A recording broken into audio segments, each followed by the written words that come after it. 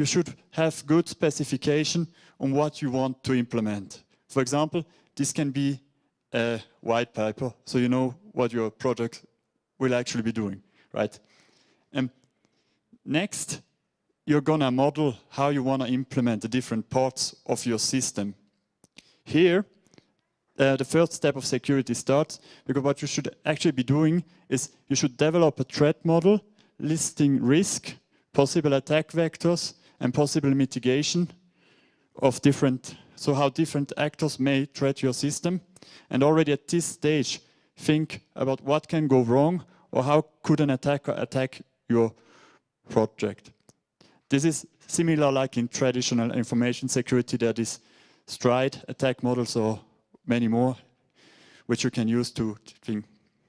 With this, you can start modeling your system and then start implementing it. But please don't just implement it. Implementing and documenting what you're implementing should go hand in hand. Ideally, you start documenting what your system does, what your function do early.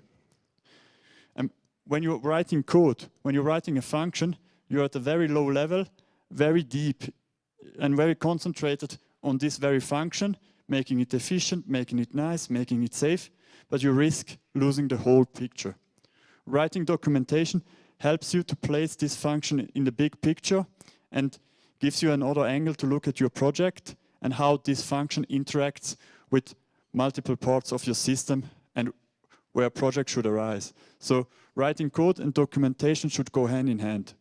Unfortunately, we see it often with our clients that they write documentation as one of the last steps, and sometimes then the documentation simply describes what they see the code is doing, right? And then it's not really helpful for us as auditor, because reading the code, we can do this ourselves.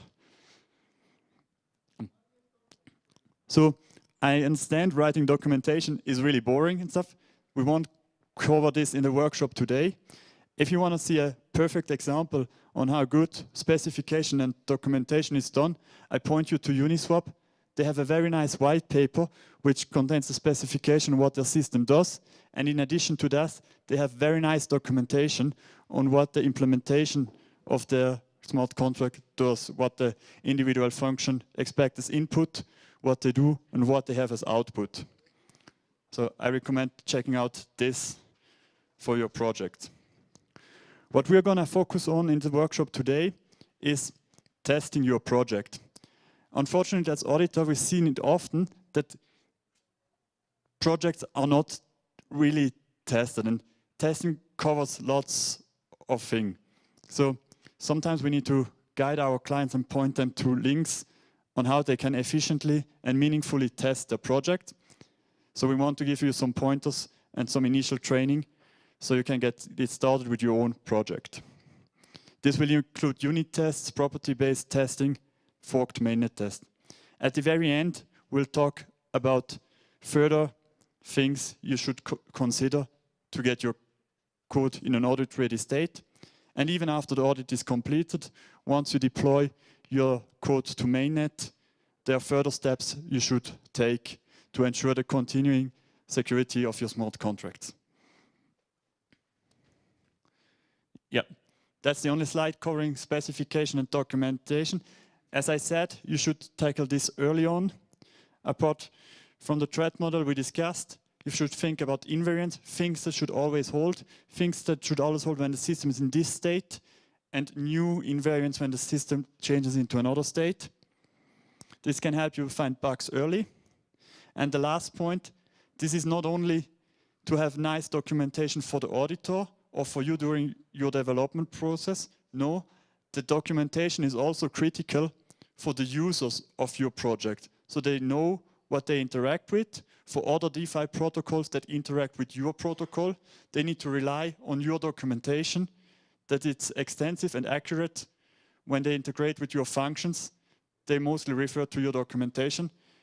And this is also the reason why you should have good documentation to avoid problems when third parties integrate with your system. So, in the next part of the workshop, we are considering a smart contract example. And based on this example, we're going to step through the workshop. The example is a simple fund. It's a smart contract that holds funds in the form of ERC20 tokens. Users can buy into the fund by depositing the underlying token of this fund, and they get pool share tokens back. There's a fund administrator who can use these funds for trading with Uniswap, Aave, Compound. The goal is, of course, that he increases the value of the fund. At a later point, the users of the funds, the holders of the pool share, can withdraw their shares and hopefully make a profit. Of course, it's a toy example, and the code in the repo is for this workshop only, shouldn't be used for production, because I'm very sure there are tons of bugs in it. So in our smart contract, we will have the users, the fund owner, as the two parties interacting. With that, let me switch to the code, as it's important to get a good understanding of the code before we think about the properties and write the test to avoid confusion. Yep. This code is all in the GitHub repo I shared earlier, if you're interested to follow along.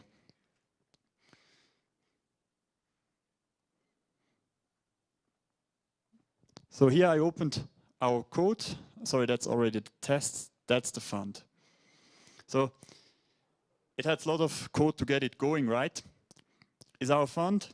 We inherit from ERC20, so we have our pool shares right built in. We have some admin stuff or stuff to attract the tokens our fund supports. We'll take a fee. It's 3%. So as when we deploy the fund, we deploy an underlying asset. This is what we will use for the fund's value calculation, and we'll add the token as supported asset. The owner can add further tokens. The owner can remove tokens.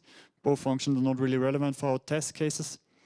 Each token needs a price feed so that its value can be evaluated.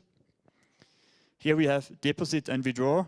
These are the two user-facing functions, and these are also the two functions our test's gonna cover. So let's just quickly go through them so we have a good understanding.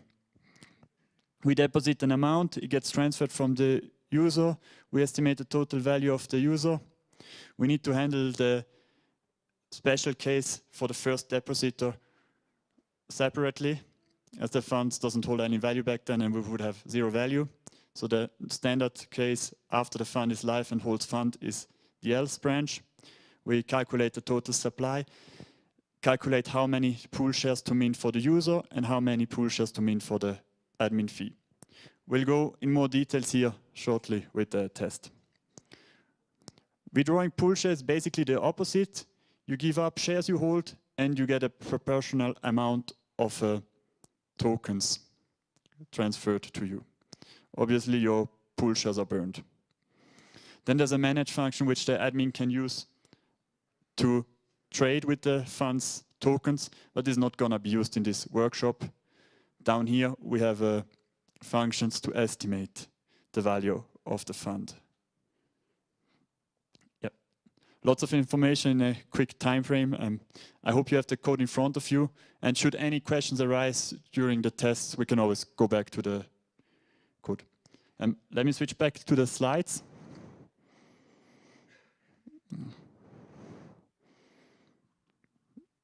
Let's get it full screen. Perfect. Yeah. So most important points of our funds is its interface, because that's what we're going to interact with in the test. Everyone can call deposit and withdraw. Only the owner can manage the fund, add price feeds, and add tokens. So when implementing a smart contract, it should adhere to some specification, right? In our example, the fund should have a fee of 3%, and this fee should be taken when the user deposits money and gets his pool shares. At this time, 3% of the value should go to the owner. And the owner, another property is the owner should always get these fees when a user deposits. No user should be able to deposit without paying fees to the admin. Another important property we want to have in our smart contract is that redemption for user always works and cannot be blocked. Let's first start with testing. There are different kinds of tests. In your smart contract, you have small internal helper function, which may also be public, like our estimate function, which estimates the value of the fund. You have the buy shares function, the deposit function, which is a bit, takes more steps, right? And ideally, you have tests on every level. You do unit tests for each function. You do integration tests for processes that include multiple steps. But in the end, you should also test your system like it is in production. And with smart contract, the production environment is the blockchain, right? You deploy it into the blockchain, and there it interacts with other existing smart contracts. So you should properly test it, integrating with the smart contracts on chain, so you don't get any negative surprises or any incompatibilities or anything. Let's see what we're going to discover with our contracts. With this, let's go to the first warm-up exercise. And in this workshop, we're going to use Foundry. There are lots of other great tools available which all work similarly. For example, Brownie or Truffle. For your project or Hard Hat, you may use whatever you like. Yeah. The same basic concept we are presenting here apply similarly. So for the warm-up exercise, we want to write a test case which ascertains that the user pays 3% fee to the owner. And if the user withdraws, that he gets 97% of the value. So if the user deposits and withdraws immediately, he should get 97% of the value back, because the other 3% is the fee for the owner. Yeah, so let's jump into the code. We are back into the code editor. We move from the source directory into the test directory. So if you want to follow along, you can open the integration test file.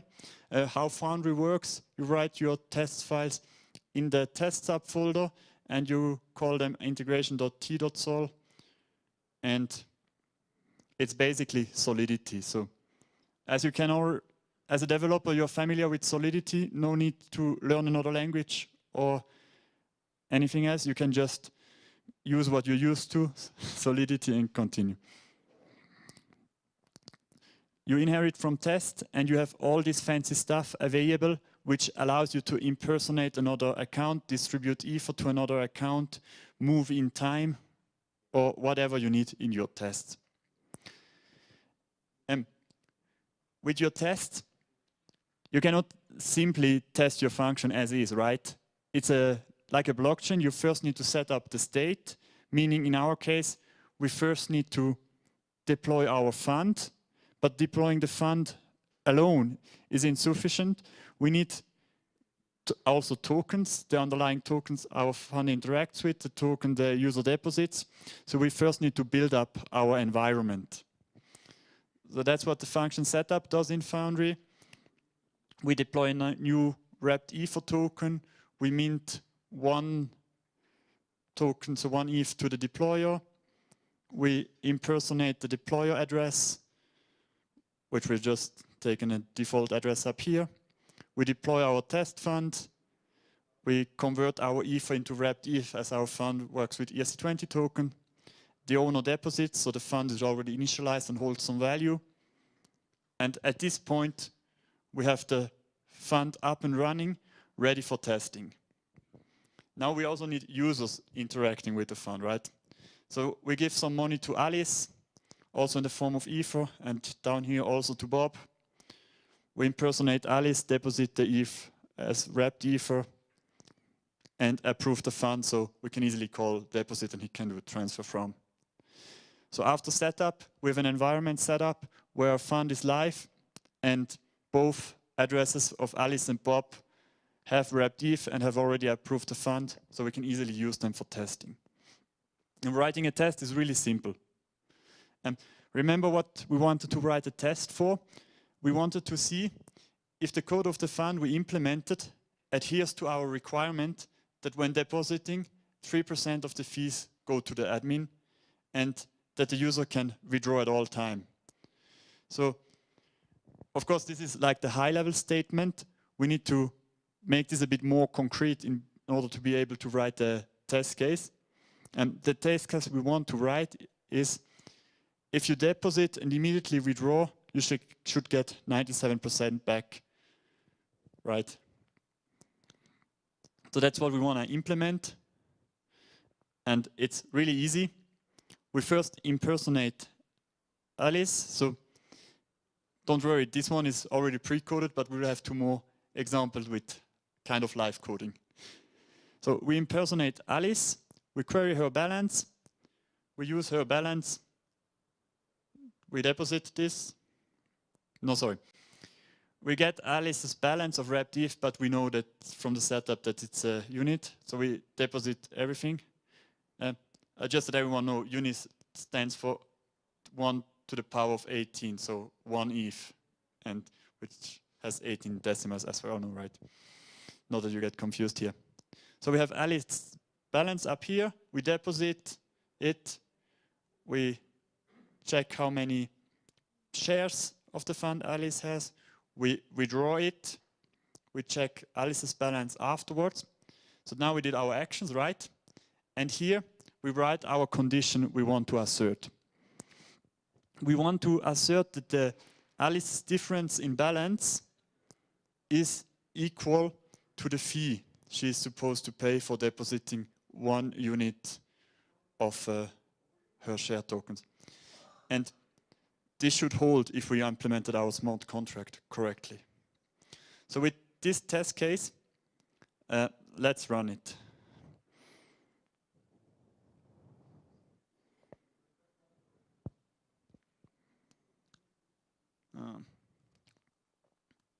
Sorry.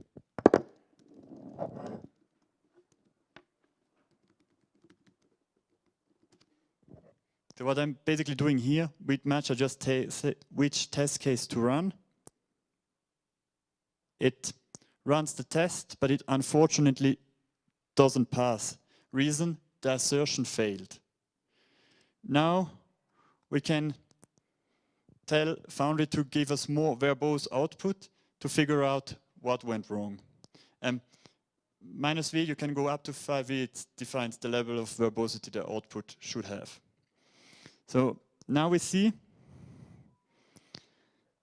the reason is that the assertion failed. We should have paid 3%. So she deposited 1, that's 3% of 1 to the power of 18. But actually what Alice paid in fee is a bit more. So either our test is written incorrectly or the smart contract has a bug. Let's quickly go back to the test. The test itself looks fine, right? We deposit, we withdraw, we are certain that we didn't pay more than the fee. So let's go to the smart contract. What happens upon deposit? We transfer Alice's money first to the smart contract and only afterwards estimate the fund's value.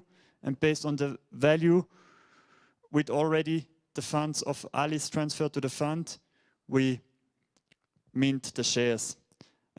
This is incorrect, as Alice's tokens, which is transferred to the fund, shouldn't be taken into account. So if we transfer the tokens from Alice first to the fund, the value of the fund already increased, but we haven't issued shares for this increase yet, right? So the shares, the existing shares are overvalued and Alice gets less shares and then can only redeem less and doesn't get enough. So the solution is we need to estimate the value of the fund first, only afterwards transfer Alice's token to the contract and then issue the shares based on the amount before Alice transferred her funds. We did this, we stored this, and now let's see if what happened to our test.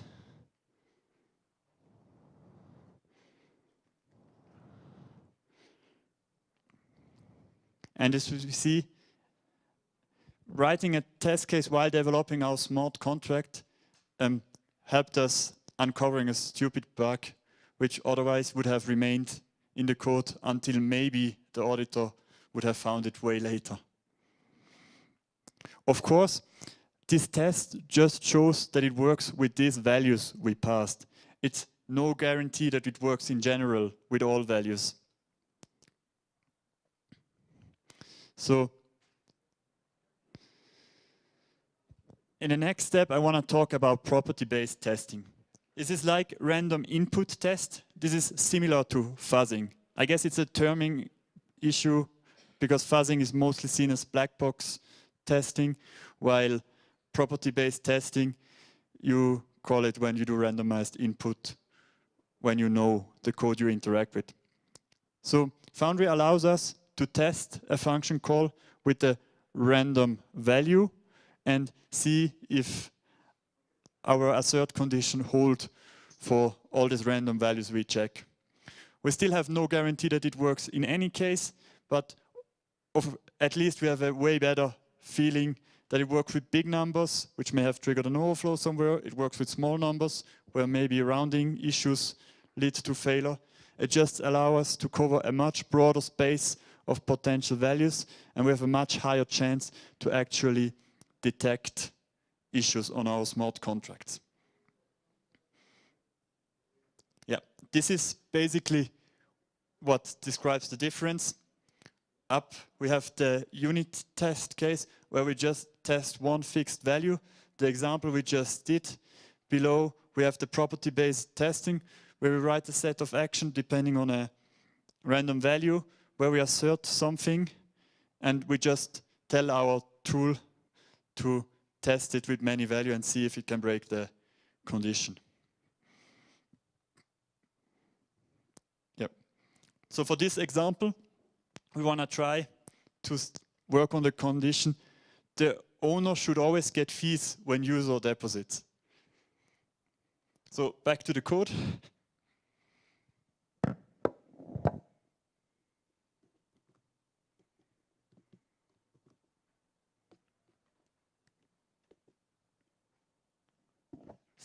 Still in integration.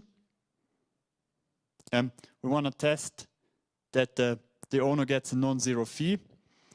So the rough idea behind our test case is we store the owner's share balance, we let the user deposit, we query the owner's share balance again, and it should have increased, right, after a user deposited, because this assigned fees to the.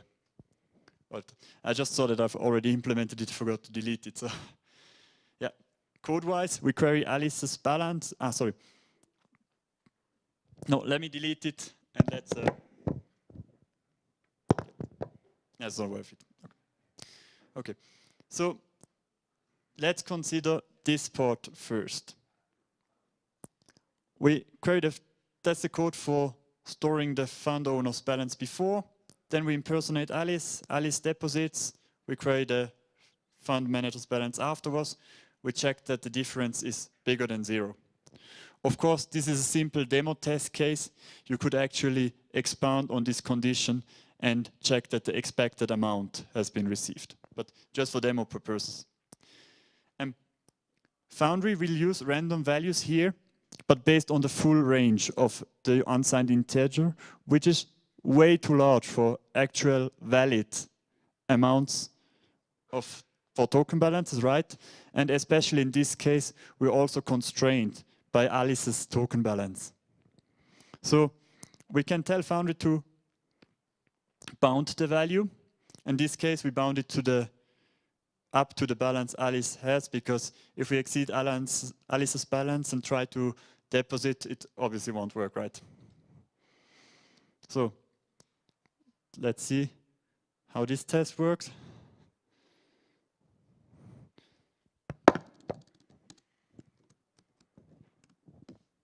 And what we see here, this one passes now. Actually, while developing this workshop, we had a minor bug, which we first didn't realize, only caught it in testing. We see here for demo purposes, we only did 256 run, right, with 256 random value, but didn't find any breaking value. You can tweak these numbers for actual project.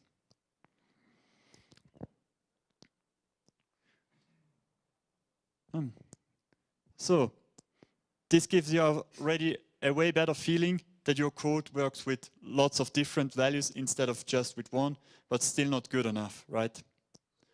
Sure. Can you go back to the code? Yes. So in line 85, why are you using a require clause instead of insertion? No specific reason. I mean,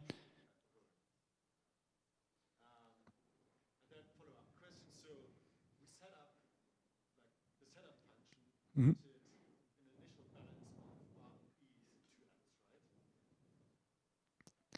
right? Yes. So that means like that this fuzzing test that we just developed will only test values up until 1 ETH. Absolutely correct, yes. You need to get more elaborate here, and for an actual project you need to think more about what is a meaningful test case and tweak these values. Good catch. Yeah, go ahead.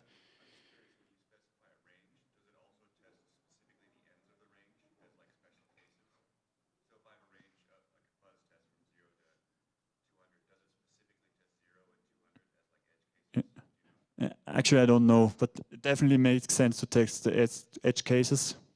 So if Foundry doesn't do it by default, they definitely should be part. Yes? Maybe as a rule of thumb, but do you think that it's okay to use the functions itself? I'm talking about the previous test. Test deposit. Yeah. Yep. Do you think that it's okay to use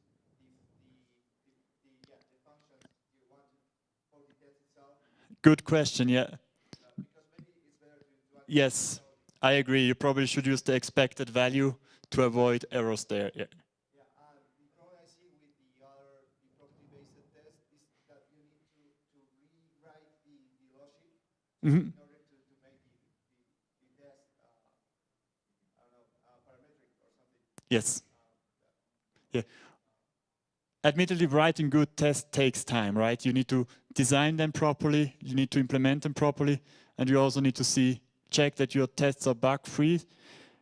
I remember a story once we audited a system. After 2 weeks of audit, we found a broken functionality while manually reviewing the code. But we were really puzzled, why is this code broken? Because they have a test case and it seems to work. Only later we realized that the test case was broken and the smart contract was actually wrong. So tests help you, but don't guarantee you that it's error-free.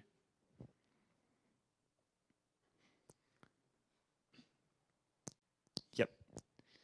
And now, the best of all, mainnet test. Your DeFi project won't be standalone.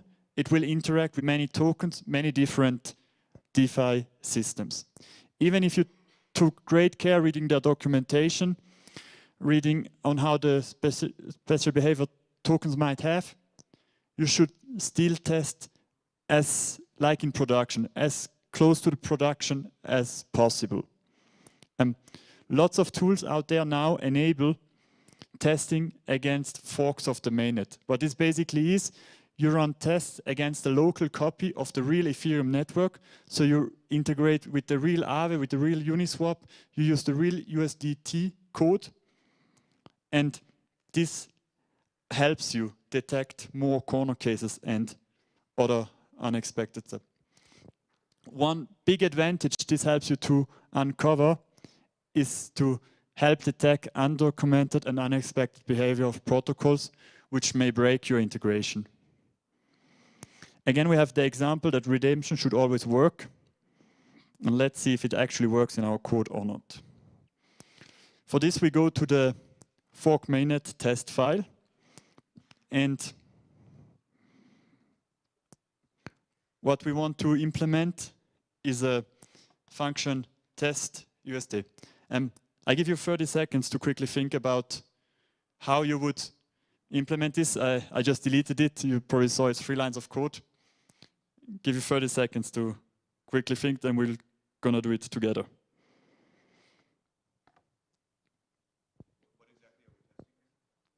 We want to test that redrawing always works. We know from the, okay, in the integration test, we had the setup function, right?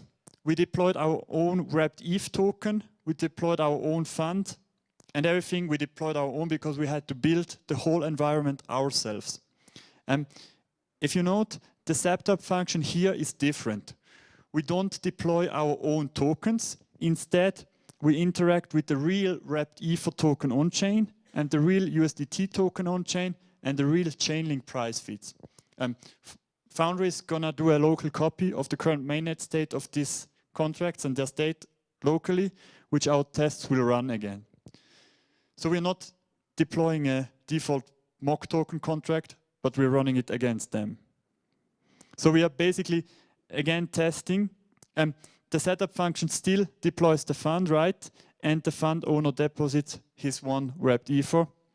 So at this point where our test starts, the fund owner already has shares of the fund and can simply withdraw. And we simply want to test if withdrawing works. So let's go to the implementation. First, we need to impersonate the deployer.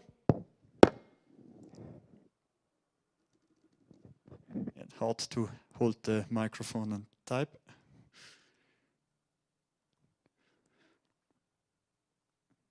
That's how you do it. Next, we want to see, so our withdraw function takes an argument, the share amount, right? So we need to see how many shares we have.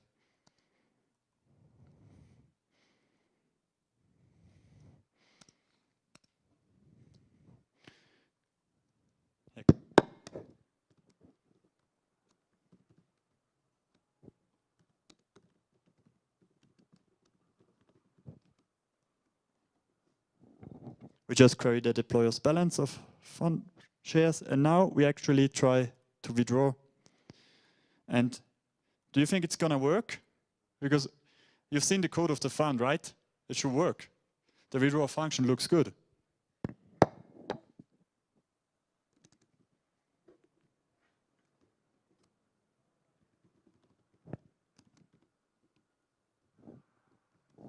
Have you checked the withdraw function? Is it gonna work?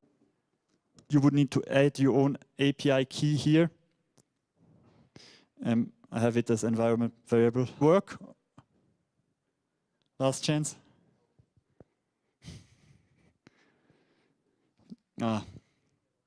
Guess the internet is not good, sorry, I need to do a hotspot here.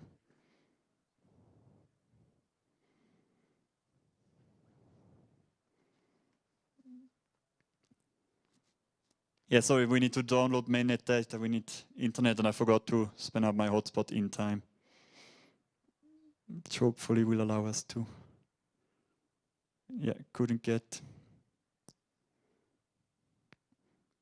No, I also leaked my key, so I'm gonna need to revoke that one. Damn, I especially did it in an environment variable in order to avoid this, but okay. Thanks. No, I'm not connected to my phone. That should work. Yeah. Okay, if it doesn't work, I'm gonna have to explain you. Yeah, fortunately no chance. So actually the surprise is, as we're now running our code against live on-chain code, and we're integrating with wrapped ETH and USDT, and the wrapped ETH transfer will work as expected. However, USDT doesn't really adhere to the ERC20 standard in the sense that their transfer from function doesn't have any return value. And our code of the fund actually expects a return value here on ERC20.transfer. The interface specification of ERC20 expects a return value. So if we don't get a return value back, our transaction will revert. And this is a well-known strange behavior case of the USDT token, which have led to problems in real life, and every developer integrating with this token should be aware of. And this should also serve as an example. Even if you have expectations that you interact with legit ERC20 tokens, there can always be weird corner cases or weird unexpected behavior. And that's the beauty of forked mainnet tests. And that's why forked mainnet tests are absolutely essential to have with your project. Yeah. Mm-hmm. Yeah. There are many USDC Yeah. mock tokens that does that. Maybe the right thing here is to go with the official one. I don't know, maybe the non-official one. Yes, of course, but then it takes a long time to set up your local test environment when you need to do the real stuff always. And the alternative, doing fork main test, is so easy, so straightforward. I say that in testnet, even in testnet. Yeah, okay, in testnet, yes. But you have many versions of USDC. Yes. Some of them maybe are near compliant with the ERC20. Yes, true. But you need to carefully inspect everything, and it's hard when you don't know the bug in advance, right? It's hard to look up what you need to look out for. Yes, please. Yes. Yes. Yeah.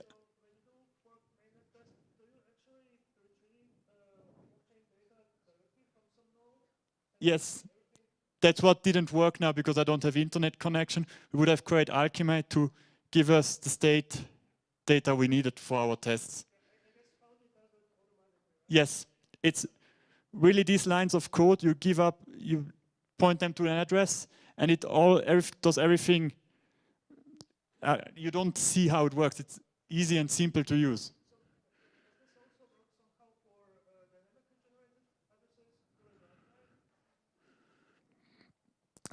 So you download the state, and based on this state, you start evaluating your stuff, right? You start progressing the state, and I guess there you do dynamically generate your addresses.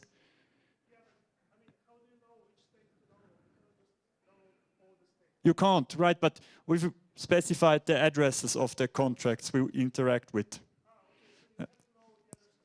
Yes, you need to see the, right? That's what we list up here, and then use find. Yes.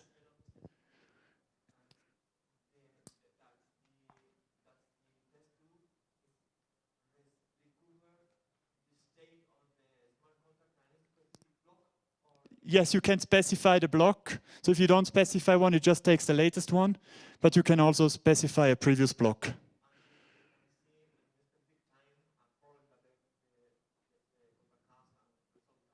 Yes. Yeah. Cool. That was the interactive part. Of course, this only covered multiple testing cases. There's way more you can do. And what we didn't talk about, you should have proper development process, right? This includes code reviews. You do merge requests, another member of your team reviews it, gives you feedback, you discuss. You have proper coding standards and guidelines you adhere to. And important to note, not all bugs can be uncovered by tests. If your tests pass, it's never a proof of correctness. There can still be bugs because you didn't think about test case that would have triggered the bug. Formal verification of the code can bring you to the next level, but again, doing formal verification, you need to come out with properties and specification. If you don't write the proper specs, you may miss out on other bugs. What's absolutely necessary is to have an audit of the code, both internal and external, ideally, to get the code into an audit readiness state. After you've done all of this, after you're done with your project, it shouldn't go directly to the auditor. Instead, the internal team should take a step back and audit the project themselves, and this already helps to uncover a lot of bugs. And then in the next step, give your code to an audit company, which is going to do a thorough review, give you an intermediate report with potential issues, and then give you time to address these, discuss potential problems and how they can be mitigated. After that, your code should be ready for deployment, but that's not the end of the road, right? even after deployment, even after you did everything perfectly before, you should monitor your system, especially if it's a DeFi system, right? Depending on finances and stuff, check if it's healthy in a financial way or if unexpected behavior. But this is very project specific, what you should look out for. A bug bounty is a very valuable addition for your project. So if there is a bug that has been missed, it gives incentive to the white hat to actually report it to you so that you can fix it in time. Approach that we didn't talk about here.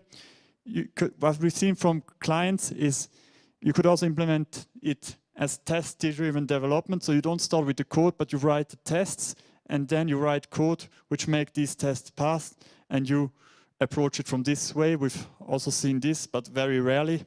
And then there's, stateful testing. There's way more you can do here. But there I need to refer you to the internet or invariant-based programming. Yeah, that would conclude my workshop. I'm here open for any question, open to discuss your project. Also, if you see us walking around at Devcon, don't hesitate to us if you have any questions. Thank you.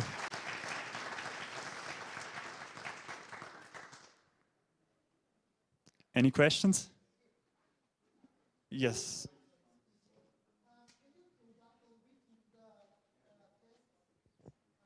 The code? Yeah. Hey, hola. The fork mainnet one or the integration? Yeah, that one is fine.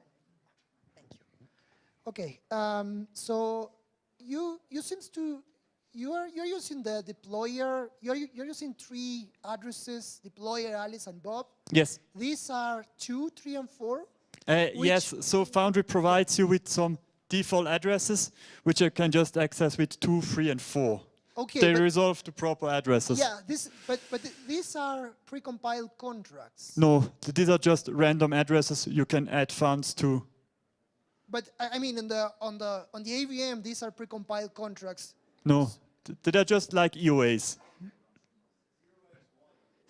So you are right that 0x1 is a precompiled contract, but this is something completely different. This is Foundry specific. This resolves to such an address. Okay. Such a long address as you used to.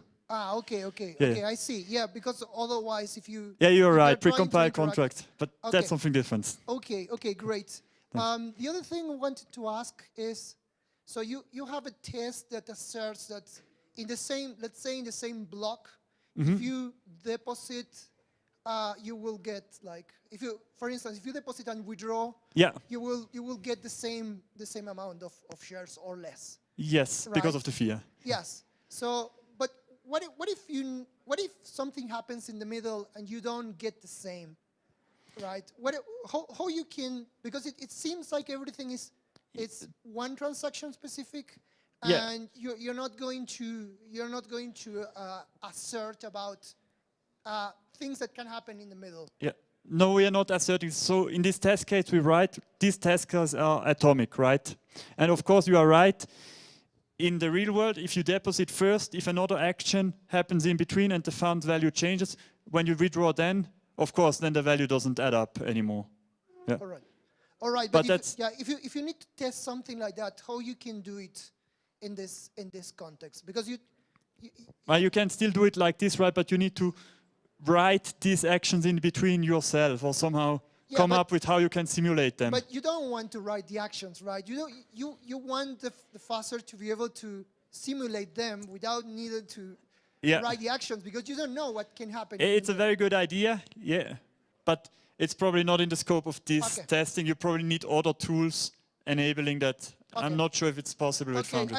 Because I think Foundry has a invariant testing, but I haven't tested. Yeah, there's way more. There's also great documentation on Foundry, which you definitely should check out. Okay, thank you. Yeah, please.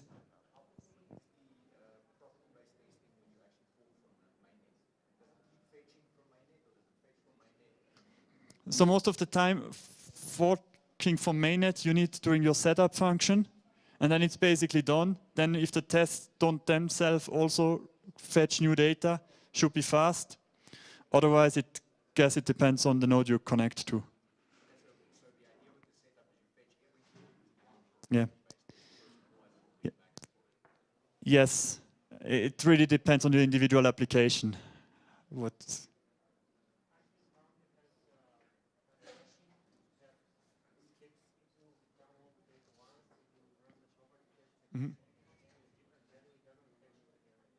Yeah. Quite clever, yeah. Yes, please. We're running out of time, so.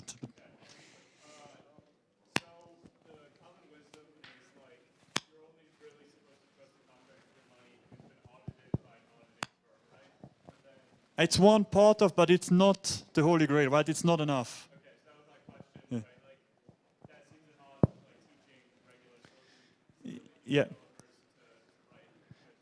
Yeah. That does occur. Yeah. I mean, any audit report of a reputable firm should make it clear in the executive summary or somewhere that it's unsafe, right? Yeah. So you need to read the audit report carefully to figure out if there are doubts. It does seem like it would be specific expertise of an auditing firm like Chain Security to do formal verification. So can you talk about like what the state of formal verification is right now and what the... Yeah. I think there are other companies which are way further in this field, like one-time verification and Certic. Good. I mean, they have a lot of talk here, which I recommend to attend. Yes? Are there other advantages of testing in Solidity other than just not having to use a new programming language versus testing in like JS or something? It's just simple for the average developer, right? If you need to do this JavaScript mocha JS test with the async wait, it's way simpler here for the average developer. Cool, thanks a lot, everyone.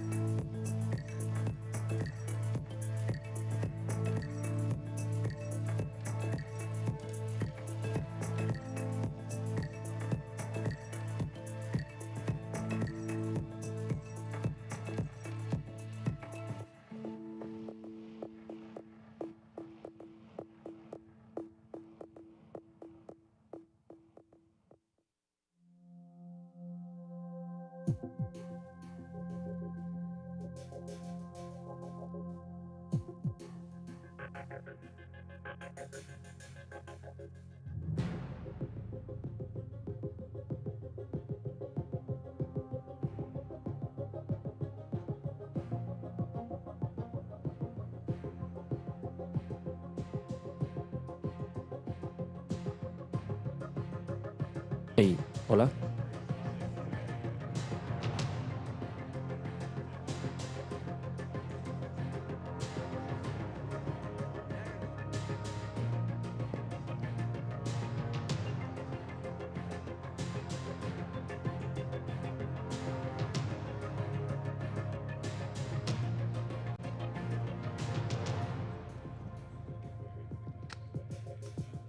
Hey.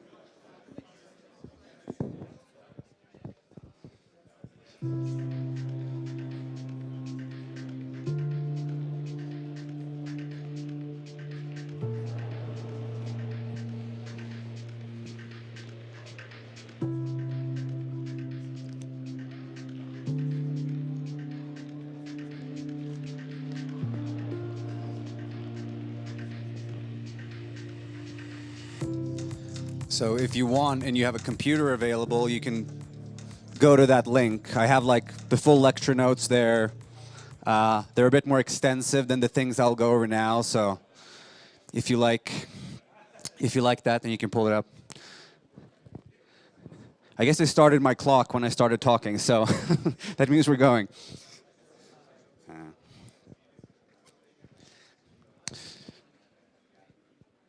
So why am I doing this talk? The candid motivation is I want you as developers to do more of the work that you assign to auditors yourselves. We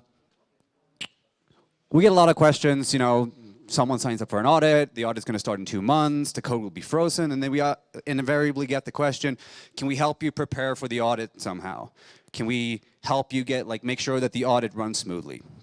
There's a few obvious ones. Let's see, do I have a pointer? I do.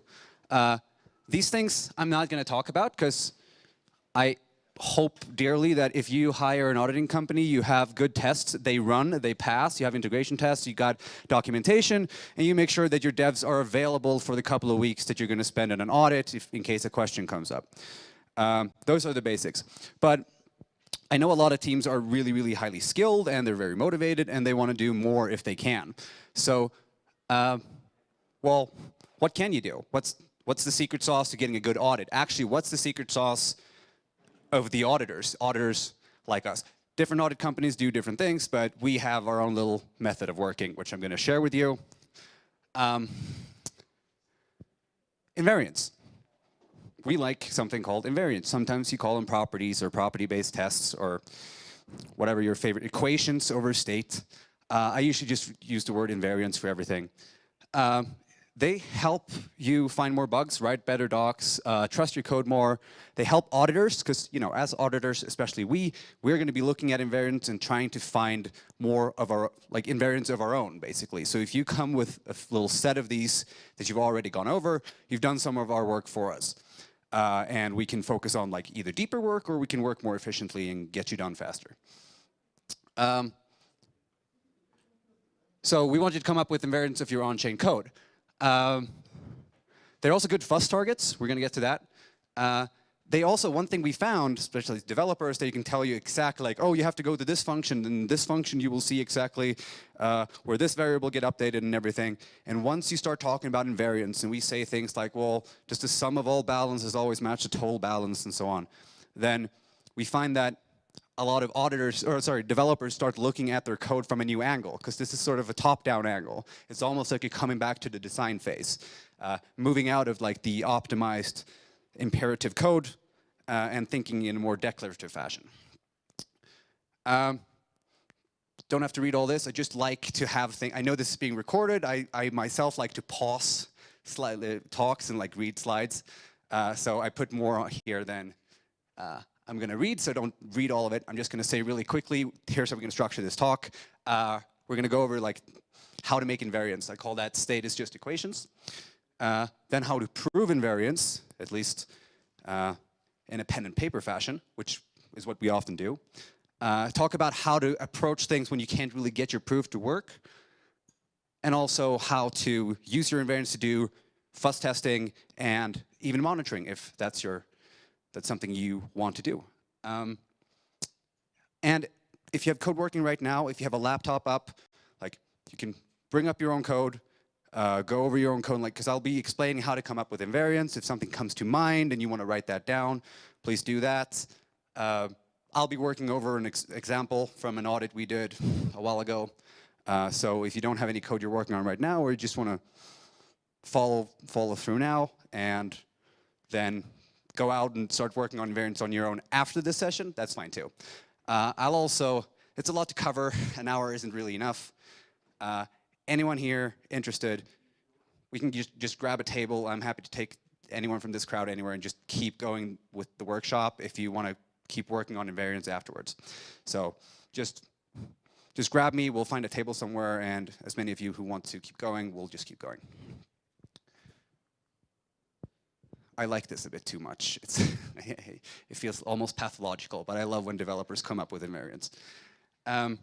So testing versus invariants. Testing is, I guess, I didn't see the previous talk, but I think he was talking about how to do better tests. Tests are sort of like the camping knife. It's like, if you know what you're doing, you can use it for almost everything, and you'll get out of most things by just doing a bunch of testing. It's our first and most robust line of defense.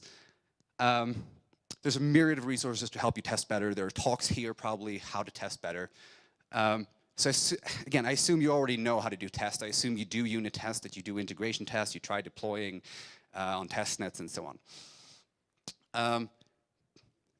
And my analogy for tests is it's sort of like an experiment, right? You're trying a single thing. You're going to see what happens if I do exactly this call, or I do this little sequence of calls.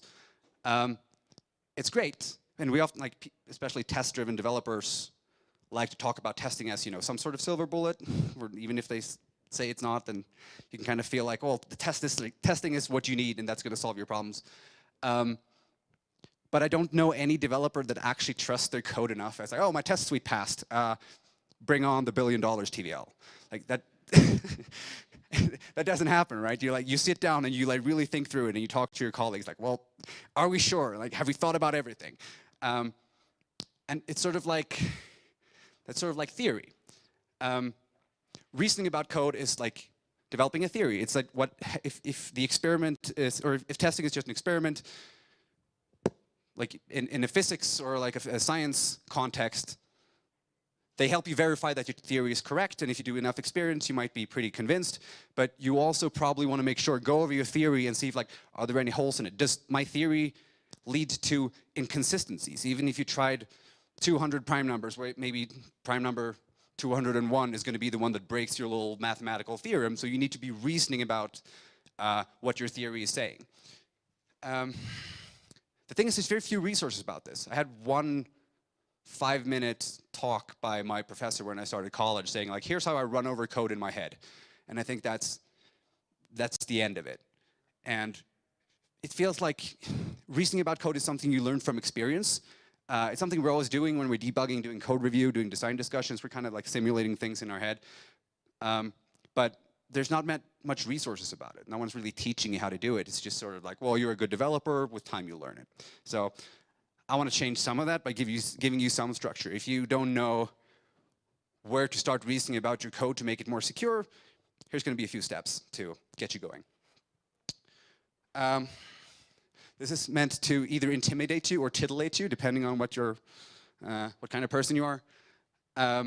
But we're doing something that's sort of analogous to math proofs. So in math, you were taught both like computing answers, like figuring something specific out, but also how to do proofs, how to make sure that the algorithm that I'm doing is always going to work. Again, it's sort of like the analogy testing versus reasoning, experiment versus theory. Reasoning about code is analogous to proofs. Before anyone say Curry Howard, like I'm not talking about something like that if you're a theoretical computer scientist. I'm talking about something very straightforward that I think anyone who has taken a basic code boot camp should be able to do. And just like proving, there's a method.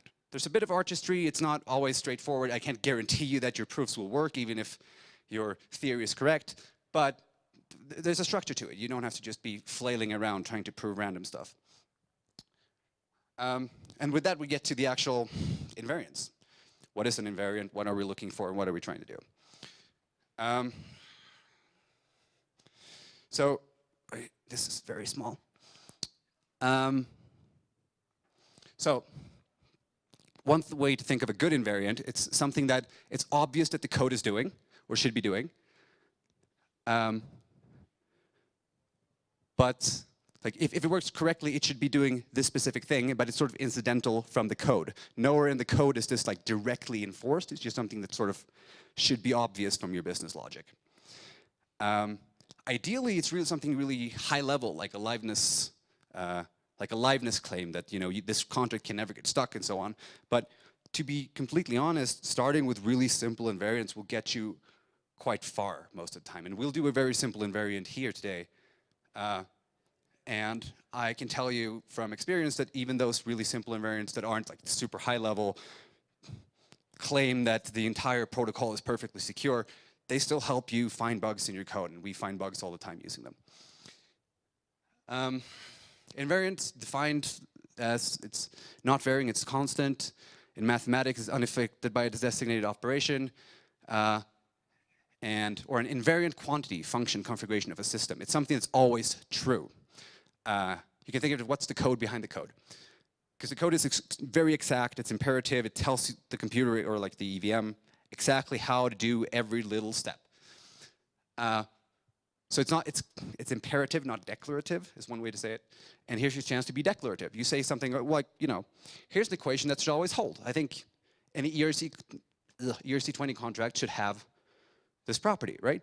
You keep track of the total balance. You're minting, you're burning, you're transferring, and we just kind of assume, or like we hope, or we might be very, very confident that the total balance is going to be the same as the balances in each individual account that has interacted with the mapping of balances. So this is just a way to say, take all the balances in the mapping and sum them up.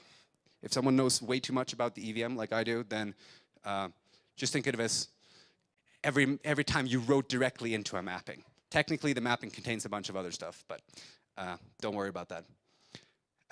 And again, a great invariant is something that's obvious from the intended business logic, like this. Like, of course, the total balance should be just all the actual balances that are out there.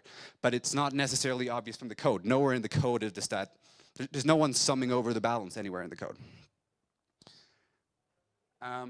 Here's a working example. If you don't have any code of your own, you want to pull up and follow along on your laptop, you can go to GitHub, Alchemix Finance, V2 Foundry repo. It should be pinned at the top. We're working at the contract Alchemist, so we're going to be like control F-ing through a little bit of it if you want to follow along properly. Or you can just watch the slides. Really quickly, this is sort of a slightly more involved version of the sum of all balances to total balance invariant. They have something called shares that they're used to make sure that you get your yield in proportion to how much you have staked, essentially. And then for every specific yield token, there exists a total shares valuable. So slightly more involved than the sum of all balances is total balance invariant. Here's how you frame it as a mathematical equation. If you go into the mapping of all yield tokens, that contains the token address as a key and a set of params, That's this yield token params. And if you go into params total shares, that should be equal to the sum over all the accounts, this value of each account. That's just one invariant we come up with. We proved. It turned out helpful. I'm not sure if we actually found any bug on that one, but we do find bugs on those kinds of things quite often. But the question is, like, so if you're sitting here with your own code, for example, or you're watching this later, or you're thinking about your own code, how do you come up with good invariants? How do you come up with, like, looking for something like this? And there's a few tricks.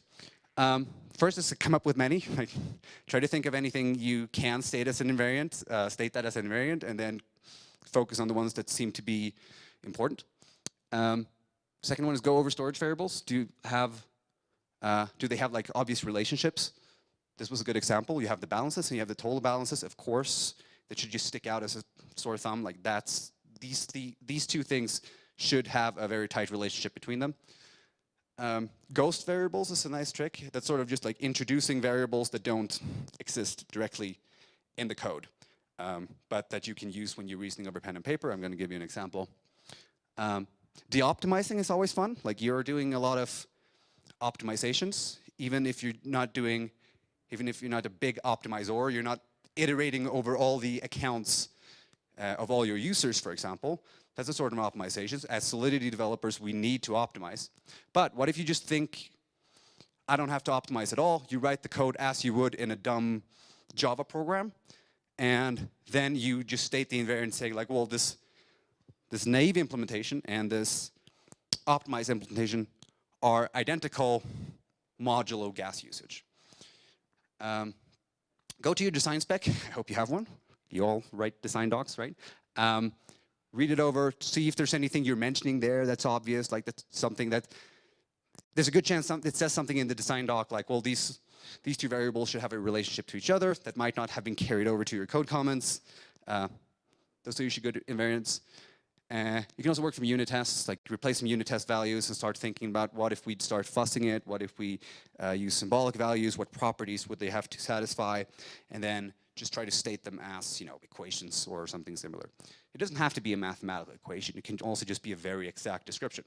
That's what happens if you open a math paper. It's not all just a set of equations. It's a formal line of reasoning written in English. And that's fine too. So ghost variables are just a way to introduce variables into your invariants or your system descriptions that don't exist on the chain or that you don't have on the chain. So impossible to compute functions, we've seen already. Some overall balances, you can think of that as sort of a ghost variable. You can't really do it on the chain for several reasons. But you're absolutely free to use it in your invariants, and just make sure that whenever you're adding or subtracting from a balance somewhere in that mapping, then that sum gets updated. Another one is like, well, total deposited ever, for example. How much Ether has this contract ever received? Maybe you're not actually tracking that. You can't probably actually track that in your contract. But if you're just reasoning about your contract, then you can say like, well, how much Ether has ever been in this contract? Make that a variable and use that in your equations. And hopefully you may decide that some of these ghost variables actually deserve to become state variables. It might make sense to actually keep track of these on chain, the way we do with totals. Even if it's just for monitoring, even if it's just a little view function, even if it costs a little bit of gas, it's going to help you reason about your code, monitor your code, and like make sure you can run your tests on on-chain state forever. Here's an example of de-optimizing, just to give you a quick look of what that can look like. Here's a really simple optimized, normally optimized piece of code. When you give rewards, then you increment the total reward ever variable. That should be a semicolon there. And where did all semicolons go? Must have done a search replace. Oh well. That's what happens when you keep copying over from different resources. And then when you withdraw a reward, you just calculate, whatever a user has a specific stake, and you can say the last time they received a reward. You calculate how much reward they've earned since then. Then you update some variables and you send them some tokens. The really dumb way to do this is when you say give rewards, you just iterate over all the users and you give them a bit of reward. And then when they withdraw, you just set their rewards to 0 and you send the tokens. You can't do that, right? That's not really possible. And if you do that, I will slap your fingers. But if you can definitely make a statement like, hey, these things will give the exact same results for a single user, right? If we call the give rewards with a certain number of amounts, and then I call withdraw rewards, I should receive the same things from both of these implementations. That's a nice little invariant.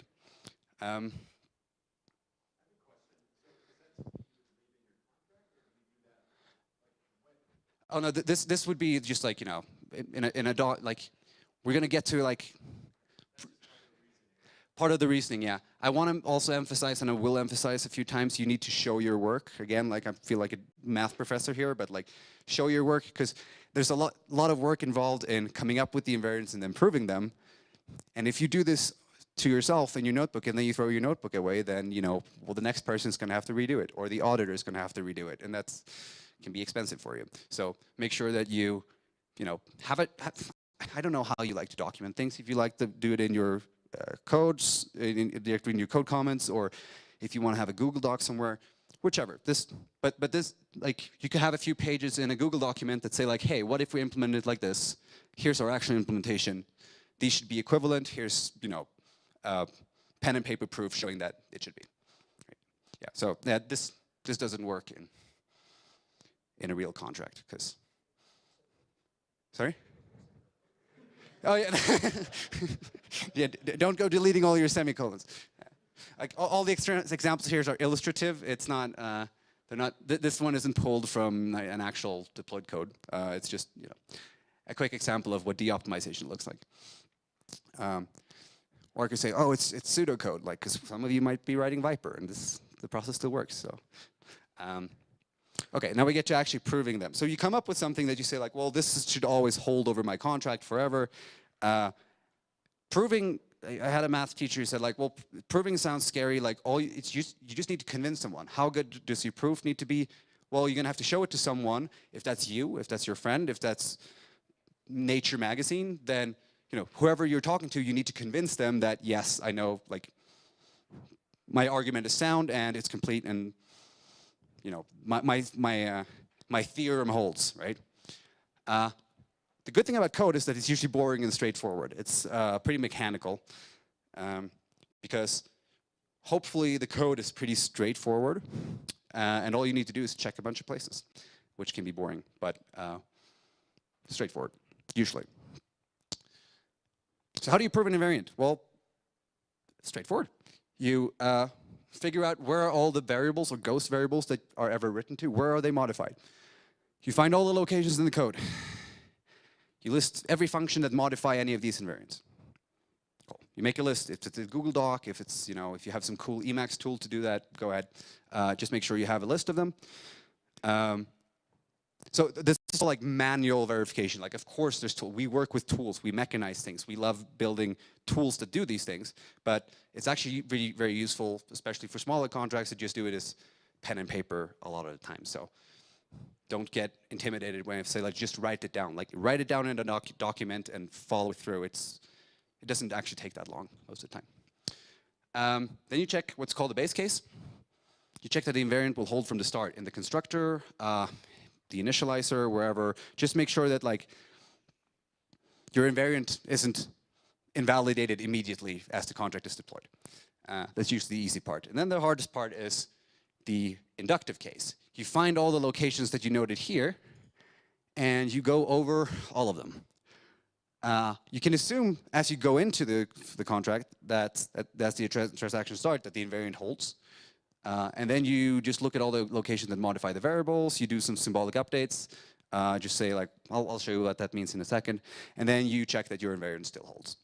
If you do all these and you find that the invariant holds from the beginning and it holds at the end of each function, if it held in the beginning, then you're done. Like, the invariant holds forever in this contract. On the working example, so if you pulled up the code, then you can Control F for our variables, which are total shares and balances. if we look over the contract, I usually use a Silver Searcher and some other tools. Just get an initial search for where are all the places where these variables can be modified. There are more structured ways to do this, but this is usually the fastest. Make sure you look for assembly code, because it can modify your storage variables. And make sure you find all the relevant locations. Also look in the contracts you inherit from, because modifications can happen there as well. Use a dependency graph tool if you need to. In this case, we find these three functions: modify our total shares and balances. Add yield token, issue shares for amount, and burn shares. These two are internal, this one's external. I can just tell you the first one, add yield token, is fine. It just sets the values to 0. Constructor and initializer doesn't really touch any of this, so everything's 0. So we get initially 0 equals 0, because the total shares for every yield token starts at 0, and all the balances start at 0. So this is a sum of zeros, and we get 0 equals 0. That's true. So the invariant holds initially. And then we go and find the issue shares for amount. We find it in these two locations. Our variables to balances and total shares get modified. Technically, it also makes sense to reason about, like, could there be re-entrancy in here? Actually, in this case, that wouldn't matter. Are there many different paths through this function? No, it's a very straightforward function. Technically, there's a path here, but that doesn't matter for us, because we always the only relevant changes are in this basic block. There's failures, but if this function fails, then, state doesn't get committed and it's still fine. So we find that we add a number of shares to total shares. Read very carefully. Accounts, recipient balances, yield token shares. Yes. Yield tokens, yield token, total shares. Yes. Yes. Okay. We just add shares to both sides. Note that we don't really care how the shares were computed. Like this might be an external call. Like anything can happen here. It doesn't matter. What we know is that if we come to this location in the code and we go through this line and this line, our invariant will hold once we're out of it. This one is left as an exercise to the reader. It's slightly more not challenging. It's just the exact same thing. But I mean, like now we've proven this invariant, and it may sound slightly meaningless, but it's sort of like that was one of those questions that come up as you're developing. Hey, am I sure that total shares and like the balances, they should always match? I should check that at some point. Maybe I haven't, but like now you have checked it and you wrote down your proof, hopefully, and now you know and you don't have to worry about it. That's one good thing. You can convince everyone that the invariant holds. The case may seem trivial, but as things get hairier, the bugs get scarier, and this class of bugs are definitely out there. People do forget to like do the second variable update. I mean, it wouldn't be crazy to find this code without the second line here. It happens. Someone slips through a code review and then it happens, and now you're in deep shit. Because this is actually used to calculate rewards, and if this line was missing, you'd be in deep trouble, and your auditors would find it and report it a critical vulnerability. And again, make sure you save your stuff somewhere useful, somewhere you can find it, somewhere you can show your colleagues, so you don't have to redo your work. Chris, did anyone pull up some of their own code and is looking for invariants in that? Oh, someone, okay, cool. Okay, so I know that you're all hardcore super developers and your code is not always this straightforward. So what do you do then?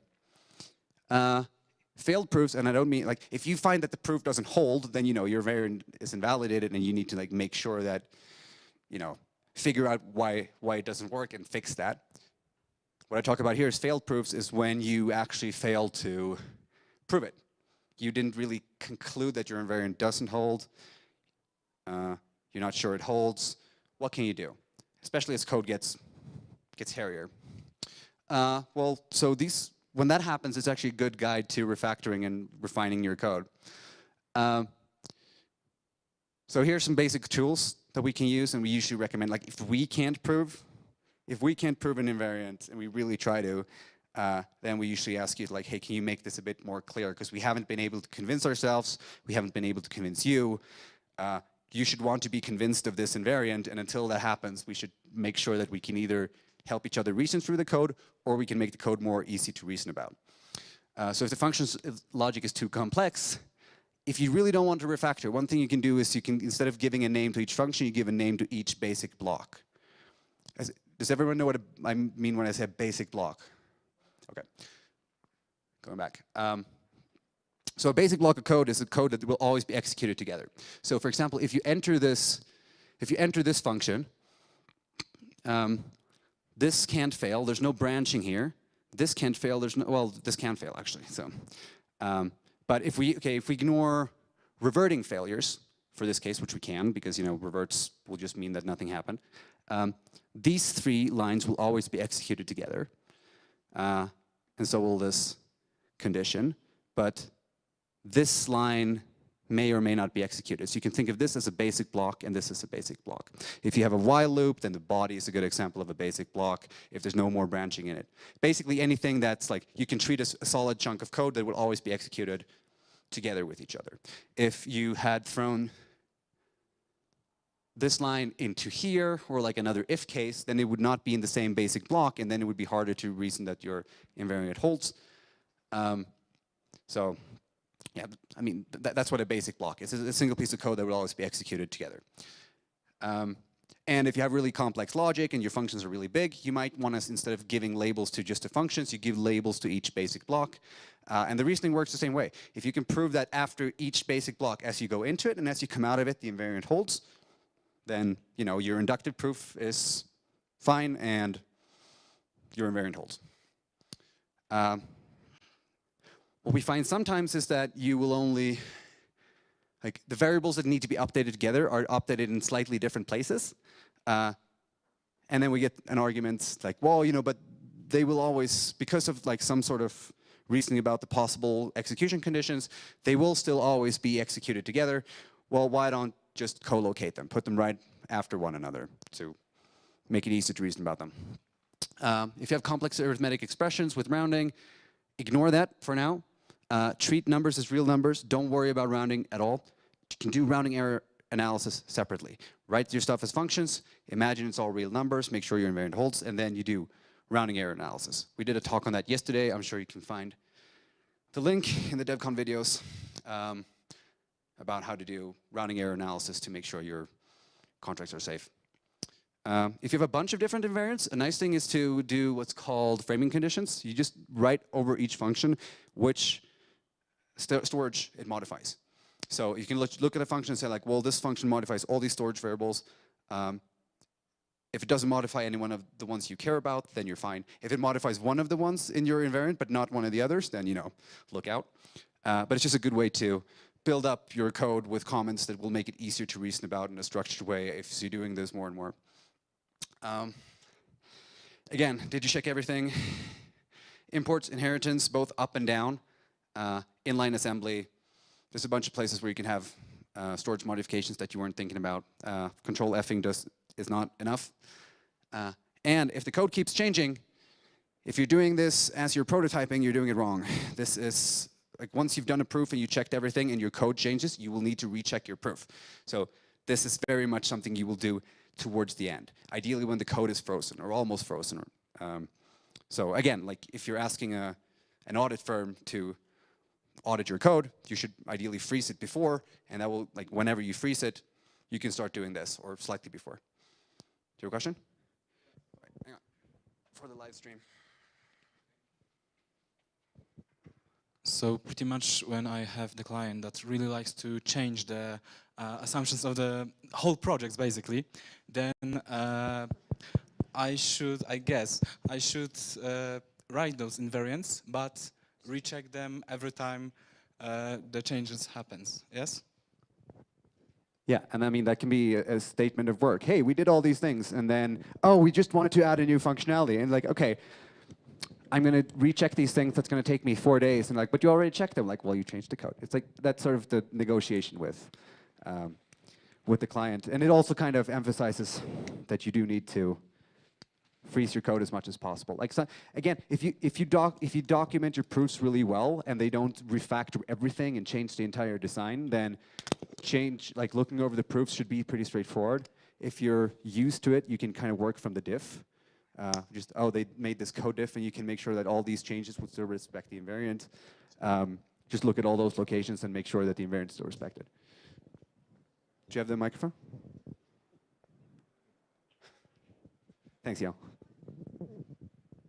Yeah, I just wanted to add that maybe the thing he's talking about with frame conditions helps with that, because you write down, you know, what storage slots each function is modifying. Tell your client, like, hey, you make the modification, write down the updated storage slots, and then that minimizes how many functions you have to recheck your invariant for. Because if it didn't change which storage slots it was asking, you don't have to recheck it. And I mean, there's a feedback loop here as well, right? I mean, if you write down your framing conditions, put them in the function, and then you can make sure that the client knows to respect them, or, like, you know, update their framing conditions. And so one beautiful thing about this way of working that we found is a lot of our clients get trained to do this more and more themselves. They start producing better code. It's more readable. It's not always less complex, but, like, the important things are more co-located and so on. So I would say, personally, if clients keep changing the code, like, make sure that they understand that there's a cost to that. If they still want to do it, of course they can do it.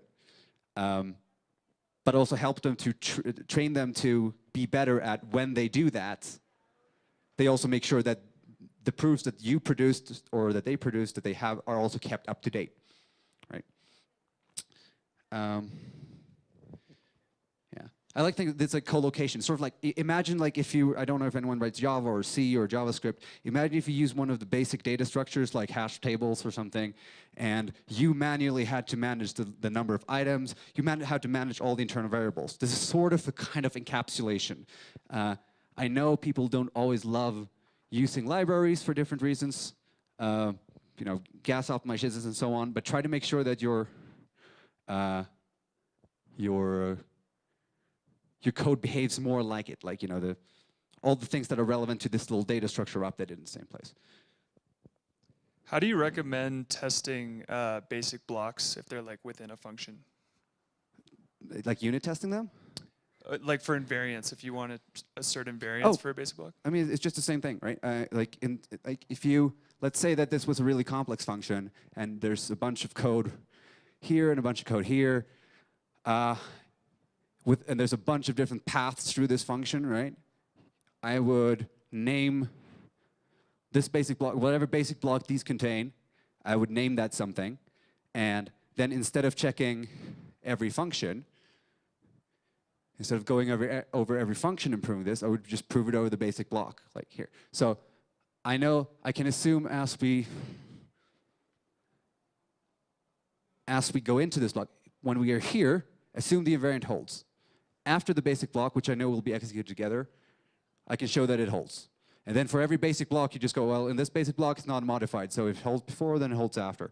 The basic block's up here. If it gets modified before, if it doesn't get modified, so it still holds, right? So it's sort of like you instead of showing that the invariants hold over each function, you do it over the basic block, and you give them a name or something.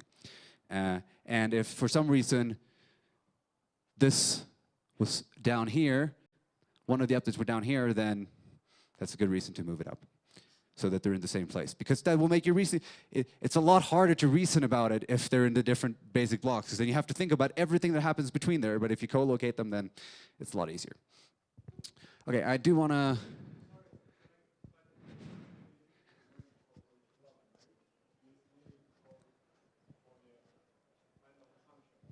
You need, I mean, technically you could say, like, you need it to hold from, if it holds in the beginning of the transaction, it holds at the end of the transaction. But I mean, maybe the invariant breaks between two blocks, but your invariant holds for the whole function. Yeah. How do you recommend dealing with that? It's just much hairier proof to make. Like, it's just like, if you really need to do, like, consider if you really need to do that. If you really need to do it that way, then you do need to treat the entire thing as one block and reason about all the possible paths between. I'm a little short on time if I want to get through this. So we do have 10 minutes of questions at the end, right? So if there's something that... Just one quick question. If you if you Promise. have like, hello, if you have like an ID, for instance, that you generate and you increase one by one, this ID will eventually overflow, and you cannot prove that it will never overflow, but it will require millions of transactions. So in practice, you should not, you can prove it, but it will be never reachable. So what is your view on this? You state your assumptions. You make the assumption that there will never be 2 to the power 256 transactions on the Ethereum blockchain, and you move on with your day. That's it. All right. It's like the counter in open sapling contracts can be unchecked on its increment because it will never update. It will never overflow, if you know what I'm talking about. If you don't, then it doesn't matter. I just need to move on. So if you're having a lot of trouble, look at the invariant that's giving you trouble, pick one function, look at all the relevant variables, and try to group them. You may have to create a few different paths, use helper functions, like, you know, this one's really good. They have the burn shares and issue shares. I think that might have been in our recommendation. Like, well, these things will have to be updated together. Let's make sure they're updated in a single place where all the relevant things to burning shares happen together, right? Don't do it all in, you know, all over the code if you can avoid it.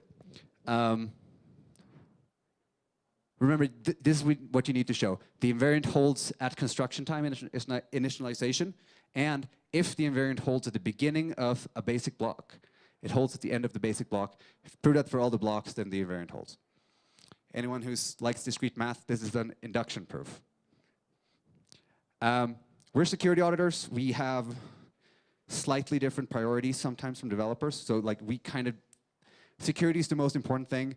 Simplicity is the second most important thing. It can depend, but like the thing is, simplicity is so tied into security that we really care about simplicity, and we'd rather have you skip a neat bit of functionality if it just makes things too complex, and then, you know, save that for version 2 or something, or an extension. And optimizations are the least important thing. I know that doesn't resonate with everyone, but if these things are so much more important to you than keeping things simple and being easy to reason about security, what you can do, again, it's a lot of work, but then again, you should probably spend, you know, 10 times more time on securing your smart contract code than you spend on writing it, so it might be worth it. You can start with simple functions and prove that it's sort of like the de-optimization thing. Start with something simple, prove that it's correct, then start doing incremental optimizations and prove at every step that your proof still holds, right? And you end up with a slightly more complex proof, but you'll end up with a proof nonetheless saying that your invariant still holds over your more optimized code. I do want to talk about invariants as test targets. We like to use Foundry. You can take your invariants and just create a bunch of tests to just test those as properties. Like you take the invariant we had here, and there you go, and you run a test that just does a bunch of different operations, and it interacts with your protocol in a bunch of different ways, and at the end it checks your property. That's pretty straightforward. A really cool thing you can do is if you could instrument your testing to just, you know, at the end of every test you're running, check your invariant. Like, make sure your invariant just always holds everywhere. It can be hairier. There's things. I'm going to show you one trick to do it. It's not the most elegant way, but it's the most simplest that will get you going quickly. Here's a dead simple idea. We take the contract we just had and we just wrap it. So we take all the functions that affect user accounts. So we make sure we keep track of all the users we have, so we can do the sum over all the balances thing. And then we just, whenever there's an interaction, we make sure we add that user to the set. Then we do the regular update, and then at the end of every function, we check our invariants. And we do this for all the all the relevant functions in the contract. And checking the invariants is just checking, well, you know, the ones we have. This one's called A2. So checking A2 is just doing this thing. We're summing over all the balances, and then we make sure that matches the total shares. So now you're checking your invariant at the like in each and every interaction you're doing with your contract. Again, I mean, I'm sure a bunch of you are cool hackers, and you could do this with I forget the name of the Foundry opcode, but you know, you can update the the EVM code of the contract in place to do this in a cooler way and in a more robust way, but this will get you going pretty quickly. So yeah, basically, your job is to update ghost variables. The variables that you have in storage, you can always check. Your ghost variables, you need to keep track of with a wrapper. This might also convince you that some of your ghost variables should be actual variables. Maybe it makes sense to keep track of a set of all your users in your code. I don't know. It's a trade-off you have to make. And finally, I just want to mention, you can also use this for monitoring. I think someone mentioned it. There's two approaches to monitoring, roughly.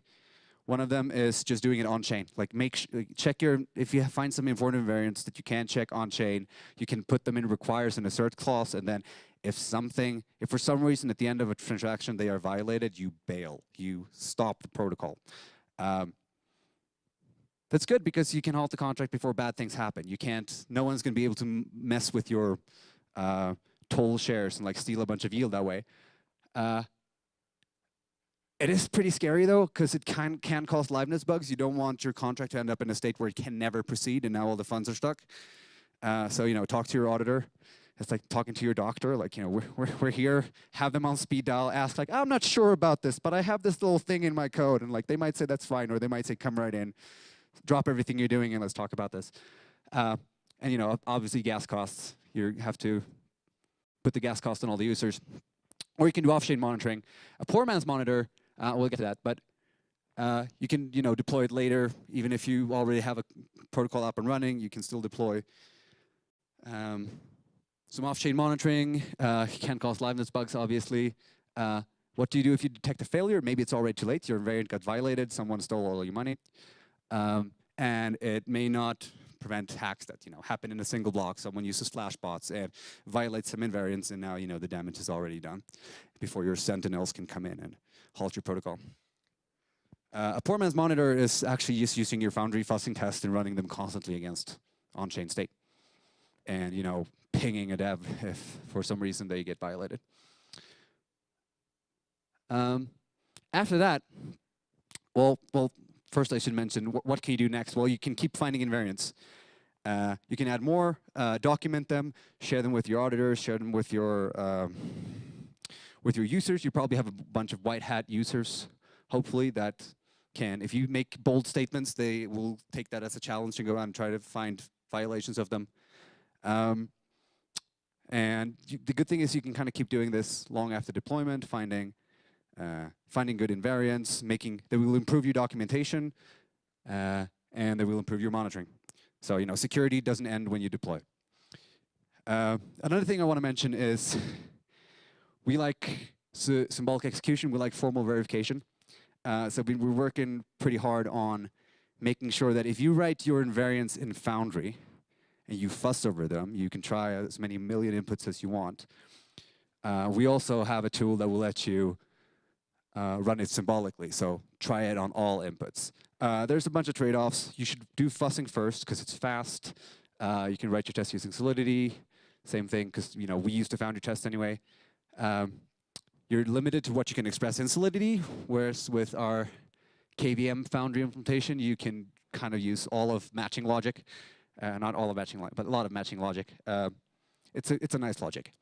Fussing is extremely fast. This symbolic execution is pretty slow. It's getting faster. My CTO is looking at me. I might have called this orange, but it's turning more and more yellow. Doesn't require any human intervention. This often requires human intervention because a symbolic execution or engine or a prover might not be able to complete. It might not be able to say, yes, I proved it, or no, I found a counterexample. It might say, C3 can't handle this query, so you're going to have to help me out here. And that can require some expert human intervention. Symbolic inputs are 100% input coverage. You're testing every possible value. So if you prove your invariants with KVM and Foundry, then they're proven. This was contentions yesterday, the idea of false positives and false negatives. I think it's unfair to say that you have false negatives with fuzzing because, well, it's not like Foundry comes in, or Echidna comes and says like, oh, actually, we didn't find anything, so therefore it's safe. But the problem is sometimes that's what developers or users think. So That's why you can think of that as a false positive. You can't really have, or a false negative. You can't really have a false negative or a false positive with symbolic execution. Either we prove that this doesn't hold, or we prove that it holds. Either your invariant's correct or it's not. Or you get stuck and you need a human. And then you need to do some things that are easy to try, hard to master. Easy to try means that you can get in on our alpha release and do it. Hard to master means you might have to call us and we'll help you. And we're happy to help you along. Here's what it can look like. You know, Forge test will run the standard 256 tests for you. You can turn this up to as many million as you want. With KVM Foundry, this is a example from Roll's talk yesterday. KVM was able to prove that a specific invariant just held that was written initially as a Foundry test. Again, go and look at his video if you want to check that out. I would be remiss if I didn't mention that we are starting a research branch at Runtime Verification. So if anyone's research-minded or just curious, please go to research.runtimeverification.com. We have a bunch of research challenges there. If any one of them look interesting, just reach out to us. We'll see how we can help you along, or if we're happy to hear your ideas on any of the research challenges. I think that's what I got. We do have 10 minutes for questions, I was promised, so I've seen a few hands. Again, if someone wants to try this right now, pull up some of your code, try to find a few invariants, I'll just do a little train out of here and we'll find a table somewhere and sit down and work for as long as we have to. If you go home and you do this later, write me at Twitter or at runtimeverification.com. You can always reach out to us at Discord. We're happy to help. This is a past talk. The video should come soon, so check that out as well. It's important to what you'll be doing, because eventually your invariant will contain a division, and then all bets are off. And you need to know what you're doing. Cool. Yeah. Yeah, so the idea that you can do pen and paper proofs as a really, robust method is new to me. I guess my question is, it might be a bit vague, but how do you think of the risk of, let's say I take that seriously and I write my proof, I convince my team member, how do you think about the risk that we've still missed something? Is it common in your experience if a client takes it seriously that they kind of mess that process up? The good thing is that if they do, then if you write invariants and hey, we have a proof, we will also check the proof. It's part of the audit. Yeah, we're the ACM journal you're submitting to. We'll make sure that your reasoning is sound. Because oh, this is a good invariant. We trust you guys, but let's double check, right? As for pen and paper versus, so this is still formal verification. Someone says oh, it's not formal verification because it's pen and paper. No, it is formal verification. It's not mechanized formal verification. You wouldn't take a math paper and say, oh, it's not a formal proof because it's in English. It's still formal proof. It's about how you reason and how good you are at formal reasoning. It's about how many nines you need, right? It's a Swiss cheese model. You may not ever catch everything that you want to catch. The world is chaotic, but if you start with your pen and paper proofs, that will get you a very long way. And in the end, a few of these things might be like the invariant I showed you. I wouldn't even necessarily want to mechanize that because there's more interesting things to mechanize, but here's a pen and paper proof that's fairly convincing, and we'll make a little note somewhere that if anything happens that updates any of these variables, we need to double check it, right? It's sort of like an index for you to work with. I sort of grab the mic. Whoever has the mic, just go. Okay, so obviously, part of the limitations of defining invariants would be if it's a house and the invariant is no thief can go through the front door or come out if he somehow got in. Right? Let's say that's the invariant. Right. So obviously, the limitation would be that we sort of didn't define that. Oh, there's also a window. Or there were roof tiles, or there was something to that effect. Now, obviously, you didn't make the statement that it's an absolute thing, but how do we work towards that kind of comprehensive or exhaustive type of invariant definition? Well, to work with your analogy, what you do is something instead of saying the thief can't go through the front door, it's what you care about, the thief can't get in the house, and then you have to say, what are all the ways to get in the house? Is there a hole? What can happen? Is there a hole in the walls, and where is there a window? Can you get in from the roof? It's sort of the same thing here. It's one thing we do a lot is a really good start an audit with is where are all the places where any token transfers happen? Those are a great place to work backwards from, because and then there's always inline assembly, but let's forget that for now. But just look at all the places where tokens or ether changes hands, and then you can start looking like, well, if we cover all the paths that can reach those locations and those are all safe, then we're safe. And then of course, like what if the token can do weird things, if it like can block users or something you need to keep in mind. But yeah, that's sort of the approach, right? Like find like, well, take the floor of the house as the thing that this thief can never reach, and then like exhaustively enumerate all the ways someone can reach the floor of your house, I guess. Yeah, exactly. So I mean, like a lot of these things, like, well, the devs can upgrade the contract and take all your money. Like that's an assumption. Sorry, like, but barring that, we're doing reasoning. Who has the mic? I have a mic.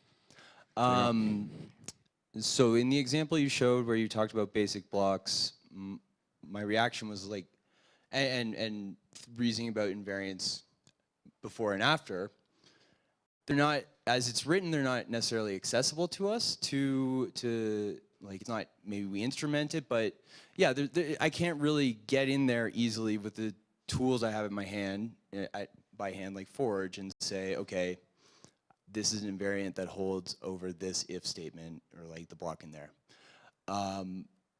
So I'm curious, like, if there is a way I'm missing.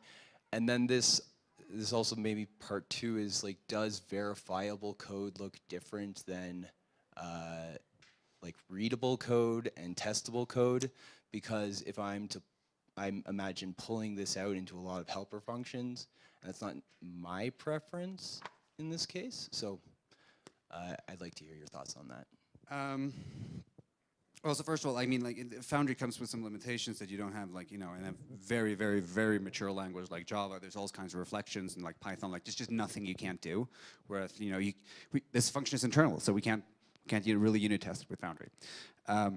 So, which is also a good reason to do this kind of reasoning, because like, instead of having to go through all your code with a tool, you can just go and say like, well, I know Solidity well enough to say that, well, the only way this storage slot can be modified is either in inline assembly or somewhere where this is exactly named in this way, in this specific contract. I don't think anyone's made a Solidity. No, there's no other way around it right now. So, so I mean, that's why this reasoning is pretty good. Like, you can actually, especially right now with the state of Solidity, you can tackle these things on pen and paper quite easily that you can't really do with Foundry. As for the readable, I'd say they all come together pretty well in the sense that you don't have to have small helper functions all over, but again, the data structure example, right? Like, if you think of your Java hash map as a single entity, make sure that, like, it might be a good idea to have, like, the updates or deletions from that just be co-located, and it might as well probably be a function, right? So and it's not about going crazy. I wouldn't say like break these out too in a helper function. Like, we have burns and we have the issues. Like, that's fine. It's only 2 places. Verifiable code and testable. Well, testable code, especially now if you're using Foundry. Testable code kind of requires you to put everything public, which, is a bunch of costs that you might not want to pay. But verifiable code, I'd say, no, it just really relies on this, that you have all the relevant changes to things that have a clear relationship are co-located, whether that's in functions or anywhere else. And, write a bunch of inline comments that say, like, how you're respecting this invariant and so on. I'd say that the enemy of this is maintainable code. That's why, like, the good thing here is, like, well, we don't maintain that much code here. Like, we deploy it and then it's deployed.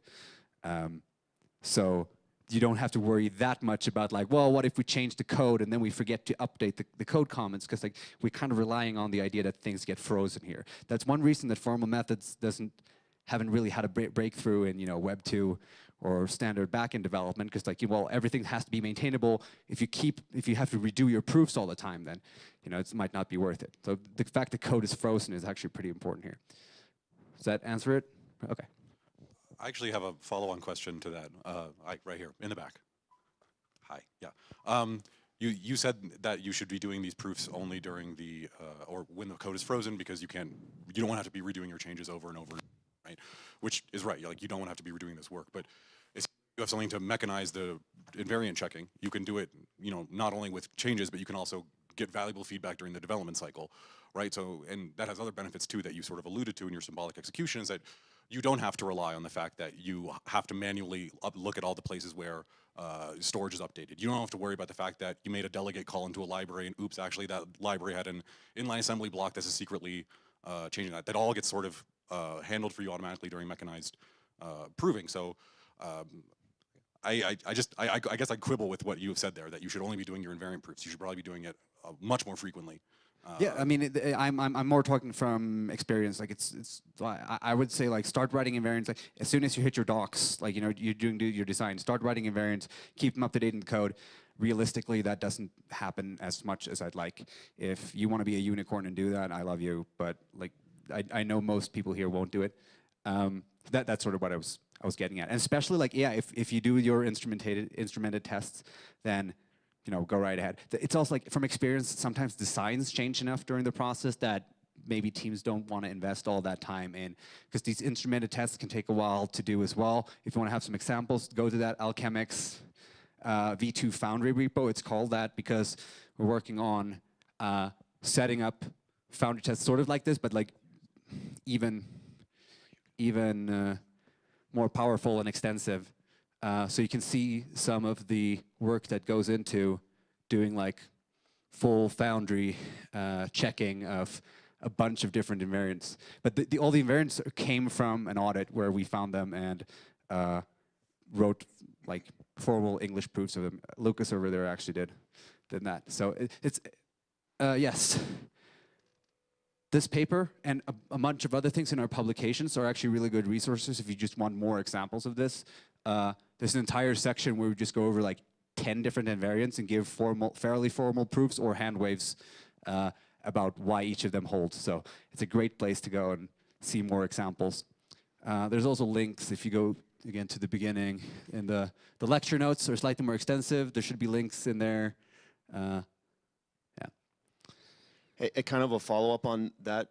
It strikes me that some of this could be related to behavior-driven development. I don't know if I haven't really seen this in the Solidity Web3 world, but think of like a TDD loop, but then zoom out. So instead of writing a failing unit test red-green refactor loop, you're doing a red-green refactor loop at like app or protocol functionality level. So instead of like the standard arrange, act, assert way that we might set up a unit test, in behavior-driven development, they call it given, when, then. So given some background, when some action gets taken, then I expect these assertions at the end. And I think it could fit well with like threat modeling, like actors, assets, actions. I was just curious if you've seen that, because when we're doing BDD and I'm trying it out on a Solidity project, you got to keep those green. And so I wonder if there's a way to kind of drive some of your development with invariants that you use. In the BDD world, you use Cucumber, which is like runnable English language, so I thought that might be a pattern. I didn't know if you've seen that. No, I haven't, but I want to talk to you. That sounds great. I want to check that out. Cool. Hello. I just wanted to make one clarification that the inductive proof at the function level is what you need to perform to get the invariant to hold, but the basic block level is easier. That's why it's presented as an alternative. So if you can show it at the basic block level, then it holds at the function level, not necessarily the other way around. So if you can't show it at the basic block level, try it at the function level, still might hold. So. Does it work with Viper, the KVM? I guess it's language agnostic, right? Okay. So KVM doesn't actually work over Viper. So the thing is like, well, the thing we're developed now works over Foundry, and Foundry works over Solidity. But I mean, there's nothing stopping you from setting up your own little pipeline where you build your contracts in Viper, test them in Solidity with Foundry, or just hack on Foundry to make it include a Viper compiler and then do the same things, because it's all EVM at the bottom anyway. So yeah, I'm sure someone's going to hack together a Viper extension of Foundry eventually. But just curious if you had any examples of mechanized invariant tests that you like to look to, or that I could look over? Just I still haven't wrapped my head around the mental framework for parsing out like what invariants should look like. Yeah, maybe like a mix of English, like pen and paper invariants and code might be helpful. Yeah, I'd say check out the Alchemix paper for a good like run through of. So there's a section in the beginning that lists invariants, and there's a section in the end that proves the invariants, and in between are just all like the findings reports. With mechanized proofs, I mean, we have a bunch of like tests. Come talk to us. Like, depends on like your background and where you want to start. We have just a bunch of different resources depending on what you're interested in, your starting level. There's the maker die, multi-collateral die proofs. If you want like, well, here's a full formal treatment which have some English language stuff, but it's also like fully formally specified at the function level, all of it, and that's all verified. That's a good example, but hang around. We'll clear you out. Oh yeah. Anyone in a anyone in a runtime verification T-shirt is there no workshop after this?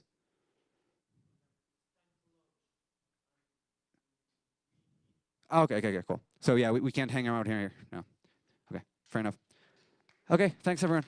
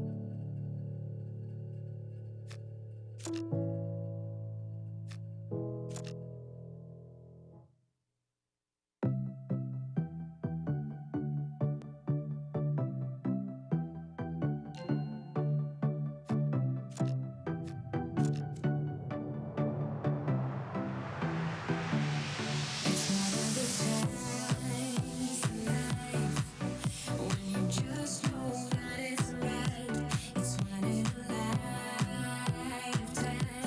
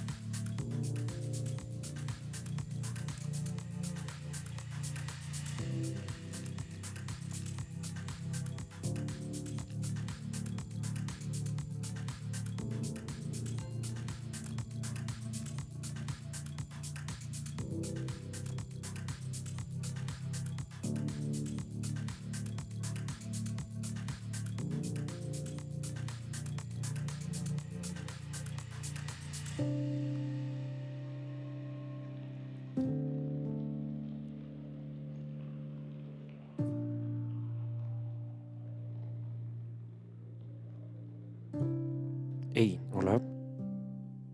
Hola.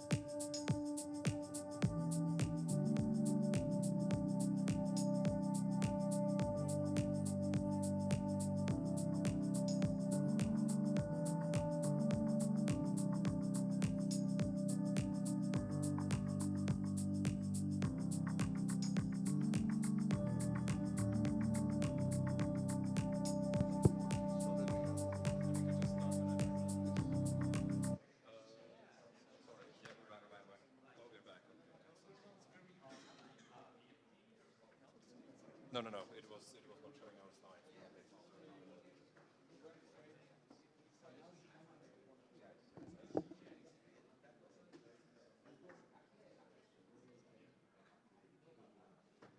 Right, good afternoon, everyone. Let's get started.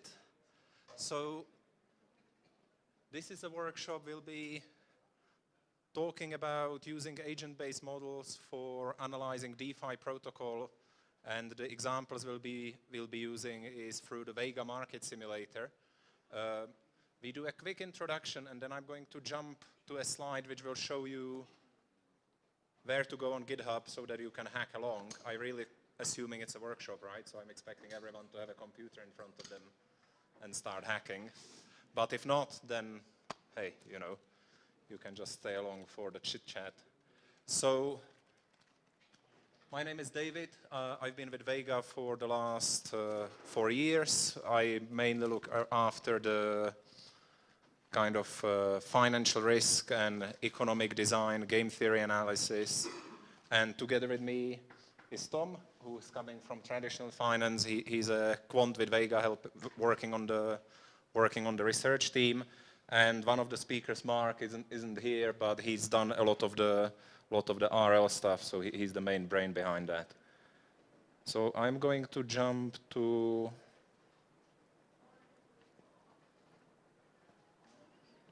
I think here, if you want to talk through that. Yep. So, yeah, we'll go back to introducing what Vega is in a minute, but given I don't know how fast the Wi-Fi is going to be in here, just running through a few first setup steps that we can get going with while we're presenting. For anyone who hasn't noticed, there is Wi-Fi specifically for the workshops called Devcon Workshop, and the password is, was it build it 22. So give that a go if the Wi-Fi is being slow. So this repo at the top here, Vega Market Sim, should be open. If you go over there, clone that, that's your first step.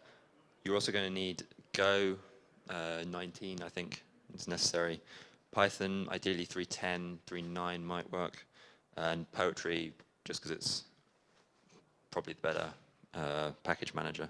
But there's a requirements.txt if you just need that as well. We can go through actually setting it up in a bit. Then if you want to be able to view our sort of front-end console, you'll also need some UI framework, Yarn and NVM for node management. And if you want to try some RL at the end, then PyTorch is a good starting point to download. So yeah, broadly, if everyone can make a note of that URL before we switch back, and then we will start on actually presenting. Everyone good?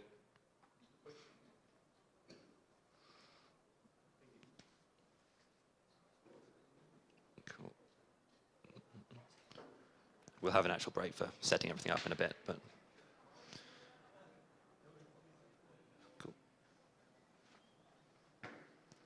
Yeah, so we're back to the introduction, but it's sort of a workshop, and if you need help, the person who isn't speaking can actually come and help you with your, whatever it is you're trying to do within this framework. And if you're not having luck, then we can see if one of us will have better luck. And there are not so many of us, and we've got, I think, 2 hours. So we've got plenty of time to actually get everyone going and hacking.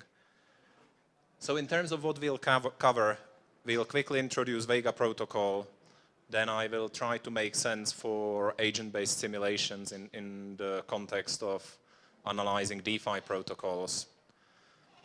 And then, you know, we'll introduce what you already started setting up, which is the Vega market sim, which is relying on something called Vega null chain. We'll explain what that is. And then once we have that, we'll sort of explain how to use the market sim, how it's set up, you know, what environment is there, what agents are there, and what you can do.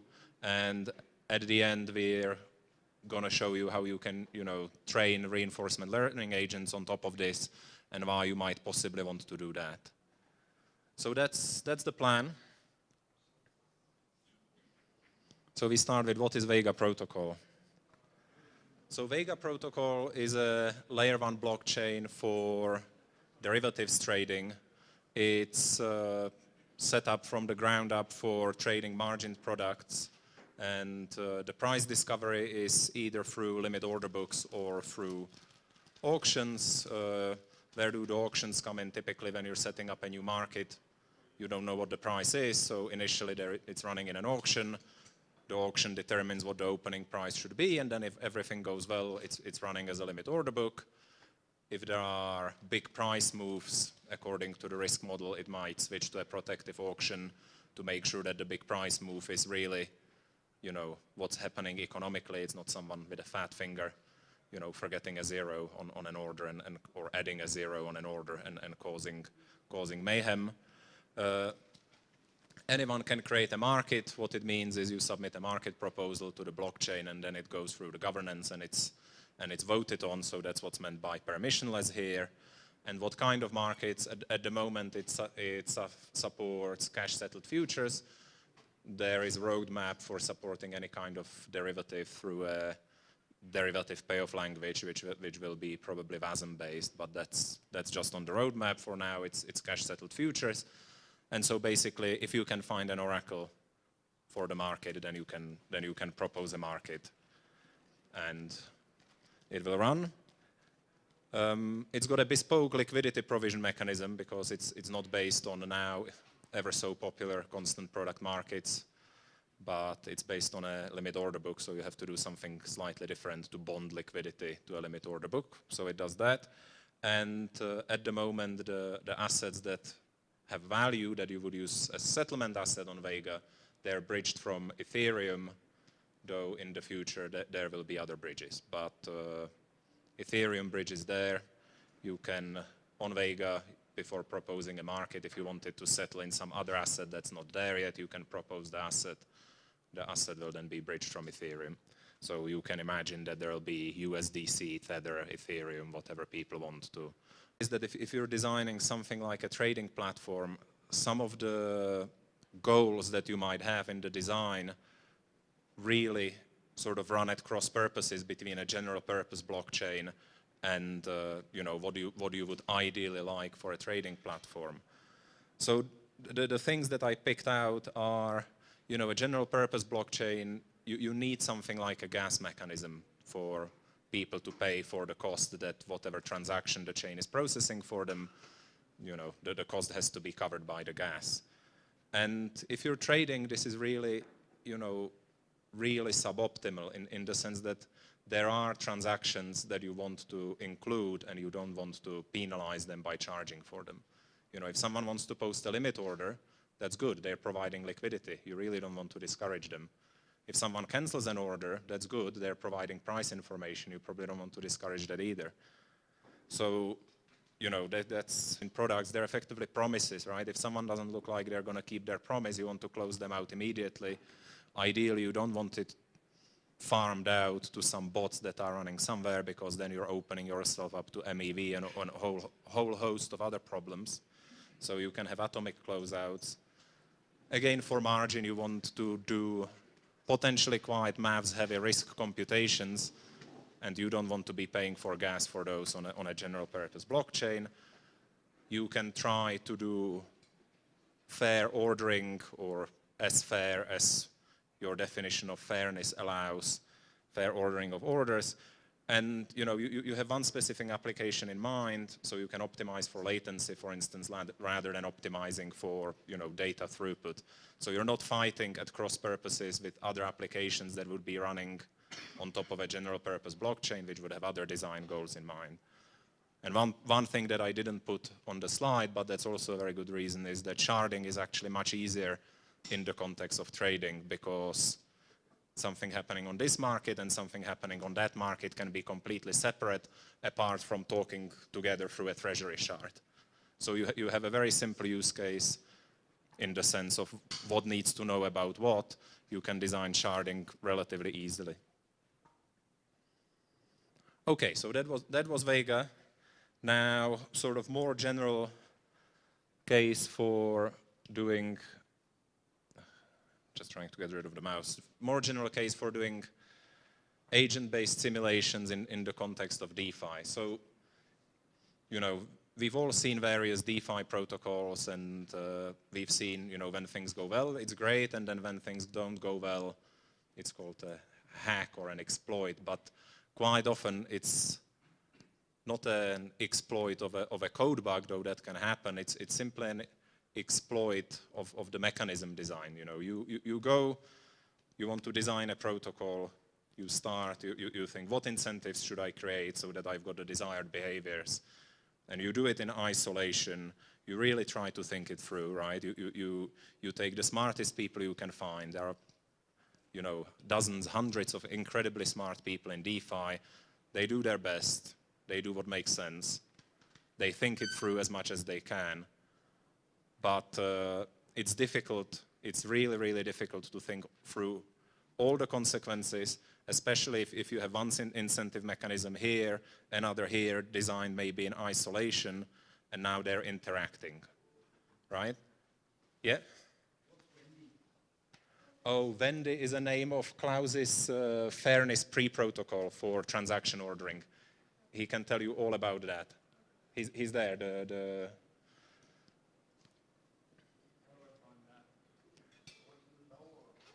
You can just go and show him, no? Yeah. Yeah, so you put two incentives mechanisms together. If they were designed in isolation, it's not completely clear that the combined effect is actually what you desired. And then, of course, DeFi is all about composability. We love that. But once you introduce composability, you're introducing another level of disproof stuff. You set up a hypothesis which is testable. You will never prove that it's true, but you can set it up so that you run the experiments that should disprove it. If you tried your best and you've not disproved it, then you'll let the hypothesis stand till proven otherwise. And if you're wondering what this is, most of you have probably seen Game of Life. It's the idea that you can take a bunch of very, very simple rules, and they can lead to very, very complex behavior. And sort of agent-based models are one thing that will allow you to analyze this complex behavior. So, definition of what an agent-based model is from Wikipedia, and everyone's favorite agent. And quite often you want a lot of agents or a lot of similar agents. So, Agent Smith is good. I've used this picture actually twice. When you talk about Sybil attacks, I like to use that picture. But here it's not about Sybil attacks. Here they're good agents who are stressing your protocol. So in terms of what type of agents you would find in agent-based modeling, there are the simplest ones are what I call zero intelligence, which is a bit insulting, but what it means is that they're not learning and they're not optimizing. You just say, this is the state of the world, and if this is the state, then they're going to do this, and if the state is something different, they're going to do that. So, they're agents that have hard-coded actions, and that's what they do. They're the simplest to set up, they're the simplest to understand, and of course, if you hard-code the optimal actions, then they're perfectly good. If you don't, then they're only as useful as the actions that you've hard-coded. And so the next level, you can think, okay, each agent, I'm not going to hard-code the actions a priori, but I'm going to tell the agent exactly what the rules of the environment that they're in are exactly what the rewards are for interacting with this environment according to the rules, and I'm going to optimize. In other words, I'm going to solve for the optimal actions. And that's something that comes under, you know, the name either Markov decision processes if you're doing discrete time steps, or control theory, stochastic control theory. It's a reasonably well-established field. And, you know, there are a bunch of algorithms. I could spend hours talking about algorithms that they have for solving problems. There are a few problems that you can actually solve by hand. One of the most popular is the linear quadratic regulator, which, you know, together with the Kalman filter was one of the great successes of science of the 60s, you know, landed on the moon and all that. So, you know, good stuff. And then sort of the fancy new stuff is the reinforcement learning, where you actually don't have to tell the agents what their environment is. They just repeatedly interact with it, observe the outcomes of their actions, observe the rewards, and update their behaviors. So these are the type of agents you might want to run, you know, on top of your environment to see what is happening. And of course, what is appropriate and what you need will very much depend on what you're trying to simulate, what you're trying to test. But basically, this is your zoo. And then the typical setup for these things, sort of you understand, you have the agent takes action, it changes the environment in the sense that it moves it from the current state to the next state. So sort of new state comes out, a reward comes out, and the agent takes in the reward and the state and again chooses the next action, and you repeat. And of course, you can have, you know, these setups that you repeat sort of forever until infinity, maybe with some discounting, or maybe you assume that there is some steady state, or there will be a terminal time when the game stops, or whatever problem finishes, and you evaluate how everything went, whether it went well or badly. And then one thing I wanted to point out here is, because it will be relevant if you're looking at any of the code that we're providing, is that the agent, as it's learning, it's in a state, it takes an action, collects the reward, sees the new state, and decides on the new action. And if you record this, that's sort of all the data that you need to train the agent sort of offline, separate from the environment. If you collect these SARSA sequences, then you can train the agent separate from your environment. Okay, so that's not so important now. It will be more useful information later. Right, and I think I'll hand over to Tom now, who will walk you through the Vega Market Sim. It's a workshop, so if you have questions, I think the gentleman there already said, yeah, you're setting a perfect example. Keep asking questions. Oh, do we need a microphone? Can we have a microphone for the question? Just yell, okay.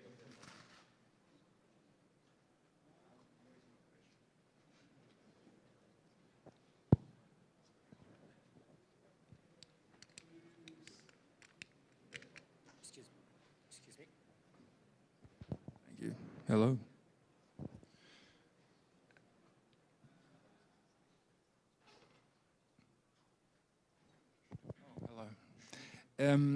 Do state space approaches have any role to play in parameter optimization? Like a control theory based approach for optimizing a vector. Yeah. So you would set up, your environment, which in the case which we will show would be, the whole market, how the trades happen, how the orders are matched, and then you run that whole thing through the simulation, see what happens, and then you might want to do the optimization on top of that.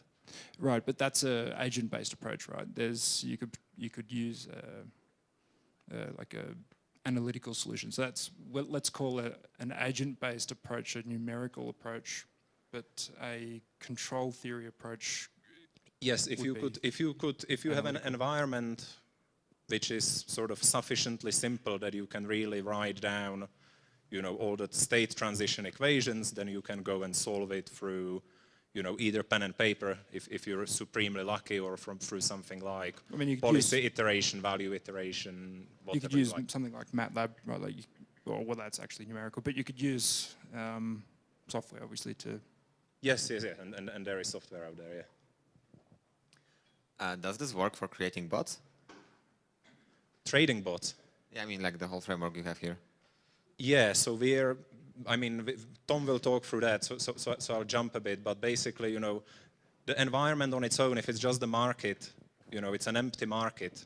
It hasn't even gone out of the opening auction if no one proposes anything. So you automatically need bots. So we will talk a bit about the bots that are provided as part of the environment. And of course, you can write your own bots that can do, you know, well, whatever they want to do. We've got some basic market making bots. We've got some basic, you know, price taking bots. We've got some basic momentum traders. But Tom will talk more about that, so I'll hand over to him. For bots. But if you have more questions, keep them coming. Yeah. Over there is the person that waits like 5 minutes, I guess. Oh, sorry. So my question is how to build reward system if you want to focus on the hackerware and there is no context, so there is no clear things which happen. And this bot found a program, a smart contract. Otherwise, the result is also everything work as expected. How to figure out this reward based in reinforcement learning? Yeah, that is a difficult, I mean, in reinforcement learning, this is typically very difficult because what we're talking about is effectively an environment which gives you no rewards for any of the actions you're taking, and that's sort of an infinite reward for finding the bug. Yeah. And how you should learn, no, I don't think you will find bugs with this way, or I haven't figured it out how to set it up. If someone knows how to, as you're saying, design the reward system so that the agent can learn and find it, I'd be happy to hear that. Okay. I have so a question. yeah, just a quick question. So in this type of systems, do you take the code from what you are testing? For instance, for the Vega protocol, I just quickly check that it's all Go code, right? Yes. Okay, so do you take this code and run it inside your simulation, or do you create a model of that? Okay, and do you think that that's scalable if you want to simulate thousands of millions of agents, because perhaps you need that, or do you think it should be more, in some cases you need a model of what you are actually testing? I'll answer with the microphone. So we're running the whole Vega stack. Again, Tom will show that. But you're absolutely right that in some situations, especially if we want to do reinforcement learning, having a simplified model on which you can train before you actually go onto the full stack, which will be inevitably slower than you would like because things are never as fast as you want, would be useful. But we don't have that. At the moment, we're learning on the whole thing. That's why it's important that we use an algorithm which collects the SARSA sequences and so then can learn offline, but we don't have model. There are reinforcement learning techniques which sort of build up model from observations, and you can do a lot of clever stuff, but I'm far from being an expert on that. Okay, thank you. So one thing that I didn't say is one reason why DeFi is so good for agent-based modeling is, you know, you can try, and people have been talking about agent-based modeling in the real economy, and economists would love to do that, but they don't have the environment on which to execute it. And in DeFi, we do have that, because things are typically open source. You know, I can go and take the smart contract and run things through the smart contract. I don't have to create the environment. I just say, okay, I care about how this smart contract interacts with this one. I take whatever ganache hard head, I put it there, I set it up as my environment, and I pump thousands and thousands of simulations through that. I can't do it in the real economy, but here we can, so it's awesome. Okay, more questions. Can you talk a little bit about the reward states more in terms of kind of what the stopping criteria might be? And I guess in the context of a derivatives market, are you really looking at things like protocol solvency or profitability of certain agents that are performing trades, or kind of what are the reward metrics? Because I'm assuming they're not like bugs, but more financial kind of outcomes. So for us, it's very problem specific. So for example, if we want to test, you know, what some of the network parameters should be, we set up an environment and then we look at things like, you know, if I've got a rationally behaving market maker and the parameter is X, what is their return on capital? And I'm thinking, well, you know, maybe this is letting them earn too much money. It doesn't make sense.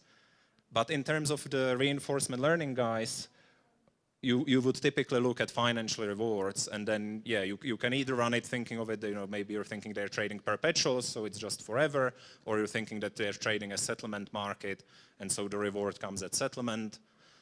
But it's very much something that you have to design for the specific purpose that you have in mind. This is sort of more the toolbox. And I'm gonna, you know, wrap up the questions, hand over to Tom, and then you can ask afterwards, because I have a feel that with the questions we're sort of jumping ahead a bit, so I want to hand over. Thank you. Okay. So, yeah, discussing the market simulator. We'll get to doing some ourselves in a minute, but first I think it's useful to go through and to cover again slightly more technically some of the questions, how we run these simulations, and how we get interesting results out. So the Vega market simulator, broadly, the way that Vega itself is set up, we run with a Tendermint consensus layer. For those who don't know, Tendermint it's a Cosmos-based consensus. The problem with that is that it's generally tied to our block time, which is about a second. So if you run the whole thing, you can watch the market going second by second, and you can interact with it, but you can't run, as the question at the back said, thousands of scenarios, run it through a year, do all these things. So what we do, we strip that out. We run what we call a null chain entirely on one PC, and this just broadly accepts any transactions it's sent. It still checks they're valid, it still runs through the whole Vega core logic, but just adds them to a block, allows you to control time forwarding, so it'll just sit and do nothing until you tell it to run forwards or fill up a block. And so you can inspect at any point in time, for however long you want, what's going on. Then on top of this, once we've got that running, we have in Python an API layer which lets you express your trading actions, your agent's behaviors in much more market primitives without having to worry about the fact that you're running on a blockchain. Occasionally it still creeps in because that's the way of the world, but you can broadly talk about an agent trading on a market without having to worry about what block it's in or whether it's been confirmed and this kind of thing. Once we've got that, we then build out our scenarios and our tests. So I'll cover, possibly next slide, exactly what a scenario is, but we can, with a range of composable agents, composable setups, build out scenarios to investigate and test either certain parameters, test that the market doesn't explode, test the core itself doesn't explode, or if you're just wanting to build an agent, you can try and have a realistic market and throw yours in there. How this all works is your Python layer manages, we've got two different kinds of interfaces at the moment. A Vega service null, which spins up this, as I mentioned, a service entirely on your machine, or what we've recently created, which is Vega service network, and that allows you to connect to a running external network and run the same agents that you've just been running locally, but on the real network that's going on. So that can be useful in some cases too.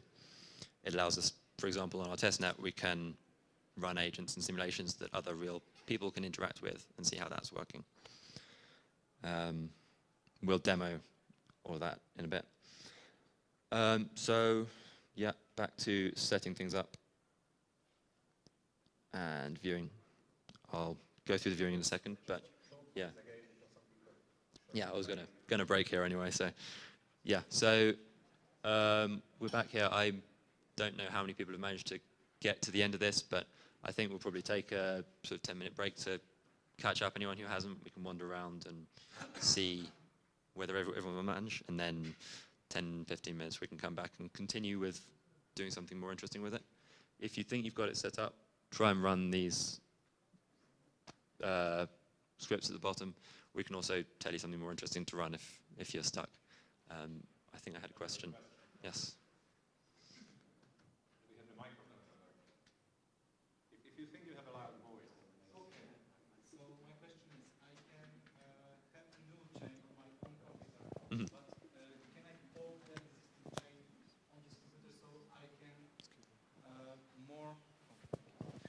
so I can then in a more real way, basically test my my ideas. It's something we're pretty much currently working on. Yeah, is being able to better snapshot an existing running chain and be able to totally restore from that. There's the capability currently you can run your simulation and save that and rerun the same thing, so that you can have an example that you run and then run your things after. We don't currently have a way to pull from an existing network. Okay, thank you very much.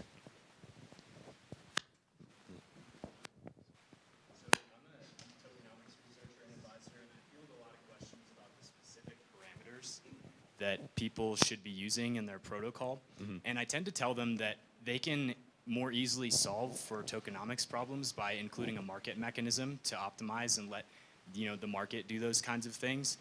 Like example, Uniswap v3 solves the hard problem of how to set the curve by allowing concentrated liquidity. So my question is, do you guys have an intuition for which kind of simulation, like which kind of systems require simulation and which kind don't? Ooh, good question. I guess I'd go back to, as David was saying earlier, it depends on how well you can, if you can solve it mathematically, that's probably always going to be optimal, but when it reaches a certain point of complexity, yeah, I don't know how you would do it without either an agent-based simulation or stochastic modeling or that kind of thing. Is there an upper limit to the kind of complexity that you can model in this? Because I'd imagine, like in this example of using a market mechanism, that adds a lot of additional complexity. Is that would that be an issue in the Vega simulation? In terms of complexity of the simulation, or? Yeah, I mean it multiplies the number of agents in the system by like orders of magnitude if you have to use a market to source lots more participants. Like, is there an upper limit to the kind of complex system that the Vega market simulation can handle? Well, practically, I guess there is an upper limit. The system itself, we're hoping will be able to scale to many thousands of people, so that should also scale to the number of agents. So I guess it's a goal of both the Vega protocol itself and the market sim. Thankfully, have similar things, because ultimately what we want to do is build a realistic market. So if you can build, as long as we can run a realistic market on Vega protocol itself, we should be able to do it in a simulation. So. Cool. Thank you, guys. Yeah, we should be able to handle thousands of parties and hundreds of transactions per second, because that's what they before.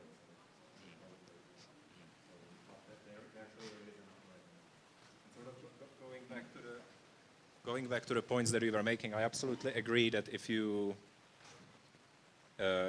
designing tokenomics or protocol novel, then either you can prove that it works, or you can use this agent-based simulation to sort of not prove that it works, but show that it doesn't, and go back to the drawing board. Yeah.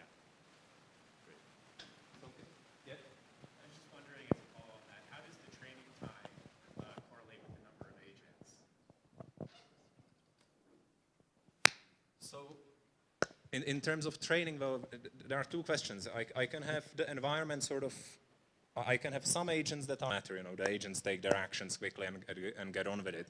But of course, the moment you have more than one optimizing and learning agent, then it's the whole, game theory, and they're probably, and then it's also very difficult to set up, or very difficult. You have to think carefully about how you set it up, because is agent A also trying to learn the optimal response of agent B so that it can anticipate, etc. And then they can end up chasing themselves in circles, and all sorts of weird and wonderful things can happen.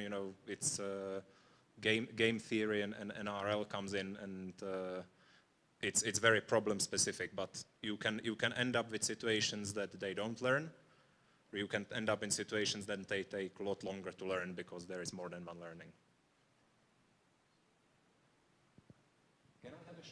Can I have a show of hands of the people who are actually trying to set it up on their computer? Okay. So we're sort of, now is the time to take the break, and we're going to have a look around. Who is completely stuck? Where should we go first? Okay, we're just wait and shout. Hey, how are you? Good. Good to see you.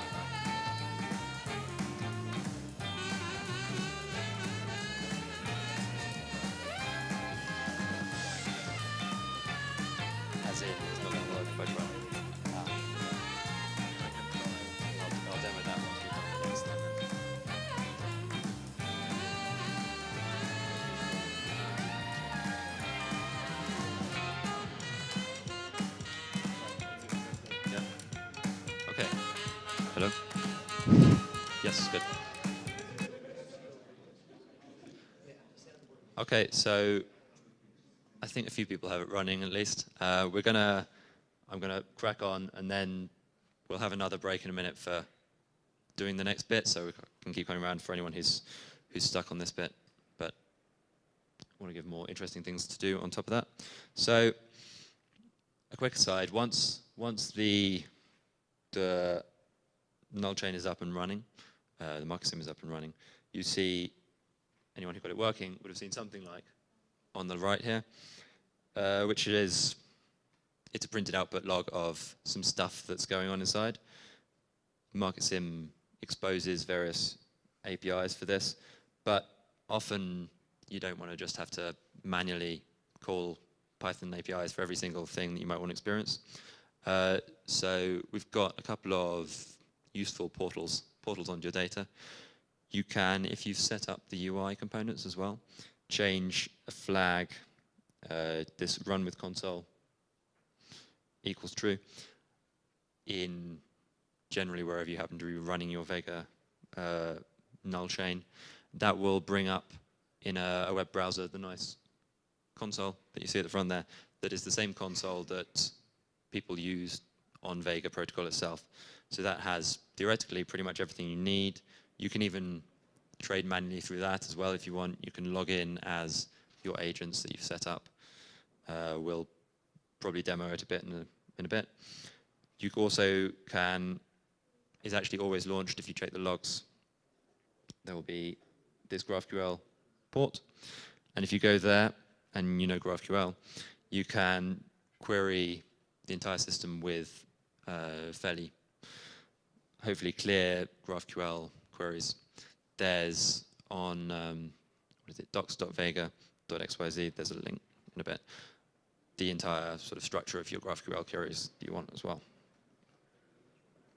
So for anyone who has got it running, for a more interesting scenario, that's something you can try out running. I'll leave it up. Actually, let me skip to the next thing. This is what I'm going to talk through with this up so anyone can type it up. So the components that Vega itself runs on a validator node that we're also going to be running locally, that the null service spins up, there are a few different ones. We've got Vega, which is the core process. That's the Go blockchain client that does all of your transaction processing and outputs your states. That is, obviously, it's a point-in-time proceeding thing. So we also want the data node, which listens to external events output by the core node itself and saves those into a Postgres database and allows you to query all of that historic data. And that's generally what you'll be using when you're querying any data from Vega. So, storage layer. Additionally, there's a couple of extra things. There's the console, as I mentioned previously. That isn't necessary, but it's a very useful front end. There's also the Vega wallet. The wallet is basically signs transactions and ensures that any sort of custom signing, we have some proof of work to stop spam attacks and stuff, and that handles all that. It's optional here because for the null chain, what we actually do is skip all of our validation so that it will blindly accept. If you send a transaction and say it's from whoever, it believes it's from whoever. So you don't necessarily need that. What it will spin up is, if you spin up a console, the two interact and lock together, so we use a full wallet for that. So once we've got our market sim set up, how do we actually run our scenarios? They're set up as ideally plug-and-play components. The overall thing we set up is we call a scenario. That consists of an environment, which is your background environment and your Vega setup. So that will include things like how many steps you want to run your simulation for, how your Vega is set up, and sort of what kind of logging you want, that kind of background detail. We then plug in the various agents, some of whom will be setting prices, they could be acting randomly, and each of them will have something they do. You'll see when you build one yourself in a bit, something they do at startup. Often they'll force it themselves some tokens, that kind of thing. And then they've just got a function, and each step, we call that function, and it does whatever it wants to do. It pulls in data from the market, it trades, they do whatever. So, scenario, environment. You'll see that when we go in a minute to the agents themselves. So, yeah, what's an agent? It's fairly simple, ultimately. It's an initialized step where they generally force it. Sometimes they will do things, so we'll have an agent that sets up all the assets, because you start with a blank blockchain, you don't have any assets, any markets, that kind of thing. So there's, you may see, if you're looking through a market manager who does all this setup for you. Then they'll have a function that's called every scenario step. However many steps you do, generally we'll sort of randomly shuffle them so that you're not always getting the first agent called first in any step. And then a finalized method that mostly you can ignore, but often you'll want one to sort of settle the market and things. So that's how you want to set up your agent. There's one more thing I mentioned earlier, that sometimes the blockchain does have to bleed back in. You'll see scattered throughout occasionally a wait for total catch-up function. Basically what this ensures is that you're getting a good view of the market currently. You haven't thrown way too many transactions at it. Everything's in sync, that kind of thing. So it just ensures that you're more real-world modeling rather than trying to ensure that you can get everything in 1 nanosecond through.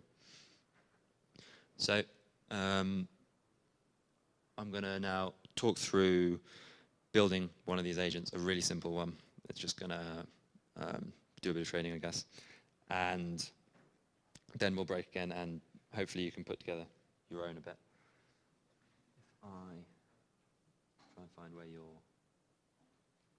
bake sim is.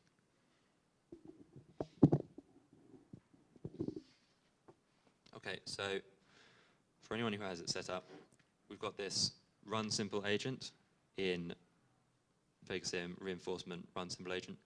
I'll put up on the screen after this the paths to these files. And then in agents, we have our simple agent. So what run simple agent does is it sets up a scenario. I can discuss the actual arguments with people, but which we call curve market maker, and that jump into marking. Basically, that contains an agent who ensures that there's a nice shape of the market, and a few who just sort of randomly buy and sell. So they're very dumb. Theoretically, you should be able to agent, which is what hopefully we're going to build. That runs this simple agent that we've got together here. So what I've put together is a few nice template functions that is without having to worry too much about how any of this works. You should be able to cut and paste these into our step function, which is down here. We've got the simple agent. And you can see it's got the structure as described earlier. We've got our initialize, where it's finding the market, finding the asset, and minting itself an asset. And then say, submit a market order. Put that in there.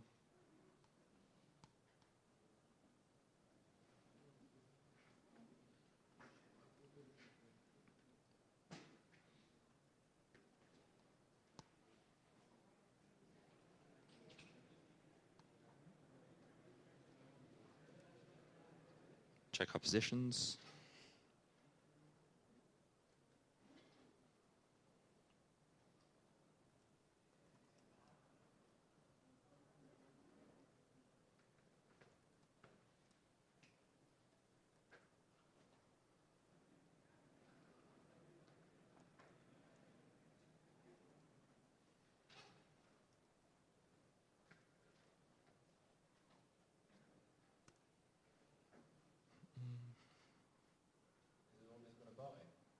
It is currently always going to buy, so 50-50 chance of making money.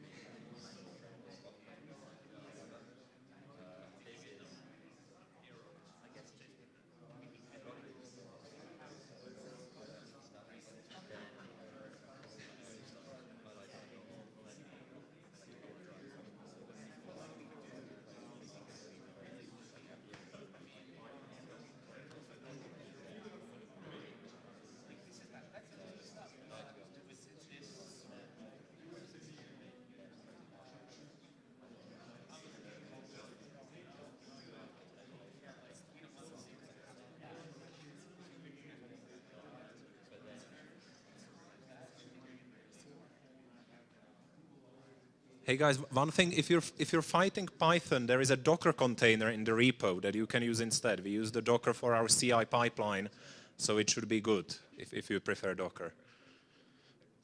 That's all.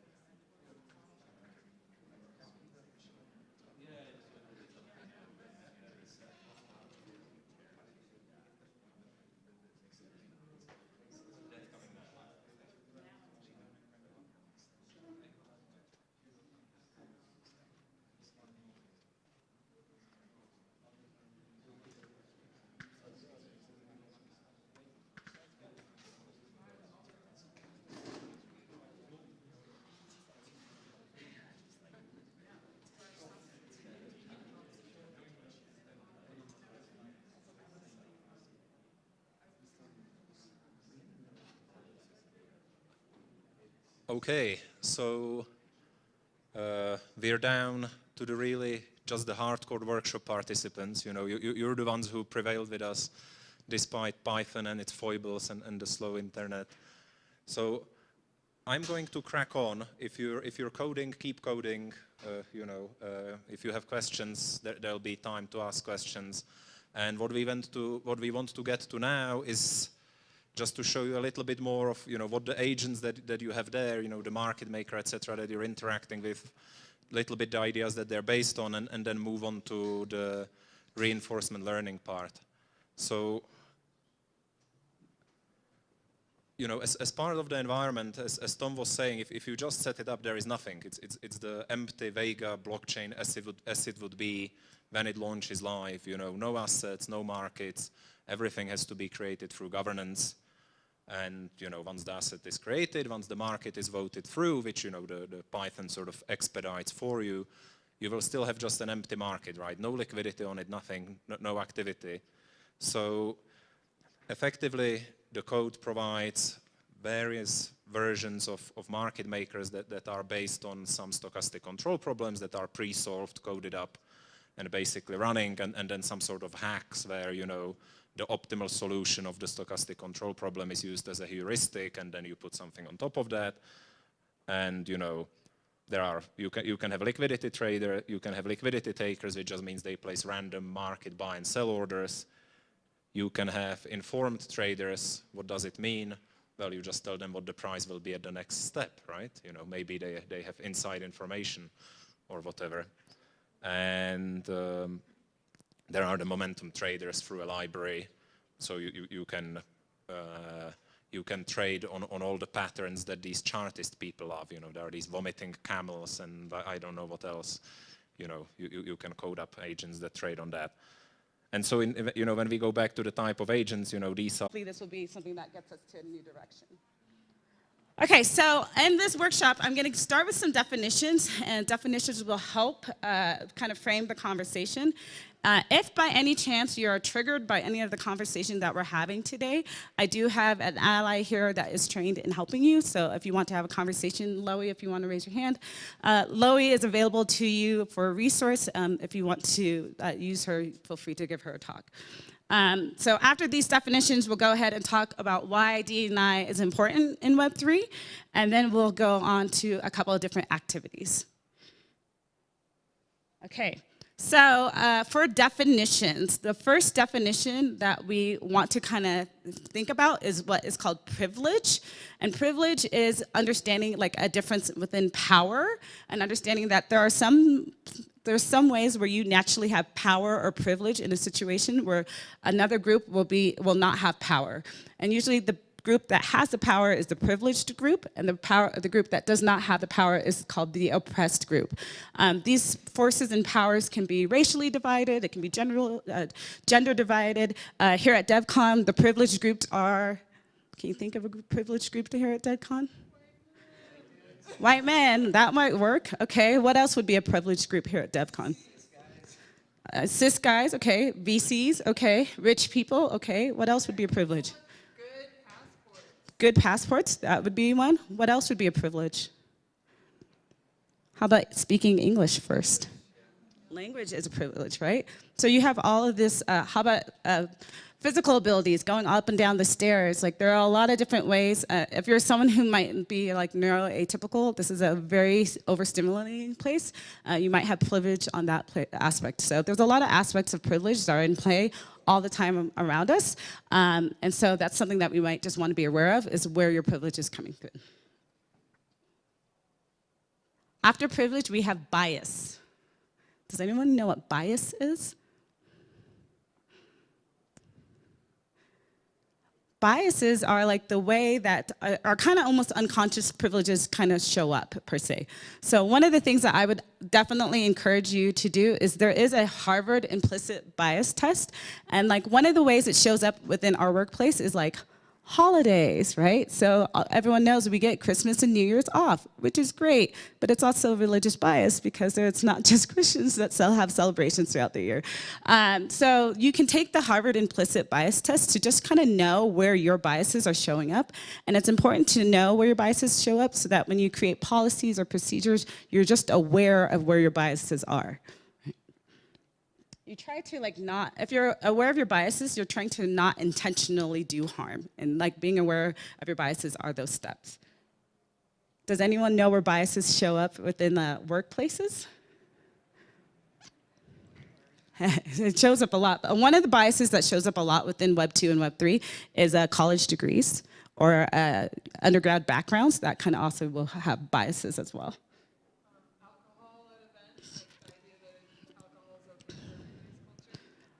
That's a bias for sure. Anyone else? Okay, so when we talk about biases and privileges, we start to realize that there is that definition between the power struggles that happen, and that if you want to try to leverage and make it level for everybody, then you need to have an ally. And an ally is someone who recognizes hey, there is a power indifference, and I'm going to fight, and I want for that power to be removed so that you have a just world just as much as I do.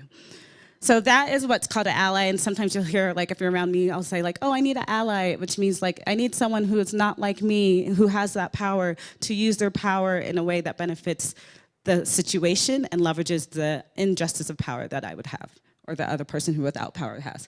But a step beyond allies is actually called accomplice, and that's what I would really want y'all to be. An accomplice is someone who says, yes, you do have a power indifference, and I'm going to level it and use all my power to level it as much as I'm going to be in the trenches with you as we move this forward. And so there's one aspect where you're recognizing oh, there is a power indifference and it's not really fair, and I hope that works out for you. And then there's a difference with, hey, there is a power indifference, that's not really fair, I'm gonna do everything I can to justify that power indifference. And that's where I hope we all become in this space. So why is it important in Web3? These are generally over-the-top issues that we kind of think about. One of the things is racially diverse teams perform 35% better than non-racially diverse teams. So if you want to easily have a better performing team, have diversity on your team. That's one of the easiest way to do it. Again, teams where women and men earn equally will actually have 41% higher revenue generated for the organization.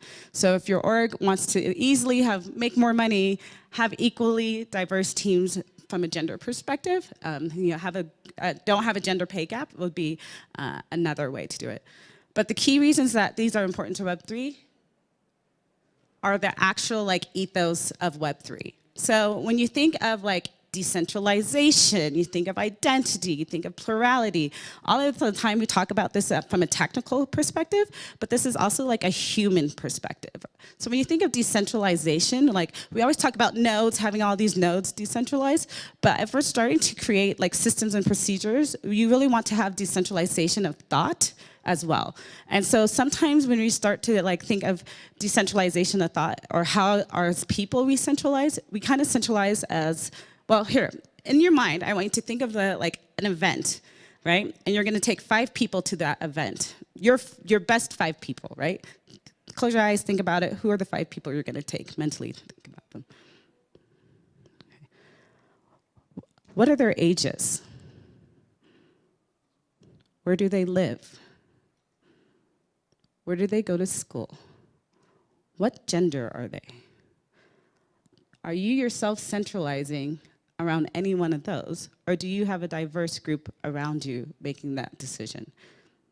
So as you make a decision, are you decentralizing itself and making a decision that has a voice of a lot of people?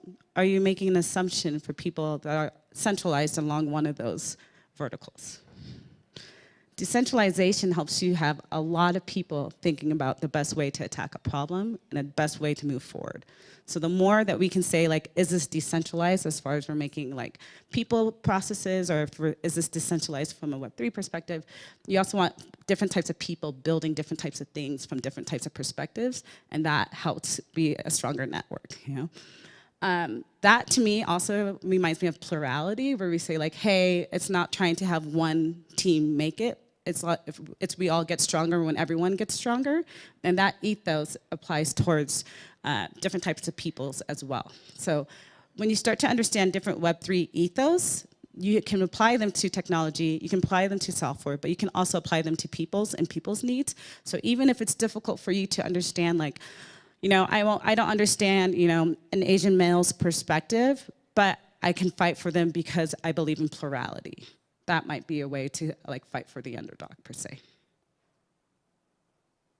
So we think about this, I also think about this as being extremely important from an identity perspective in Web3, because in Web3, a lot of us are known through like our ENS domains or like our Lens protocol domains or whatever you're using, and our NFTs. So you could be interacting with a person's image in an ETH domain and not really know the person behind it per se. And so you kind of just have to be realizing that that person might be going through a lot of different things, but you don't even know what that person is going through. So the more that you can advocate holistically across the board for all different types of people, the better it can be. And when you start to like minimalize groups or think like, oh, there's not someone with an LGBT background within our group, so we don't have to worry about it, that may or may not be true, because you don't know someone beyond, again, an NFT and an ETH domain. So the more that we can create better policies for everyone, the better off we can be, or at least be accomplices to people, the better off we will be. So here's the meat and potatoes of it. We're going to talk about how can you be a hero. And for me, a hero is anybody who can like also be an accomplice. I thought I would be like really cutesy and get like a little superhero costume, and then I forgot this was around Halloween and we were all sold out. So we're going to just be our own heroes, and that will be fine today. Okay, so there's this concept of holding space, and a holding space can be having a meeting group to hold space. It can be holding an opportunity for certain groups to learn together. Holding space can be changing the panels on the boards, or holding space on a board or a panel for someone that is coming from that oppressed group and holding space for them. But it can also be opportunities like to hold space for a cohort to learn a technology. It can be being intentional about like your public facing things, having specific cohorts for learning. So instead of having everybody thinking that everybody like enters the room the same way, having specific targeted spaces for marginalized communities to learn that technology. So if you're going to, I'm going to use Shifai because Shifai's here, and let's say you wanted to like have a workshop that was open to like building on Lens protocol, it would be just specifically for the Shifai community to learn, and realizing that that community learns in a different way than, you know, the general population would be learning, and creating a safe space for them. So holding safe space is extremely important when you're dealing with marginalized groups, because it recognizes that just by stepping in the room, there are power dynamics that are in play. All right, environmental safety. This one is a huge one this week for me here.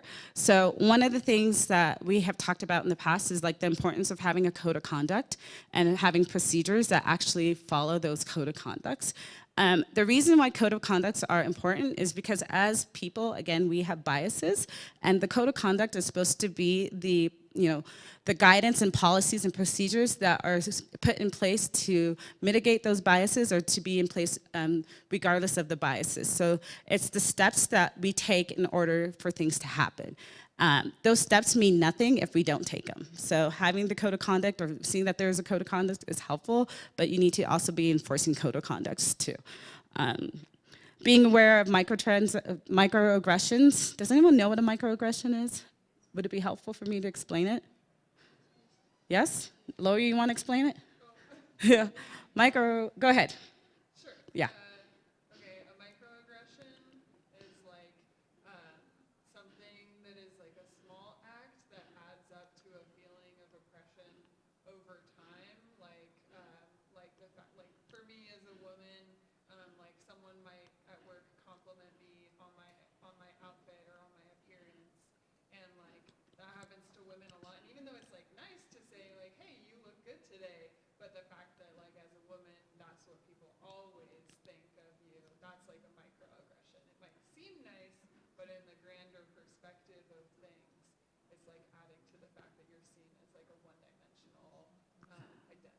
Yeah. Okay, cool. Yes.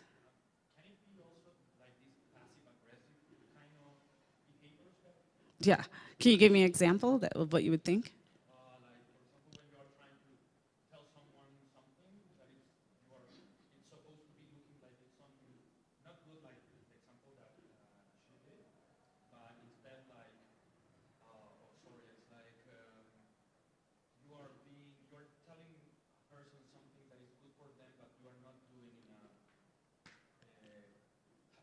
Yeah. Yeah. So I think, so I can only speak, yes. I think like, so I can think of some of the microaggressions that I get, and I think for someone, for me, I get like, you speak so well, which like seems like a compliment, but really when you flip it around, it's actually a microaggression because there's an assumption that I wouldn't speak well, you know, that there's a certain group of people that shouldn't speak well, or that vernacular of being well-spoken only resolves it, or that even being well-spoken is like, says something about someone where not being well-spoken doesn't, and it's not really that same. So just being aware of the different power dynamics is really helpful there, but yeah, there's a lot of different microaggressions. The main thing that if I could like give you a takeaway from environmental safety is when something is unsafe for someone, A, you believe them that it's unsafe, and B, you speak up. Especially if you're in the group that has the most power, speaking up is the most important thing that you can do at that moment, so. Okay, so another step for being a hero is to remove, reflect, and retain. And these are like removing unnecessarily biased language from job descriptions. It helps, this is a big thing in Web 2 and Web 3. Removed biased requirements for jobs, such as grade, level, backgrounds, different types of location preferences can also be like that, or any type of vague requirements. So one of the ways that that had came up before was like, we used to have a hiring bar for engineers, and it'd be like, oh, this person types slow, and so they shouldn't be onboarded. But then we had someone else that typed slow and was onboarded. So we were like, well, what is type slow? Like, what does that mean, and why does it even matter when you're trying to interview for engineering? And so you had to be very defined with what are your actual requirements for the roles. So this is, do you see anything here that would be considered exclusive? Or maybe an unnecessary barrier? And I'll say background. Again, this is for like a software engineering role. But does anyone want to share what they see would be an unnecessary barrier? Sure. I'm sorry, what? Degree? Degree in those backgrounds? Okay. Interesting projects is quite subjective, so they can choose whatever they want instead of having an objective criteria. All right. Exactly. Anything else? Strong track record assumes you have some kind of continuity in your life that has a record to it. All right. Adaptability, I don't like understanding that you can get salary to work that you are not, this is not your preferred line of work, it's not the one that you actually signed up for with that company, and it's not where your passion lies. Yeah. Yep. Let's see if there's anything else there. I also think like building the right tools for the system. I'm like, well, what's the right tools? That seems very subjective as well. Okay. So this is a little bit more of an inclusive statement, or they're trying to be a little bit more inclusive. Is there any type of inclusive statement there that stands out to you? Yep. Well, I can compare to the other one, if this is the job requirements section. The header was what excites us versus you have. It's more direct, it's more clear. So that's what I see off of that. Awesome. Anyone else? Yeah? It's more about like your enthusiasm, the mission, who you are, what you believe in, rather than things you've actually had the privilege of working on in the past. Yeah. And the other one, there was three mentioned in here, is strong experience, not privilege software. All right. I feel like this one's like your qualities, not your qualifications. And like even though the last one, like those qualifications are probably trying to just be a signal of these same qualities. Like, oh, you've worked on lots of interesting projects and like internships and whatnot. Well, not everybody has that privilege, but like they could still arrive to the same Yeah. Hold on. Yeah.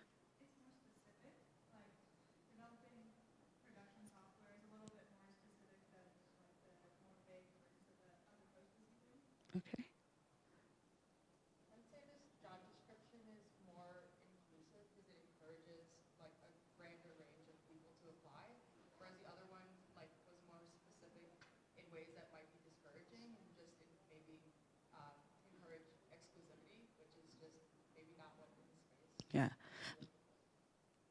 also think that like if I were to read both of those examples, even if I wasn't a fit for either of them, the brand like attribution of like me being positively like aligned to this brand versus the other one, I would leave with a better sense of wanting to work with, you know, this organization versus the previous one for future job roles. Nice. All right. There was a mention about requirements and the list of requirements, and I just wanted to like highlight one thing when it comes to requirements and how it's perceived by different types of gender specifically here. When it comes to men will see the list of requirements and meet 30% of them and apply for the job, and women will see the list of requirements and apply for the job after they've met 70% of the requirements. So there is a section of like self-weeding out that's happening when it comes to requirements if you're just listing requirements and not being inclusive right from the get-go. So if you're thinking about like why don't we have more women like in our org, you might want to start by looking at like how are you listing what you want to come into the org itself.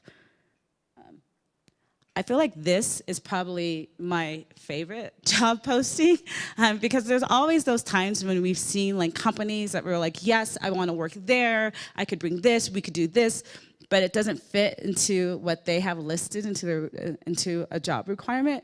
And this is kind of like an open door of like, well, you tell us what you can bring to the table, what you see missing in our org, and how you are a good fit.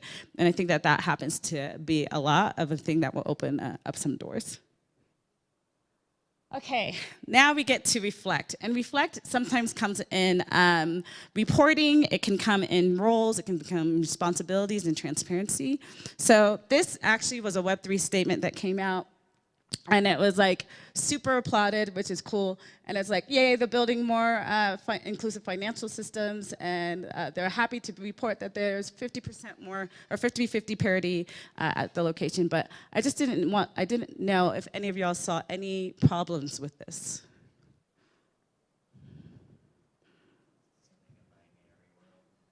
Okay, that's good. Yes? Hold on, yeah, right? You see?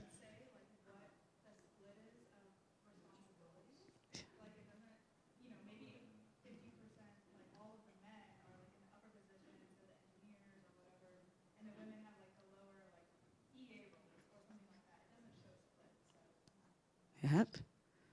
Anyone else? Also, just what is that graph? Thank you. I was like, there's no legend, there's no like, yeah. Yeah, that was really all of it. And I honestly am like, I don't think anyone's doing great. So I'm like really not keen to give anyone a pat on the back, but I really don't like people giving themselves a pat in the back. So I think the sense is like we can always go better. Also, by saying like, yeah, we're at 50-50 parity with women to men, it really doesn't show like racial breakdown within the women. So there still could be a lot of power dynamics that are at play there too. So I had a lot of issues with this one specifically, but I had done reporting back when I was at Square back in the day, and so I'll share a little bit of our pitfalls that we had too. I'm not a huge fan of reporting, oddly enough, because I feel like it reduces people back down to numbers, and it doesn't really give us a whole perspective of the health of the organization itself. It also was really difficult when we followed the actual like guide on how to report your numbers. It didn't deal with any type of intersectionality. So if you were dealing with like racial reporting, like you had to choose, if you're a mixed person, you had to choose one side. Like you had to choose one side of your identity, and it wasn't very truly reflective. It's not super inclusive, and it puts a lot of focus on like diversity, but it doesn't put a lot of focus on belonging or any type of things of that nature too. And it only focuses on numbers and matrices, which is like the worst thing that you can do. It's not really reflective. So other than that, we tried to do like D&I OKRs or priorities and try to look at that from a holistic level of how can we kind of embrace it from an OKR level and what are going to be our priorities for that year. And if you can do it that way, you can keep the focus on removing barriers, and that is like what you're tied to.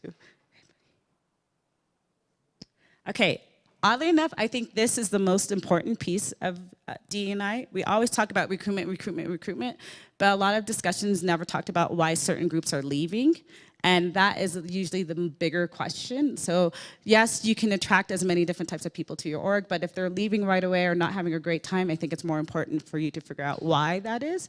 And what, it might be like a toxic place to work or a place where you could make it people more comfortable. So in the Web3 space, I think like we do a great, not even great, we do a job of attracting people to, there are orgs that do a great job of attracting people too, but it's on to us to also figure out how we retain them and empower them in the space to do the work that they want to do.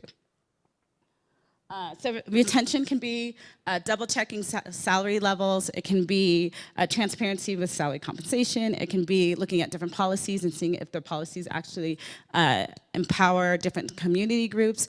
If you have maternity leave and don't have paternity leave, that could be a problem. It can just looking at a lot of the policies you have in place. If you have questions about policy, actually Loie is really good. She was on our people team at GetCoin, and she was really good at trying to kind of go through a fine-tooth comb with our policies and seeing if it's as inclusive as it could be. Okay, so now that we got through the R and heroes, we're gonna go with O. And O is thinking outside of the box. A lot of times within Web3 or within Web2 even, we talk about like, oh, there's no X, Y, and Z type of people in the org, it's because we can't find them. And then you're only looking within your own network and you're not going outside of the box. Go outside the box, think of new solutions, ask different types of people, recruit from non-traditional places, non-traditional schools, whatever was not working for you before was not obviously working, so try something new, it's always fine.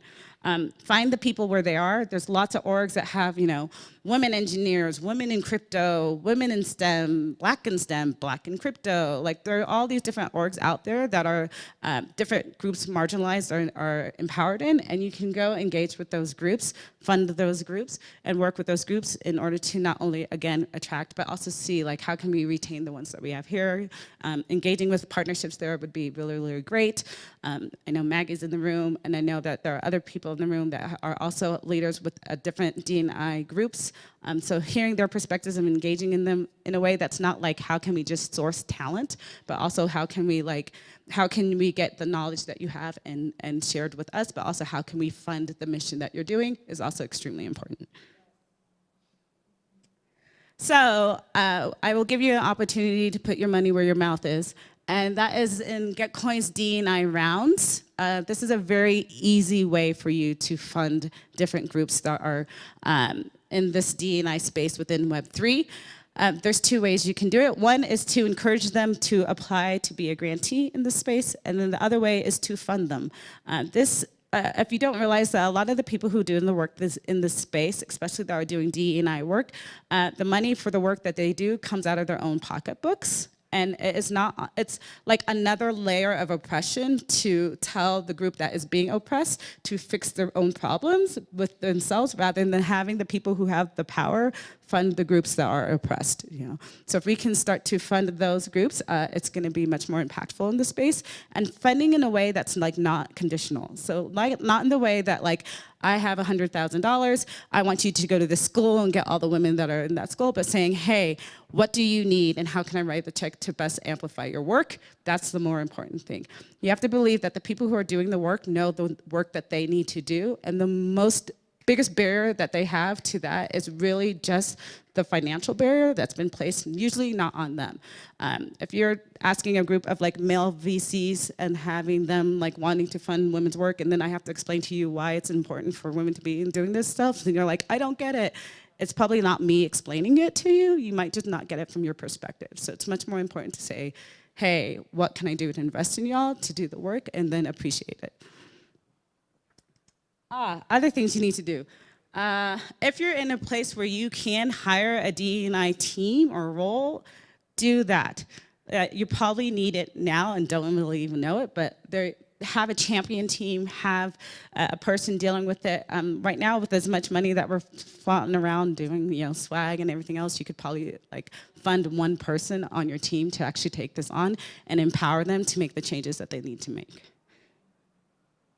Okay, so I will give you an opportunity. These are the ones that I know that you can actually fund with, but I also know it is not an inclusive list. So if you know one that I should know, you can do one of two things. You can tweet at me and say, hey, Gloria, you should know this group. And then I will continue to build up the list. Another thing is when we start to break out into teams, I would love a team that would just take on the challenge of saying, hey, let's create a doc that has as many of these DNI and Web3 lists that we can, and then we'll just share the doc after the session, and it will be one of the takeaways from the session too. So yeah, whatever ones that you know, like please feel free to amplify them. You can amplify themselves, so you can do it that way too.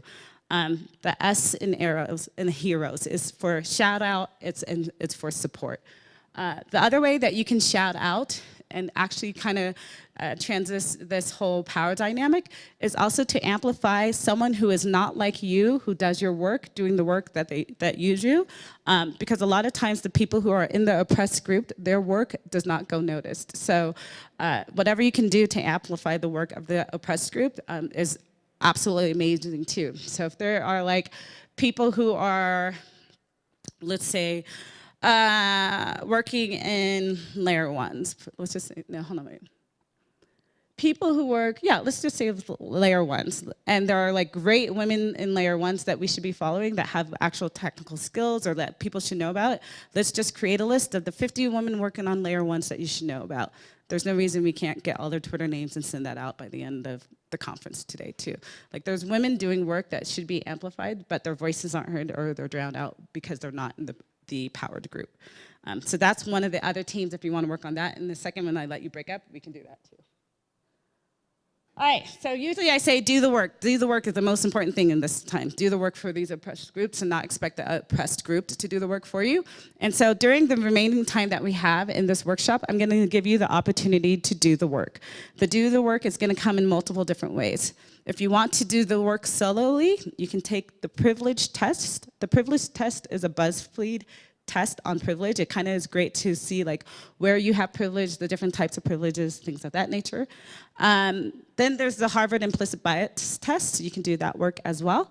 Then the other thing that you can do is to double check your code of conduct at your work and see if there's actual procedures that are in place in order to move forward. You can look at your diverse roles and mods and see if there is diversity in your mods, in your stewards, in your board, and recommend someone. The other one you can do is donate to a grant round.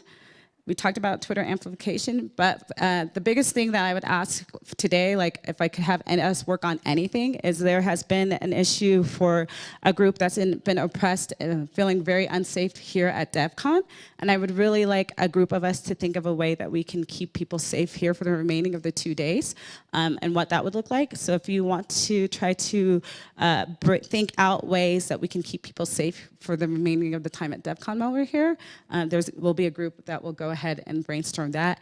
I don't mind if it's like hacker style or unconference style where we either have to like get a list or have a board or have some type of way to like report when people feel unsafe and have an actual follow through. But if that's something you want to tackle, we can tackle that. So other than that too, if you all think of anything else that you want to tackle, that's fine. Unconference style means that there's whiteboards and there's pens and there's post-it notes. And if you want to like create a list of the 50 Black people in Web3 that you should follow, you can do that. If you want to do any type of things, if you have an idea, I'm more than happy to hand over the mic. You can pitch your idea and people can start working together on that. Cool. Yeah. You want to go ahead and stand up and pitch it?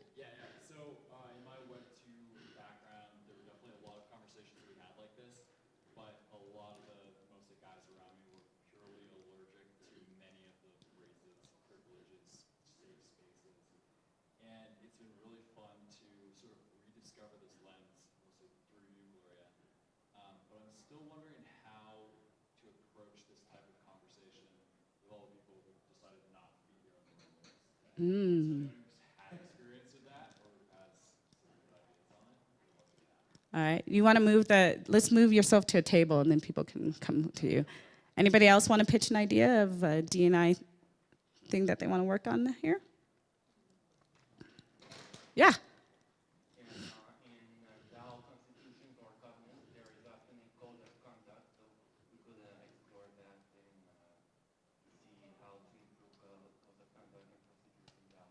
Okay, codes and conducts and procedures in DAOs. You want to take that table right there? All right. Anyone else have an idea they want to explore?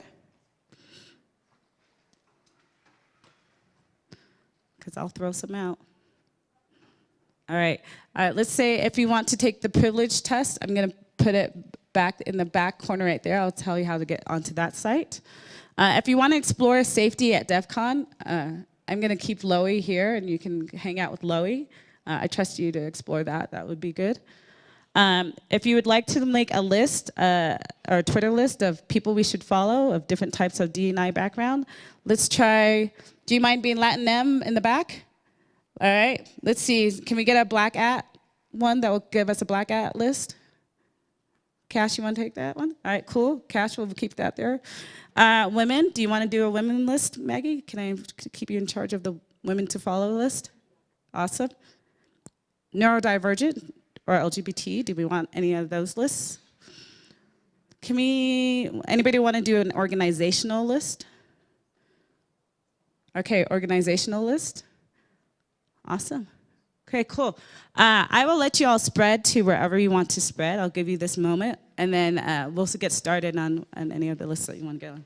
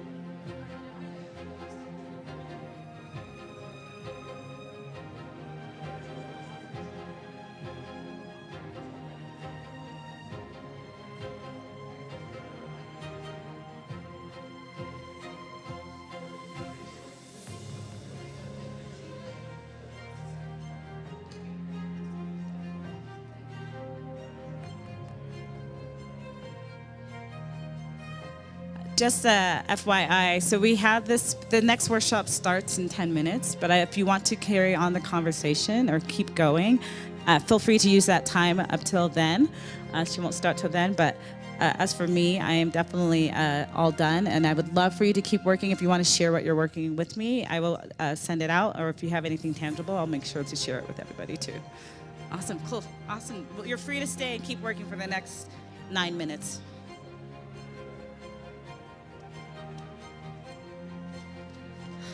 Yeah, hi. Oh yeah, what's your name? Jake, nice to meet you. Oh, no, yeah.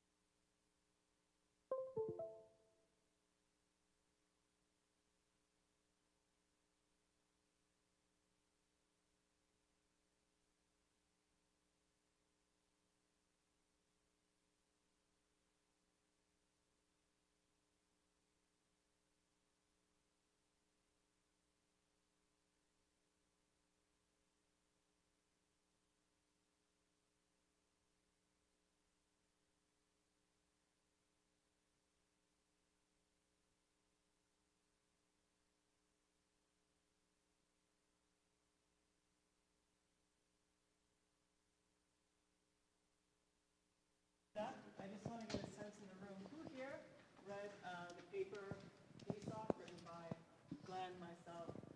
Probably just raise your hand. Okay. Yeah. Decentralized society? Yeah? Okay. Cool.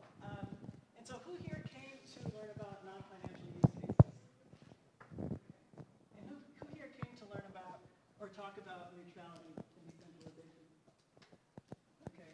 So we've had like a little bit of a change in the program, and but it's actually not so much of a change. In a lot of ways, I think public infrastructure is the first non-financial use case.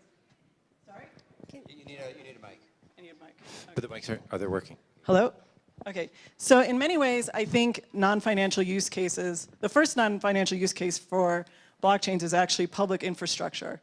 So, and it's important that we think about in this use case what neutrality means and what decentralization means. So the program has changed a little bit, and we're going to talk about that. Paula, do you want to get us started? Our clicker is not super working, but okay. So as Pooja was saying, we're here to talk about digital infrastructure and what does that mean?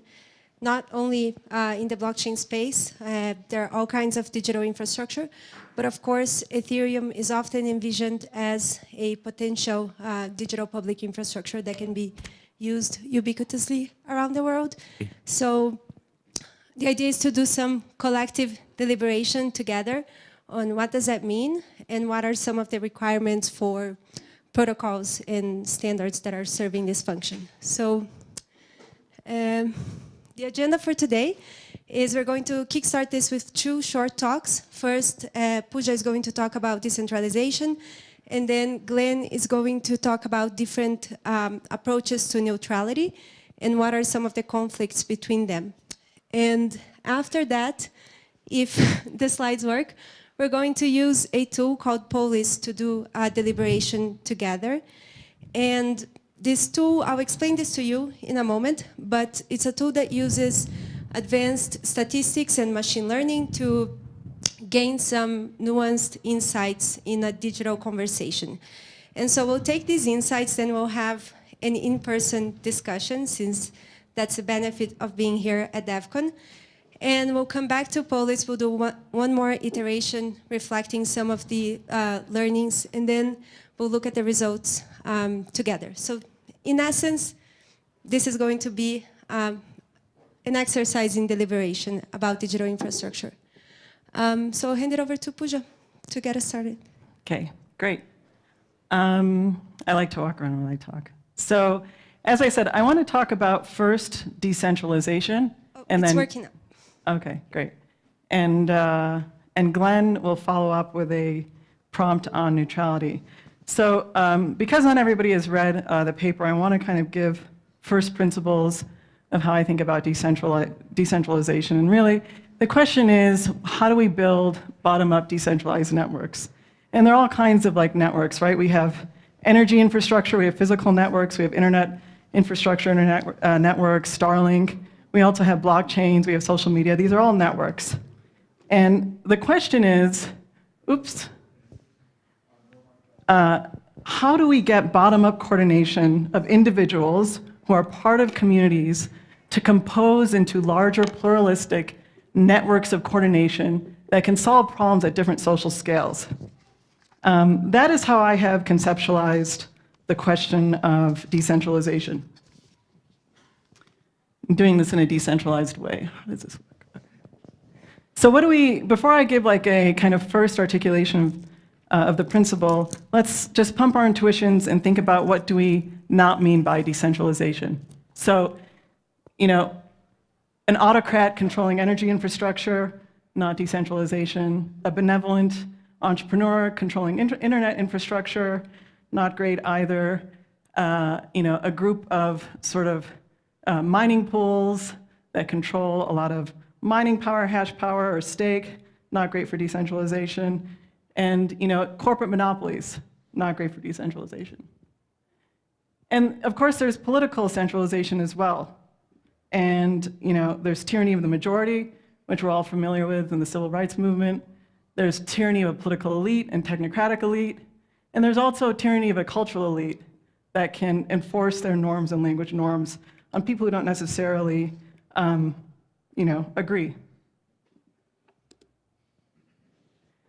But I think decentralization is a much more subtle question, because we also have very tacit and subtle, what I call accidental over-coordination because of correlated interests. And we see this in particular, and very acutely, and Glenn was the first one who brought this to my attention in his book, Radical Markets, in traditional financial markets. And so in traditional markets, a lot of people, if you're a retail investor, you give your money to an asset manager like BlackRock and Fidelity, and what that asset manager will do will buy stakes across rivals in a particular industry. So say stakes across like every airline, right? But in doing that, they have an incentive to vote as a shareholder to pressure CEOs to take anti-competitive practices, lower prices, raise prices, lower salaries, not invest in R&D, not invest in innovation. And this is like not really great for markets. And if you have a bunch of groups like Fidelity, BlackRock, State Street, Vanguard, all doing this, it ends up being a kind of, uniform anti-competitive pressure on the entire market and on the entire industry. And what you get is the appearance of competition across rivals, an appearance of competition across asset managers, but really what you get is a behavior monopolist. So using this to pump our intuitions, one of the principles we articulated in the DSOC paper was this principle of consensus across difference. And the idea of consensus across difference is that you rather get consensus between differently affiliated people, or just very different people, to surface consensus, and that would be a better signal of a plural shared good across broader groups than, say, consensus amongst a narrow group of individuals who might be sort of intentionally colluding or accidentally over-coordinating in the way the BlackRock and Fidelity example illustrated. Is there any questions about this principle? Go ahead. Isn't consensus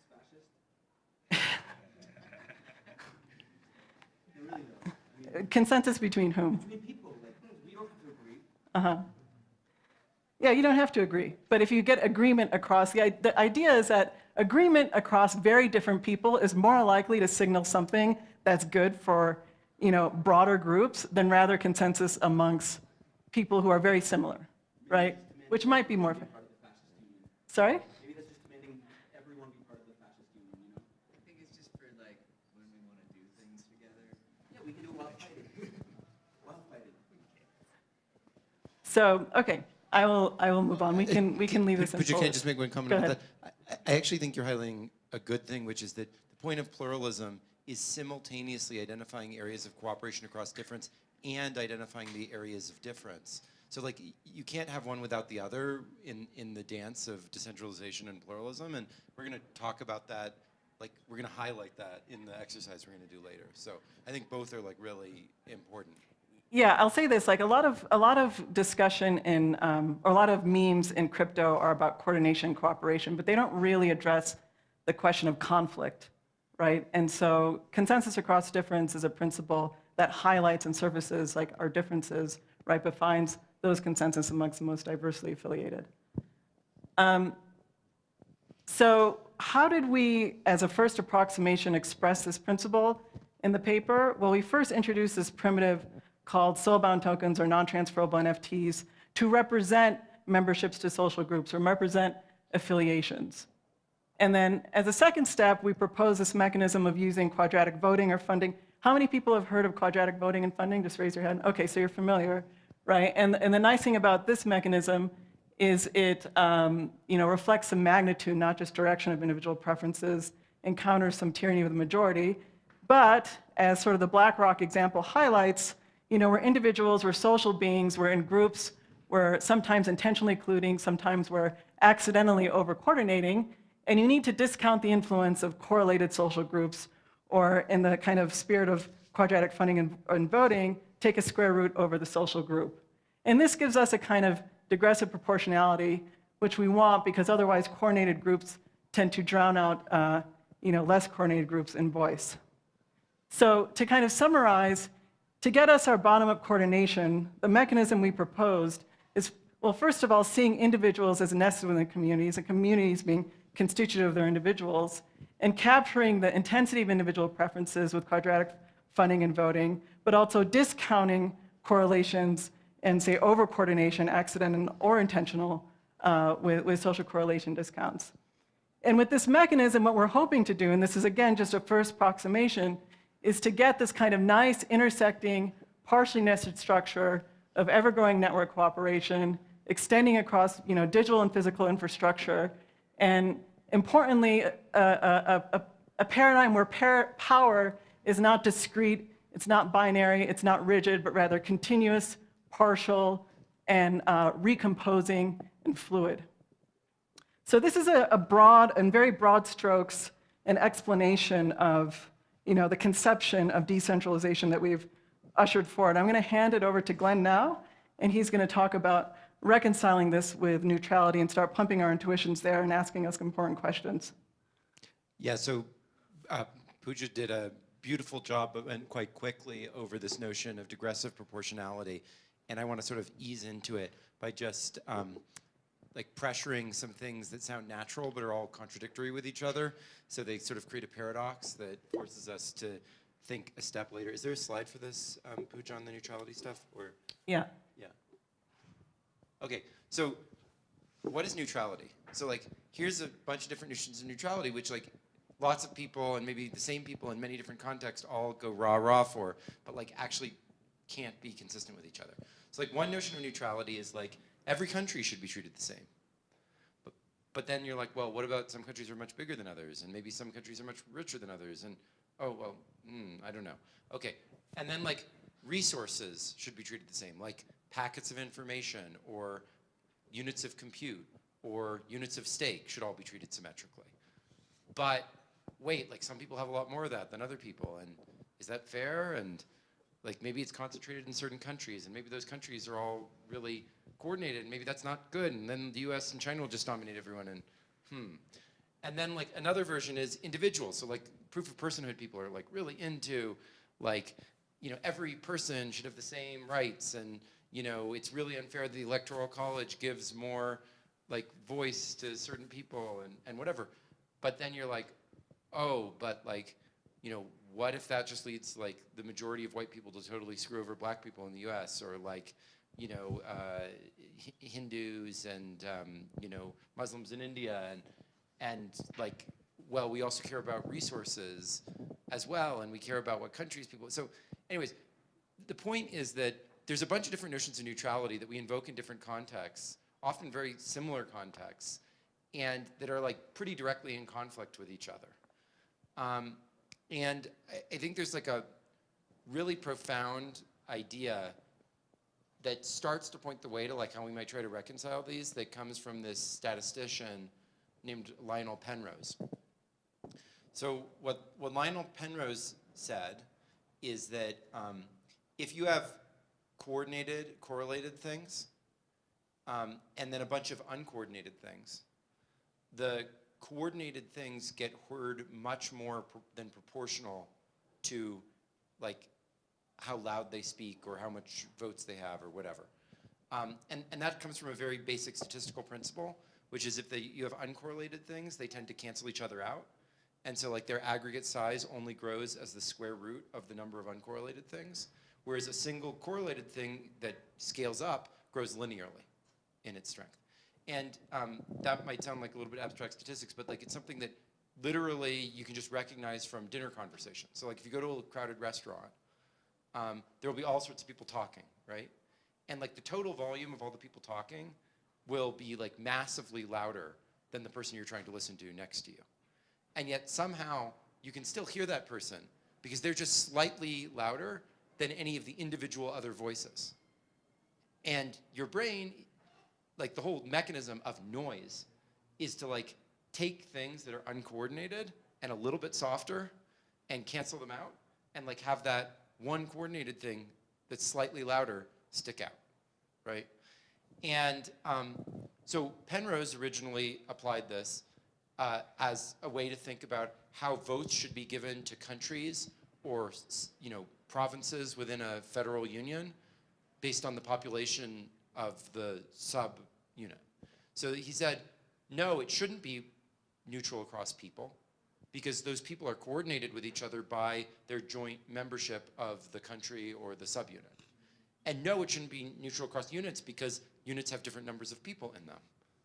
Instead, the right principle is digressive proportionality, which is that the allocation should be based on the square root of the number of people within the country.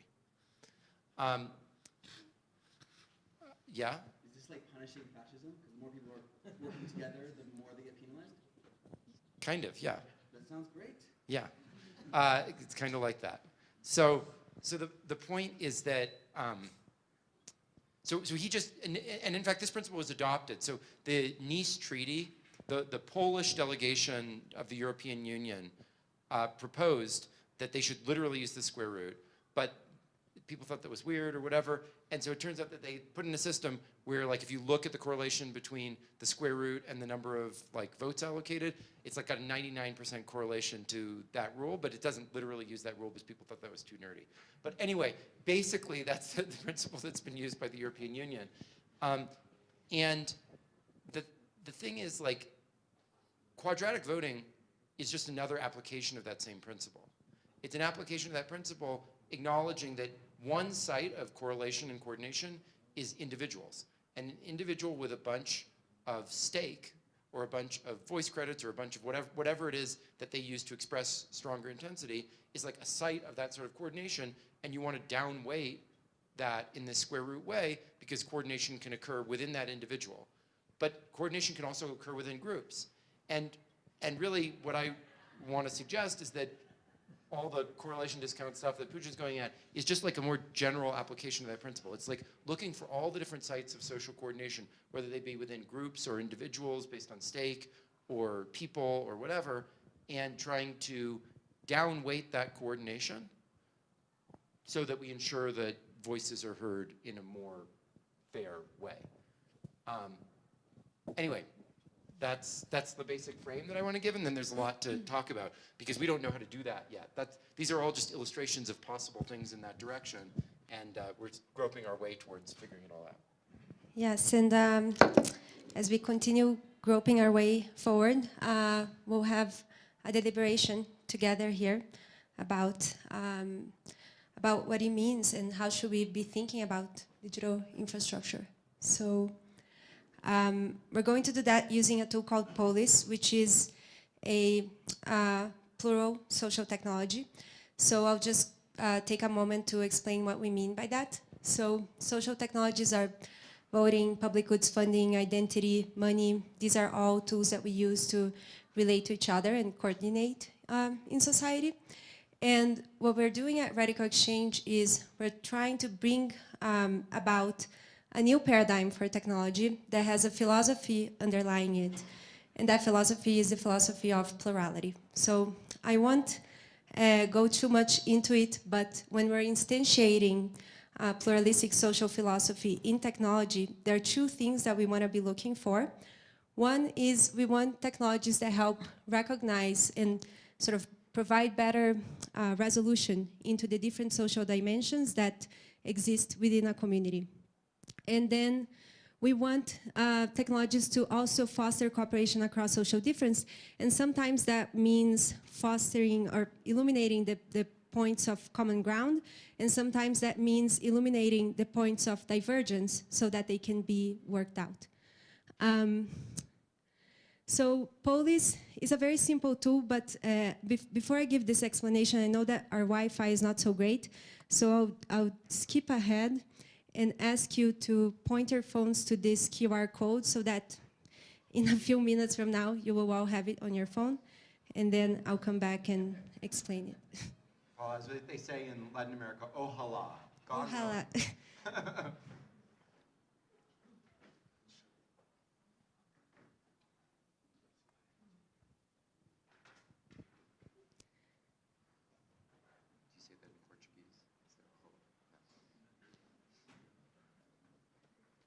Does everyone have it? Okay, so Okay, so what is Polis? Now come back here. We have a recommendation from Shrey. If you sign into the workshop Wi-Fi with the password buildit2020, it's much faster than the conference Wi-Fi. 22. Okay, workshop Wi-Fi, password. Devcon workshop, build it, all lowercase, 22. Thanks, Shrey. Okay, so no need to go into it right now. Come back here and I'll just tell you a little bit about this tool and then we'll start exploring it together. So the first thing is that it starts with an open question and then the participants can write statements in response to it. And each statement will generate a card like this, and the other participants are going to be able to agree, disagree, or pass each of the comments. And then what Polis does is that it takes all of the data and then it clusters all of the participants into different opinion bubbles. So according to, the opinion bubbles are defined according to how similarly these people voted. So you can see what are the different social dimensions and dimensions of opinions within a group. And then the last thing that it does is that it brings to the surface what are the points of common ground that these groups that have diverging views share. So one example of how this has been used in the past is in Taiwan. This is used in Taiwan at the national level, and they used it a few years ago to try to understand how to regulate ride-sharing companies. So in Brazil, where I'm from, this was a super polarized debate, and I'm sure in many other places. And there it was as well, and there was a strong pro-Uber camp, strong anti-Uber camp. And then what Polis did there, what it surfaced was just good common sense. So the things that came up were that taxi cabs should no longer be orange. Everyone agreed to that before they had to be orange in Taiwan. That this was an opportunity to review passenger safety regulations and questions of liability insurance. So just good common sense that usually in the technologies that we use, we don't have that. We have the exact opposite. We have the polarizing statements are the ones that come to the surface.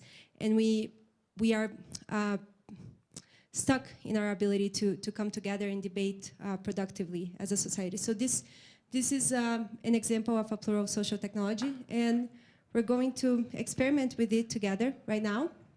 And this is our question: how should we think about neutrality in digital infrastructure? So the first thing that we'll do is we'll take 5 minutes to evaluate some of the comments that are already there. So you can go to the link, and then I'll be back with you in a moment.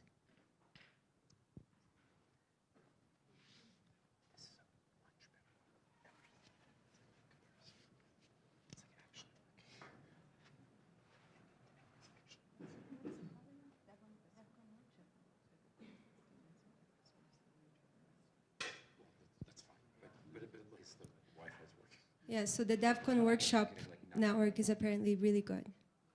Much better, at least. Good is an exaggeration, but like... Okay, good is an exaggeration, but let's be patient. We'll need a little bit of patience.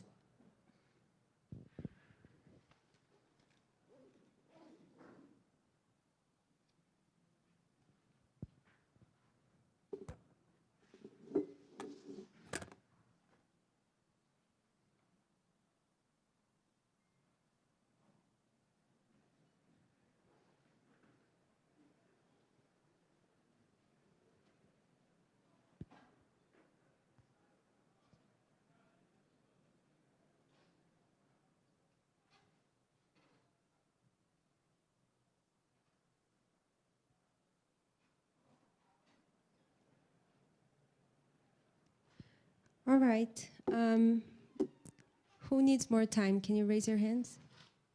Okay, let's give it a couple more minutes.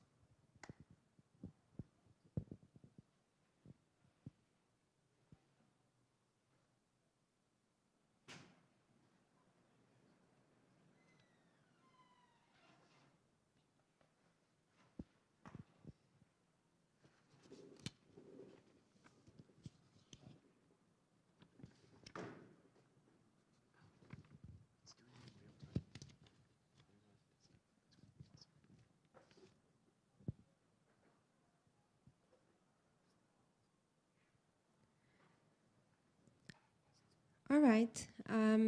So we'll now move to the next step, which is, sorry, for the next 5 minutes, we'll add new statements. So here's what makes a good statement for this exercise. The first thing is that it needs to be a standalone idea, because if you have two ideas in one statement, then the other participants won't be able to evaluate them. They might agree with one and disagree with others, so it's complicated. So one idea per statement. These need to be short statements, up to 140 characters, clear, concise, and hopefully raising new perspectives. So let's take another 5 to add statements in response to our question.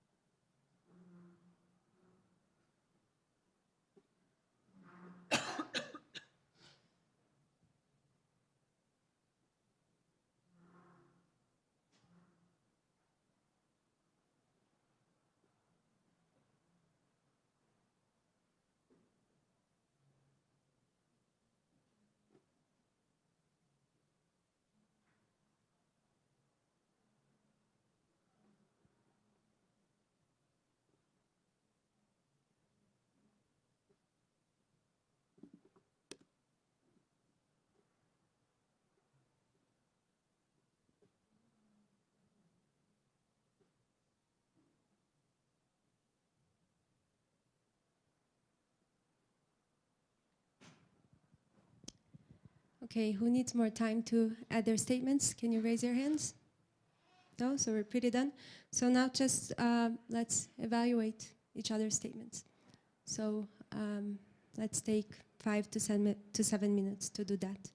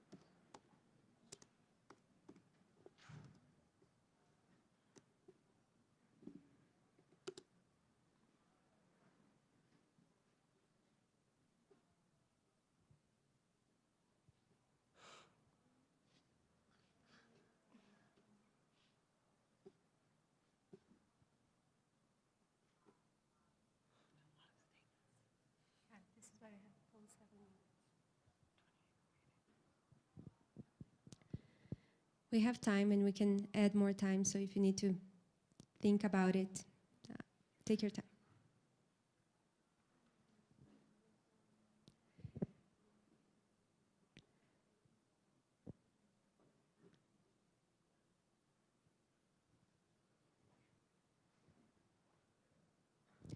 Is anyone done by any chance? Can you raise your hands? No. Okay. 2 more minutes, and then we'll continue.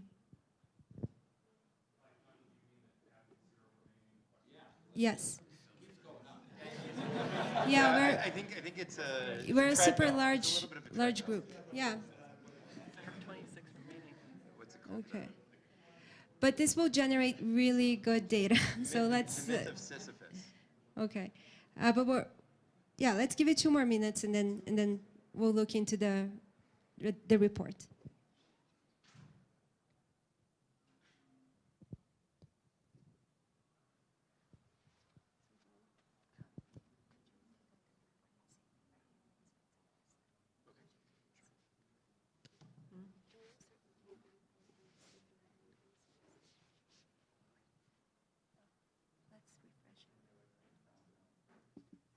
Wi-Fi went down. Well, I think the problem is everyone signed in.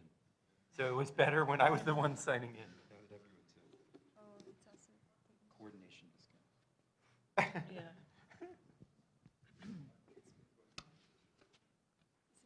There are like 5 groups. I've never seen this, but look at how much more consensus we have. Let's see. So I just having trouble seeing without expanding. Yeah. Neutrality means reading okay. Everybody likes it. Or strong disagreement between groups A and B. Yeah, it's really interesting. Both of these are about collective types of neutrality, as you're very divisive. Yeah.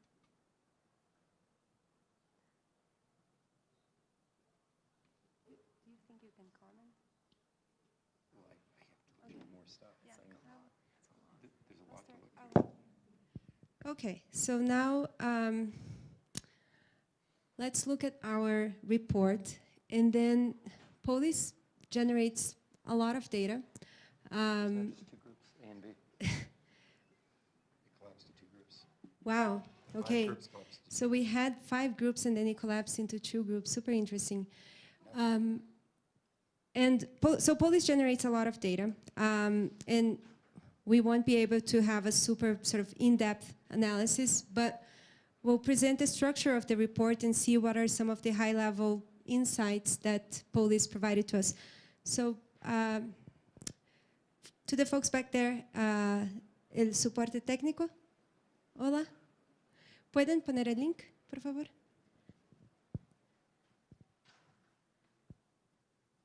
Gracias. ¿Puede hacer un refresh? Wait, but aren't I controlling it, or no? No, you're not controlling it. You're just seeing, so it's easy. Okay, so let's first look at some of the obvious things. So we had. So first of all, I think we should just tell people what's in this report. So Yeah. Okay. Yeah, so let's first look into the structure, and then we'll get to some of the insights later. So the first thing that it does is here's some data. 118 people voted, and out of that group, 109 were clustered into different opinion bubbles. We had 3,800 votes, evaluations of statements, 78 statements, 38 votes per person, so you got to a little less than half of the statements. But there's probably many redundant statements, so it shouldn't be so bad. And then, if you can, ¿puede poner un poquito más abajo, por favor? Ahí, pronto. So here, police is putting each of these dots corresponds to a statement, and it's putting all of the statements on a spectrum from consensus statements to divisive statements. And as you can see, we have a lot more consensus than divisiveness. So it's just one thing that is interesting to notice is how social media distorts that picture for us. It makes us believe that we have a lot more divisions, but really we have a lot more consensus. So, ¿puede poner el mouse en el punto más extremo del lado derecho? Gracias. Okay, let's see what's the most divisive statement. Neutrality means treating every country the same, even if one country is richer than the other. En el otro punto más a la izquierda, por favor. Gracias. Means treating every unique person the same. Más a la izquierda, por favor. Neutrality means treating every blockchain and protocol the same and enabling interoperability between them. So these are getting to sort of similar things. And as you can see, what Polis is doing now, we have 3 groups, very dynamically changing. So group A has 44 people, group B has 26 people, and group C has 39 people. And on group A, which has 44, 65% of the members of group A agreed with it, whereas everyone on group B disagreed with it, and the large majority of people on group C disagrees with it. So here, it's an example of like surfacing what are the areas of divisiveness and the importance of sort of illuminating what are the points of conflict, because this gives a clear opportunity to have a more informed conversation about this specific topic. Why is it that the folks on group A think that, and why is it that the folks on group B and C disagree?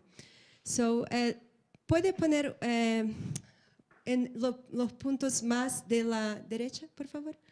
Let's see what we agree about.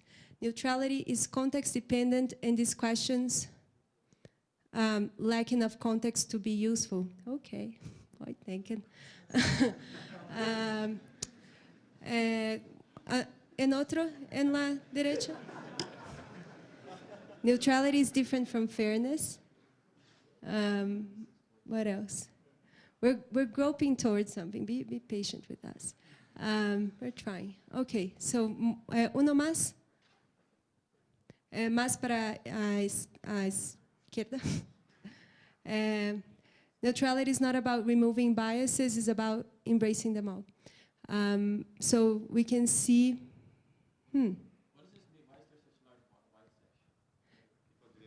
yeah, people didn't answer, but out of those who answered, about 40% of people in each group. Just to be clear, when you have a very large number of people, you should expect that white section to take up almost all the space, because the whole point is that you get a random selection of things, and it tries to pick up the underlying statistical correlations rather than like literally having everyone go through every statement. That's the whole point of the... Could everyone hear that? Okay. So now, puede bajar más un poco? This was just to give a few, like a taste of like what were some of the divisive and consensual agreements, but we'll look into them and sort of analyze it more afterwards. But now let's look into what are some of the opinion bubbles. ¿Puede bajar más un poco, por favor? Más. Ahí, pronto. If everyone disagrees, is that a formal consensus? Yes. And here, like in the other one that it says that it has everything in red, the one on the top, can you explain that a little bit? Like how? Which one on the top? The one that was in the consensus. So if it was everything in red, it means that everyone in that opinion group disagreed with that statement. So let's see, how many clusters do we have now? Okay, so we have 3 clusters. Let's look at what the folks on... Now we're back to 2. Okay. The latest update. ¿Puede hacer un refresh, por favor? And this is a demonstration. Of course, this tool has been used over days, so you can sort of work through the data much better. And usually very, very clear patterns emerge. But let's, we'll try to take some high-level insights. I have a pretty clear interpretation of the 2 groups. Yeah. Okay. So you wanna share? Let's go through it at a structural level. ¿Puedes bajar para grupo A, por favor? Does Polis interpret the groups, or is it always like there's So one really important thing to understand is, I think Polis is amazing. It's super cool. It's had a huge impact in the world. It's also like absolute first, like think of it as the like Bitcoin of like this kind of percentage. Plural social technology. Yeah, this is not at all optimized. There's like anyone who's a smart technologist in the room is going to think of like 7 things that could be improved features, not all of which would work out, but like it's like the most basic proof of concept of this type of idea. So. Yeah. Okay. So in Group A, we have 59 participants. Let's see what do they agree about. So about half of them think that neutrality means treating every unique person the same, whereas on group B, oh no, sorry, I read it wrong. 85% of people in group A thinks that neutrality means treating every unique person the same, whereas 76% of people in group B disagree with that. So that already sort of characterizes these different groups, but maybe if we look into it more, we can start to understand why. Let's see. So neutrality means treating all transactions the same, sort of similar principles. Neutrality means treating every country the same. Neutrality means that the rules are set to not privilege any specific participant. There's more shared agreement on that. But those three first statements already sort of indicate this division between groups A and B. They're, it's very binary in the end. Yeah, so well, why don't we go through it and I'll give an interpretation. So let's go down to group B now to look into that. So group B has 50 participants, and group B seems interesting. So group B is largely clustered around disagreements. So the reds, and it's the disagreements to the three statements or statements in similar spirit. So neutrality means treating transactions the same as long as they can afford gas. That was not in the other one above, and the majority of people in group B disagree with that. And let's look at the first two. Neutrality in certain cases can be evaluated at a group level and not at an individual level. 94% of people in group B agrees with that. And they disagree that it means neutrality means treating every unique person the same. So you can see a pattern there. And then different forms of neutrality make sense in different contexts. For example, some should distinguish humans and bots, others should not, I guess was the last word that is missing. 85% of people in group B agrees with that. So now, puede subir para majority, por favor? So here, actually majority is not a good word because what this is showing is the plural majority. So what are the statements that groups A and B, despite their divergences, where is it that they can find common ground? So neutrality means that the rules are set to not privilege any specific participant. 81% overall agrees with that. 93 on group A, 69 on group B. All human beings are rational.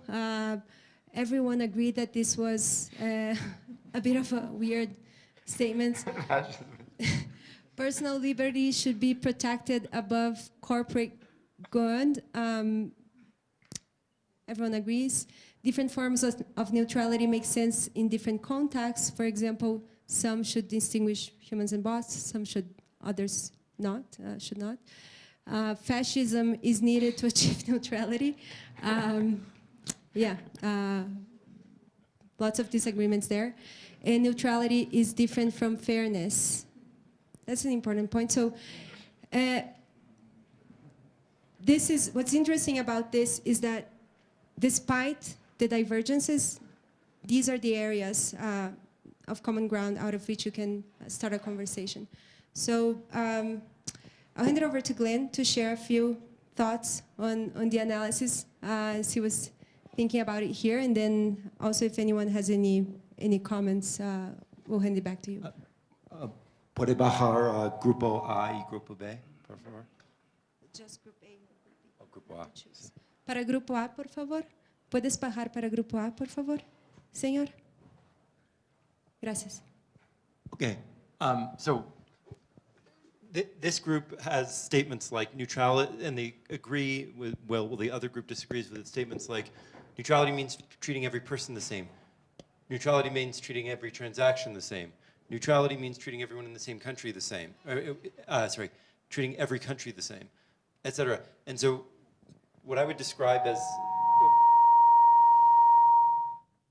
this group as is sort of like the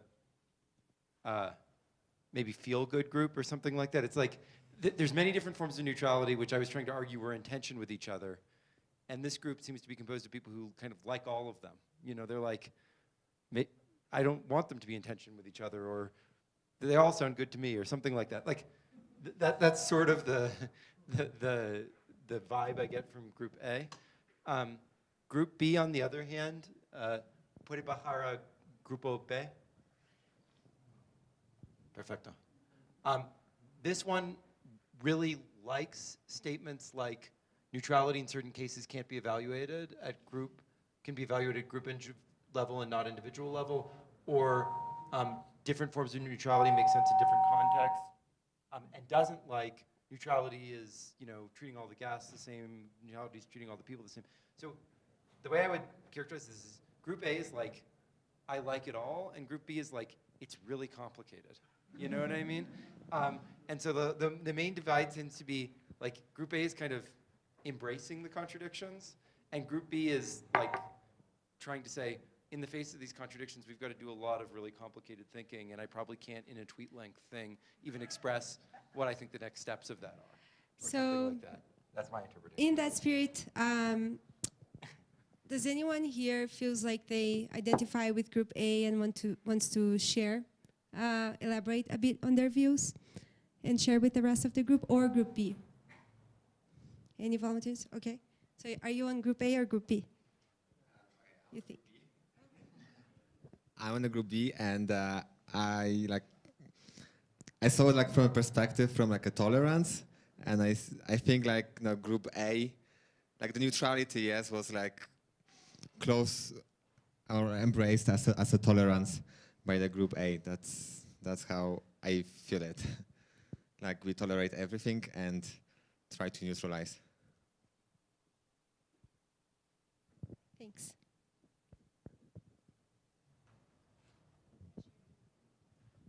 Daryl Malone. I think I would have been in Group A, I guess. And I think I would say that the complexity of neutrality kind of comes out if you look at it as a very specific thing that applies to those that are maintaining the function of a system and not necessarily looking at the decisions of a system. And I think that kind of, for me, makes it a lot simpler. Hi guys, my name is Ferruccio. I think I associate myself with Group B more because in a complex system it's really difficult to evaluate neutrality when some agents, some people provide more value than others.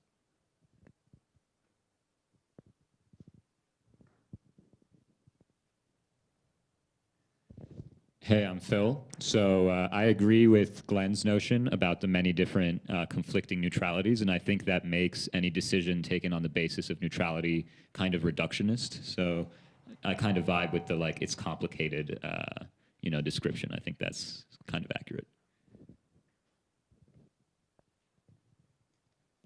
Hey, this is Hassam. One thing that I'm interested to understand is like how would we solve that, like when like all countries would be treated the same?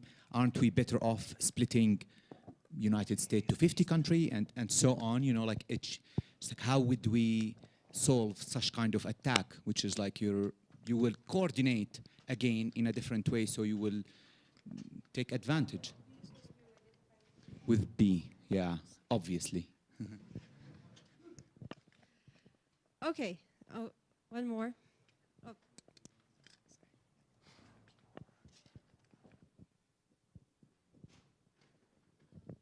Hi, I'm Saffron. I probably was in Group B, definitely. And I think maybe this means that we can't say that a system as a whole is or isn't neutral, but that we can evaluate some degree of neutrality along a particular axis. And kind of look at it in a very multidimensional way. Okay, two more. I was in Group A, and what I thought about the groupings was kind of it aligned with Vitalik's paper about vetoocracy and bulldozer political axis, and I feel like Group A is like the vetoocracy, and Group B is maybe more the bulldozer political axis. for those who haven't read, can you just elaborate a little bit on that?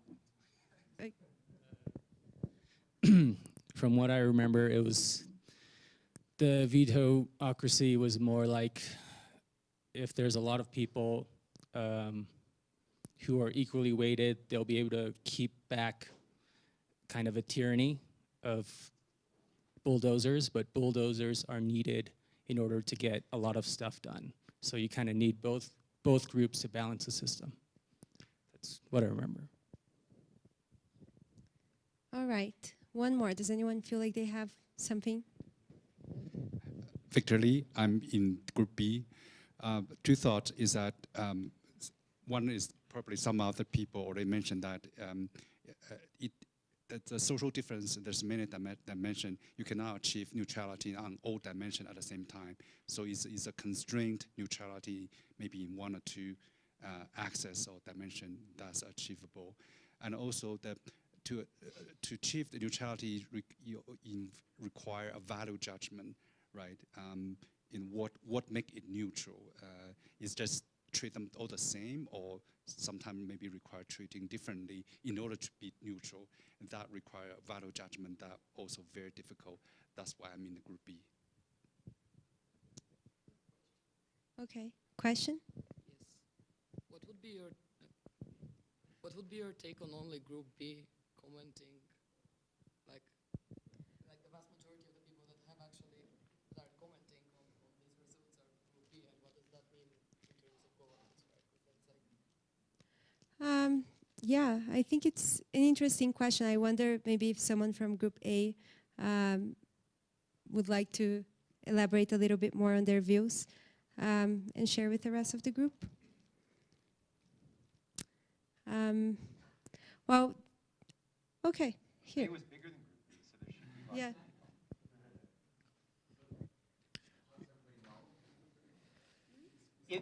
So you know your Group A when you look at the statements from Group A that people all agreed on. If you agreed on most of those statements, then you're basically a Group A person.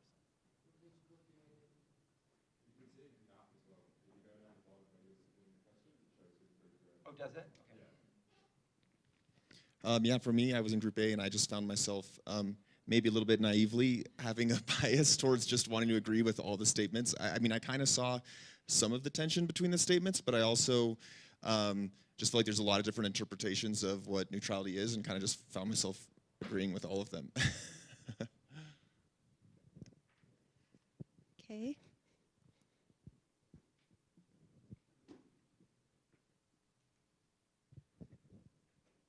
I'm trying to wrap my head around the terms equity and equality, and I would like to know from your perspective if any of those is actually a neutral one in any of these senses.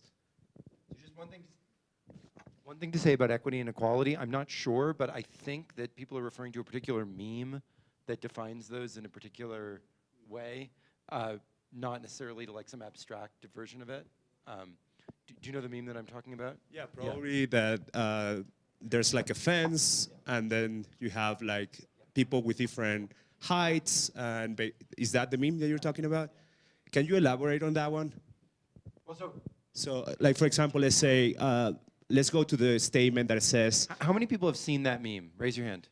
Okay, most people have seen that meme, so I won't like explain what it shows, but I just think that's what people are literally referring to. And I don't want to elaborate on it because I don't, you can do whatever you want, but I think that's what people are thinking of. But when we say neutrality means treating every unique person the same, are we taking into consideration that or not? And what are the things that we should be taking into consideration when we say treating the same? Well, let's continue developing this conversation. The idea for now, the next step. Oh, sorry, you asked one final statement. Tranquilo. I just wanted to say that I have a little bit of a difficulty wrapping my head around the term neutrality, because like you mentioned, neutrality only exists in different contexts, and when we're trying to build systems that are supposed to be neutral, then that means that there's a certain bias to gain positive impact, to get negative impact, or whatever, and then when we're not building these systems by ourselves, we're building them together, and how can we make sure that we have as less bias as we can, or we don't corrupt that bias when we're building the system? It's a great question. Folks, the idea for now, I want to stick to our agenda so that we can make the best use of our time together. The idea for now, this was a prompt, and hopefully an exercise that shows some of the different views. And I have to say I'm a bit impressed because usually it felt very binary, you know, the results here. Now 3 groups, by the way. What? It's now 3 groups. It's now 3 groups. Okay, you want to refresh it so we take a look at what group C is about quickly? No, puede hacer un recargar la página.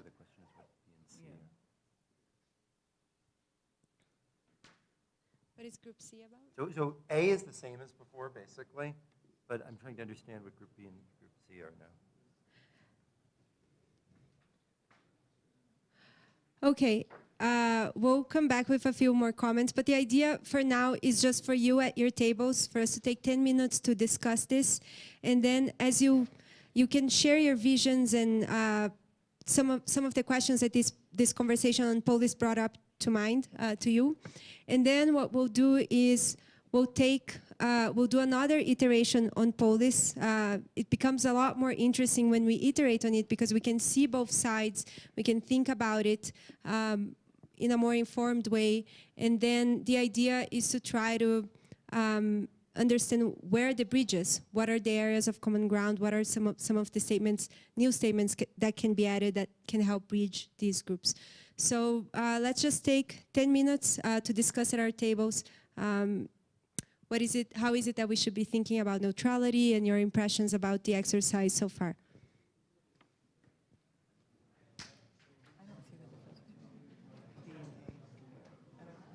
Between B and A? Yeah. Oh yeah, B is definitely C here. No, this is C. So this is the one where C diverges from A, not or diverges from B. It's not B and A aren't supposed to be contrasting in these statements. So this is the complex group. So C is the previous group, but I'm trying to understand what B is. And he's what makes B different from A and C? Yeah. The real divergence between B and C is this.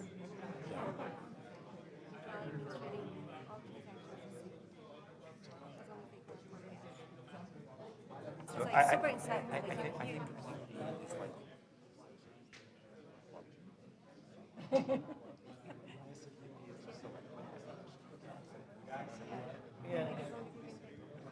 Okay, we have one quick insight on the third group that I'll share very quickly. I'll share it later. It's okay. Continue the conversation.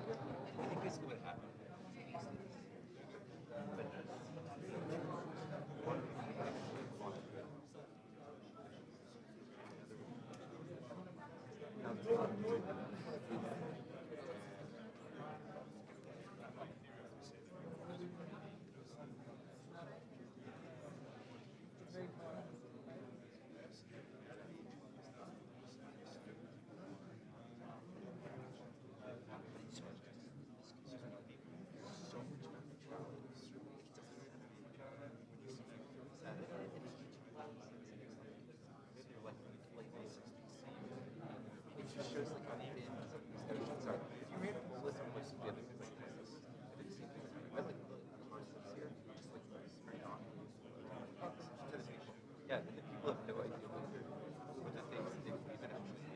Yeah. It's pretty interesting. I think that the commissioning version of the final round is to be like, okay, so like, the divide is like, some people go along with everything, it's complex, and when we start to get the statements that like, get a little bit more fine-grained, you can introduce the context into your statement, so that like, hopefully, yeah, you won't make such big removes.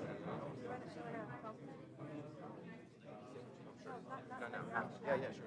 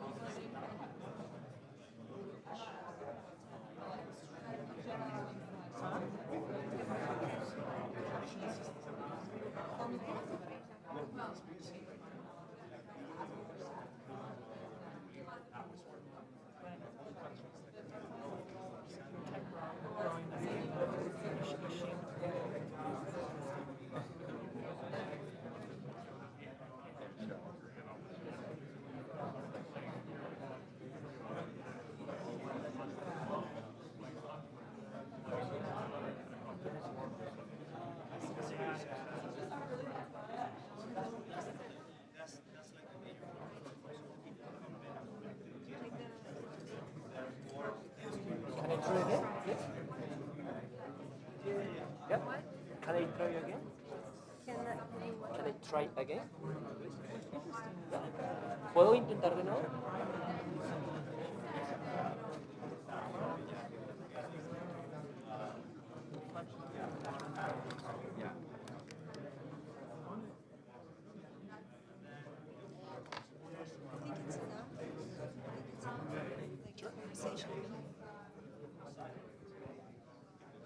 Okay. Gracias.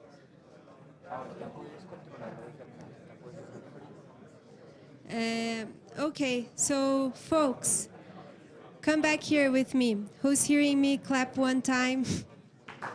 Who's with me? Clap twice. Okay, sorry, 1 second. So what I'd like to do right now is to have some of you, so we asked you to share what was your reason for being in Group A or Group B, but is there anyone here who has very strong views on what neutrality is and wants to convey that to the rest of the group?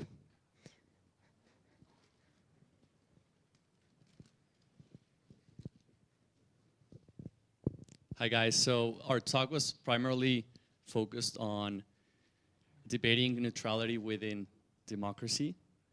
He's from Colombia, I'm from Mexico, he's from the US, Canada, and what we all talked about was that it's really complicated to have to weight each vote the same when some of that democracy is corrupted from the campaign start. For example, in Mexico, right now we have AMLO as a president, and he's building a lot of infrastructure projects that don't make sense, and more than 60% of the population agree with him. But it's really difficult for people who, well, it's really difficult for the right incentives to guide the correct policies, because when somebody can quickly say, okay, I'm gonna give you this short-term reward for your vote, well, that's difficult. So what we were basically talking about was neutrality in different contexts basically makes it, yeah, it's very difficult to have a neutrality when the people acting on it have different incentives. Yeah. So I'm from Colombia, and here in Colombia, a big social problematic is buying votes. So people, although we debated about how it ended up affecting the policies and the actual morality of it, at the end of the day, it's not the right incentive. It's an incentive external to the one that should be, which is the actual policies and beliefs of the governor.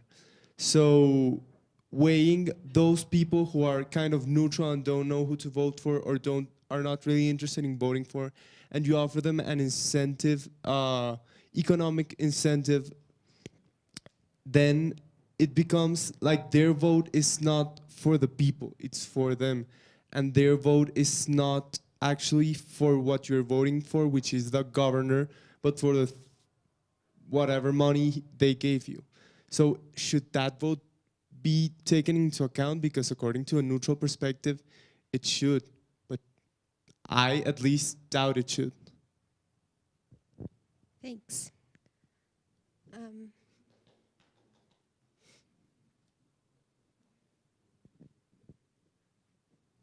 So I think at our table, we all agreed that it's not an easy thing to define, especially coming from like foreign languages. We had like an English as a second language was like, we had a hard time even like reading those statements and comprehending them and processing. But one thing that we all agreed that naturality is pretty much a status of here and now. Even with like what you just said about political vote, like here and now you're natural, but maybe within like a few weeks you will have an opinion and you will be agreeing or disagreeing. So it's almost like you cannot keep the state forever. It's just a here and now, how you feel.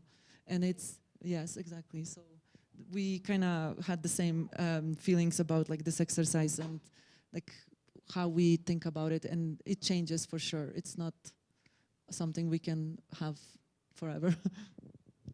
This is super interesting, sort of speaking to the need for sort of continuous adaptation, adaptability. Okay, so now I'm curious if, was there any of you who were either on Group A or Group B, and after this conversation sort of gained a new understanding of the other group's perspective that you didn't have before, and maybe change your mind a little bit or just had a bit more nuance in your views and would like to share that with the rest of the group? Yeah, that really stood out to me. I'm Alex, by the way. That as I was sort of watching these questions and how people were describing neutrality and siding with it, I feel like neutrality, for one, took a lens where neutrality was very close to goodness, like as if some people were already feeling like neutrality was good and that's how they were voting. And another perspective which started clearly like forming for me as we were doing this was that some people, at least to how I see it now, seem to take neutrality as a rule we apply regardless of context, which if you're going to strictly logically define things, like I think that makes a lot of sense. But yeah, not everybody's going to view it that way. And then if you get into complexity and no, it's context dependent, then you get a very clear split. So it's really interesting to see multiple shifts in what I understood to be neutrality happen as we were going through how other people observed it.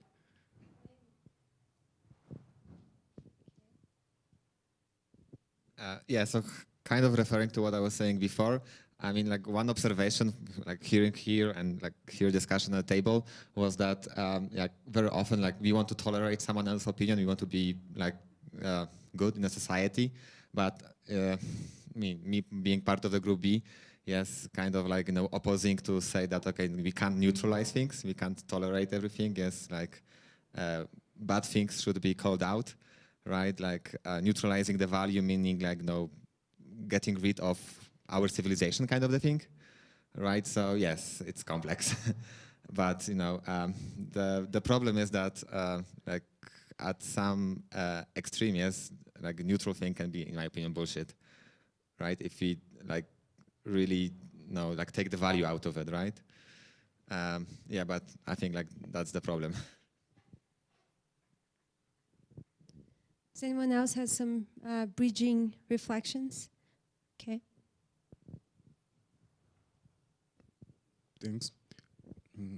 I'm Leonardo, and I was thinking about, because we are all talking about neutrality, like just neutrality, but the question it says about digital neutrality, right? So I was thinking about if it is like maybe a difference or something very specific to digital, because thinking about digital, I thought that digital, it maybe refers in general to binary data info, right? And it is built like that mainly for communicating. So maybe if we talk about digital neutrality, we are talking about communication across networks. So from that point, I see that maybe it's not like that complex, the term of neutrality, because if you talk about communicating over networks, it could be like any peer has the same chance to communicate with other peer, right? So at that point, I think that I was in the group A because I didn't see like a bigger complex problem, but something in a specific context. Then if we talk about neutrality as general, everything neutrality, I think that we get to that point where it can be many different things and have many different ways to express neutrality, right? Yeah, and to emphasize that our question is directed towards digital neutrality. So that's digital public infrastructure, neutrality in digital infrastructure. Does anyone has any other sort of insights or bridging comments that they want to share? Okay.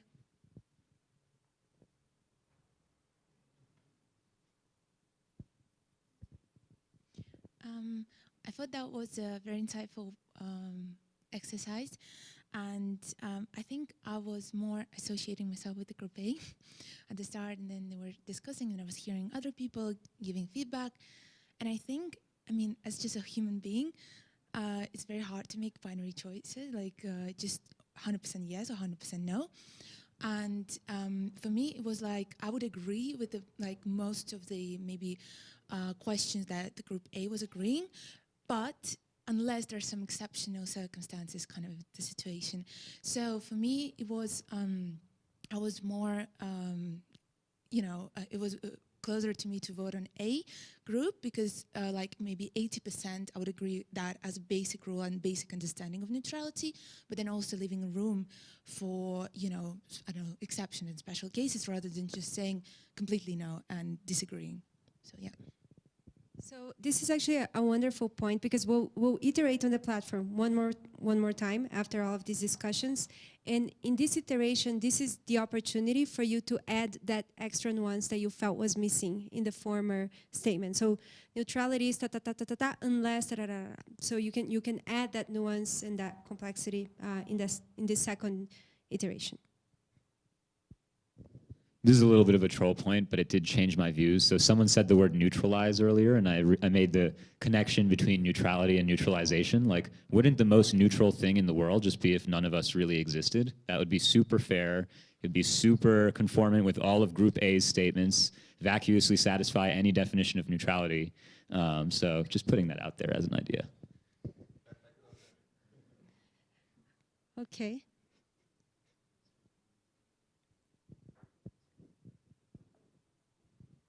So what he said, I just thought of something like, when we talk about digital neutrality, right, it obviously becomes a lot easier to enforce because you could like create things at protocol levels which humans cannot change. So obviously that is not, we don't exist, but we lock out a lot of choices that you could otherwise have in that, and then in a sense you are like, a lot of like freedom of choice is gone, and thereby it's a lot more neutral. Which is not like very far from what he said.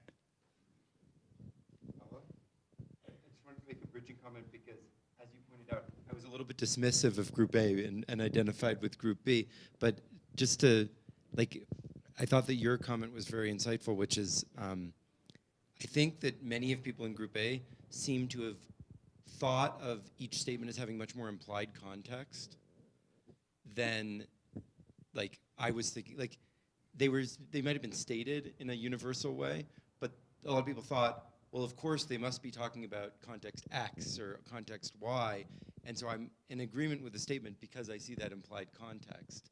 But if we draw that out, maybe there wouldn't be as much disagreement between the two groups because Group B was really thinking of them as very broad statements, and Group A was thinking of them as specific to the context where that principle is appropriate. So now, in the spirit of adaptability, I want us to, I'm sorry, I can take more inputs because I want us to take the time to do one more round. Let's see how these notions evolve by going back to the platform and adding bridging statements, statements that have richer context and that add the exceptions to the rule and that you feel can sort of reflect anything that you might have learned about someone else's point of view today, or anything else that you might want to add. You know, it's not a tyranny, but I think one of the particularly interesting things is to try to add that additional context and nuance and try to bridge what are some of those different views now that you've been more exposed to them. So let's take 5 minutes for that.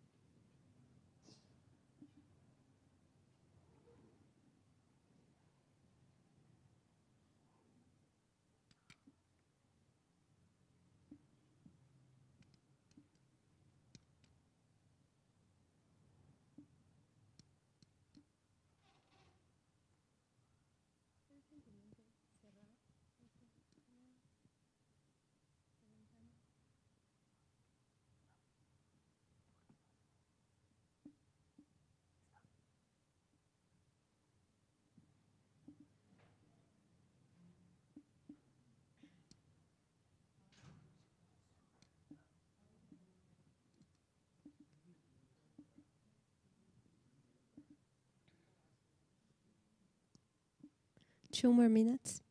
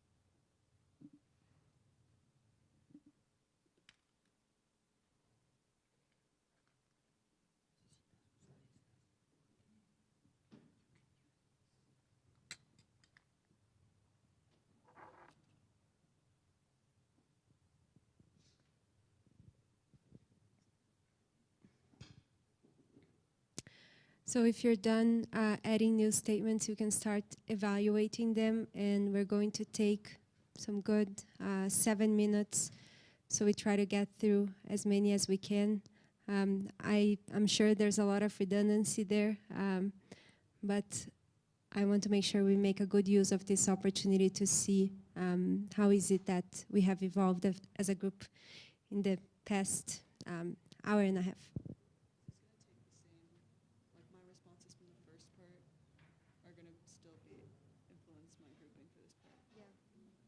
I feel like I've changed, but it's okay. Yeah, but hopefully the new statements will capture that. Okay, okay, cool.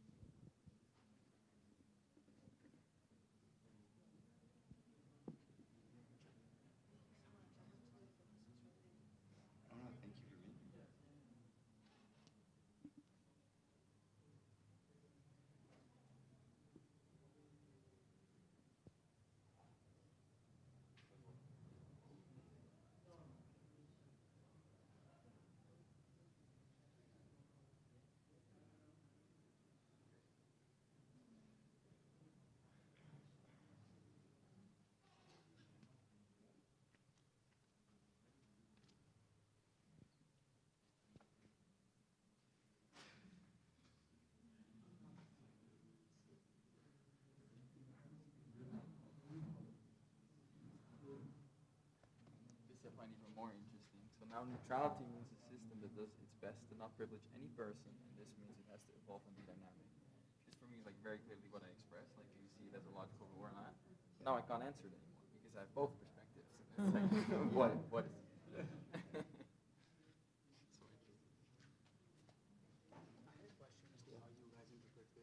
Statement number 44 in the previous one was personal liberty should be favored over corporate good. Yeah. And obviously most people agreed. Yeah. Had that word been public good, I would imagine it'd be reversed. So like when you guys look at I actually disagreed with that statement. I was like one of the only people who did. Yeah, so I mean, but like would you still so like would you guys look at that as pro personal liberty or anti corporate good? Given the fact that it was public good, it would I would imagine imagine more people would be like, okay, we can more leave our What was the question? Which one was the question? Statement number 44 in the previous one is personal liberty should be favored over corporate good. Over public good, you're saying it would Yeah, be different before. and if it became, like if the statement was over public good, I would imagine the vote would look quite different. So when you guys look at something like that, are you guys thinking, okay, this is more coming from a point of pro-personal liberty or anti-corporate, like a statement of anti-corporate? Like just how you guys interpret data. My question. Yeah, I think the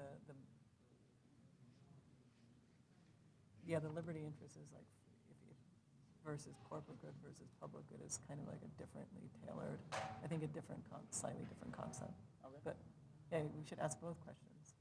Yeah, I mean, of course, Yeah, like an idea of both. But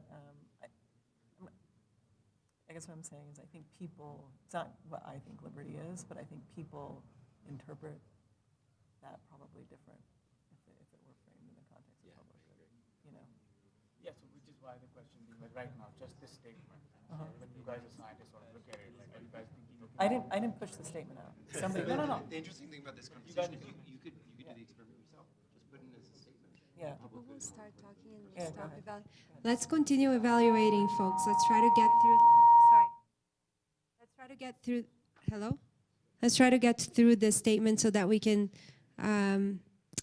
really complete this exercise to the best of our ability.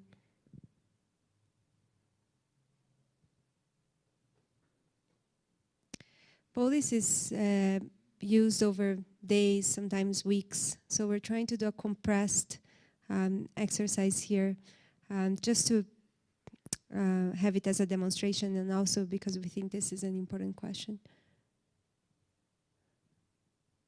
So we'll just take a little bit of patience to go through the statements.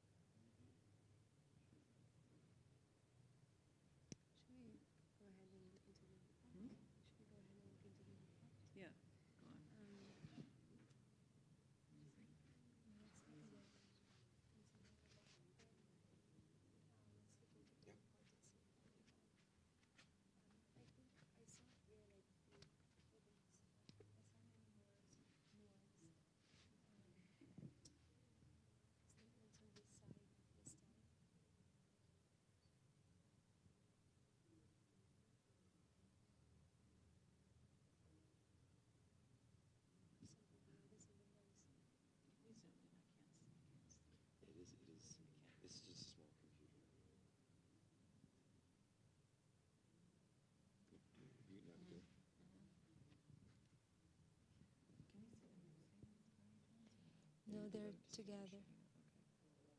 There are a lot of features that Polis does not have that would be useful.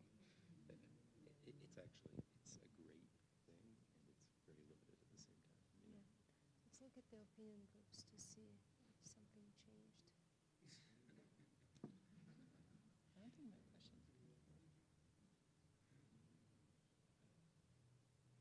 Well, it just made me wonder the ones that divide people.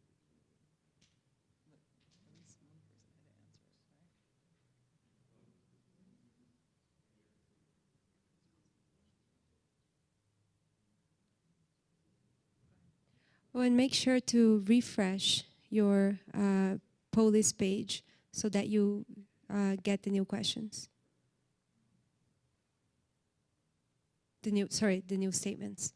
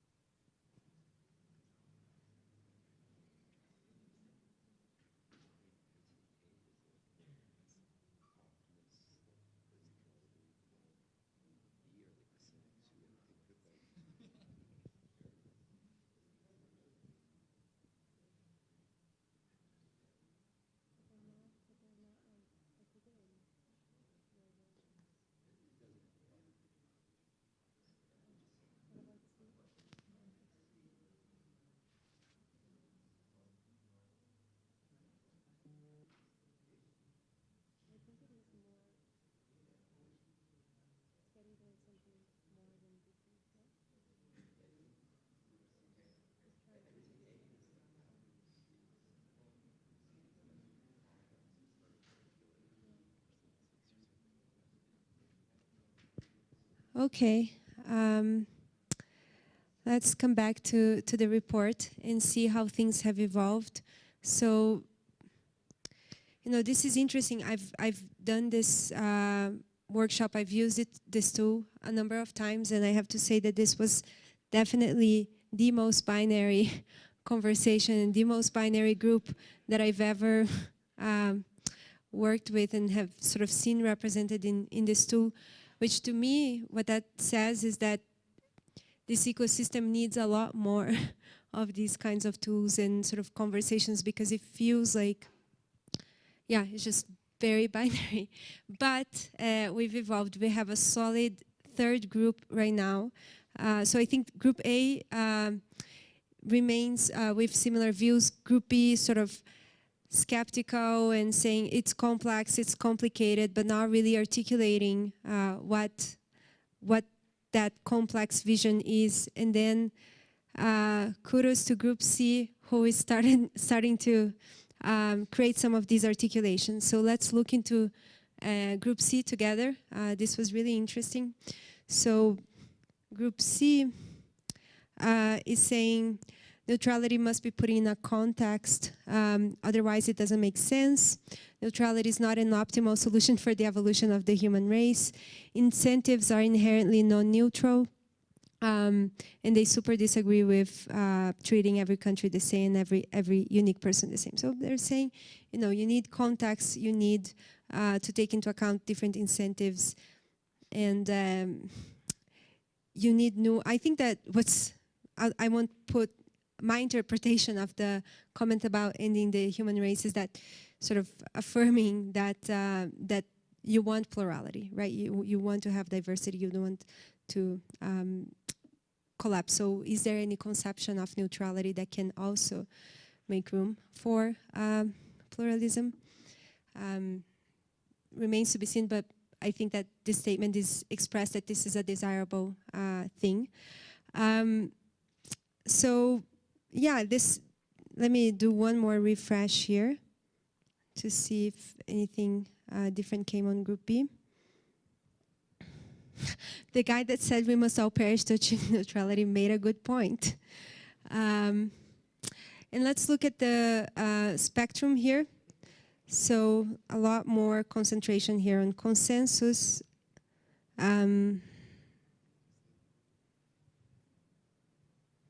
Neutrality, while important, is not the only goal. Neutrality is layered. Some layers of the system should strive to be neutral, and some layers can be biased. We should continue this exercise on a bar with drinks. Okay, so let's see what is it that all three groups can agree. Neutrality means the rules are set to not privilege any specific participants. Neutrality is different from fairness. Individuals should have autonomy over what products and services they use. And neutrality, while important, is not the only goal of a society and needs to be balanced with other priorities. And then what are some of the things that...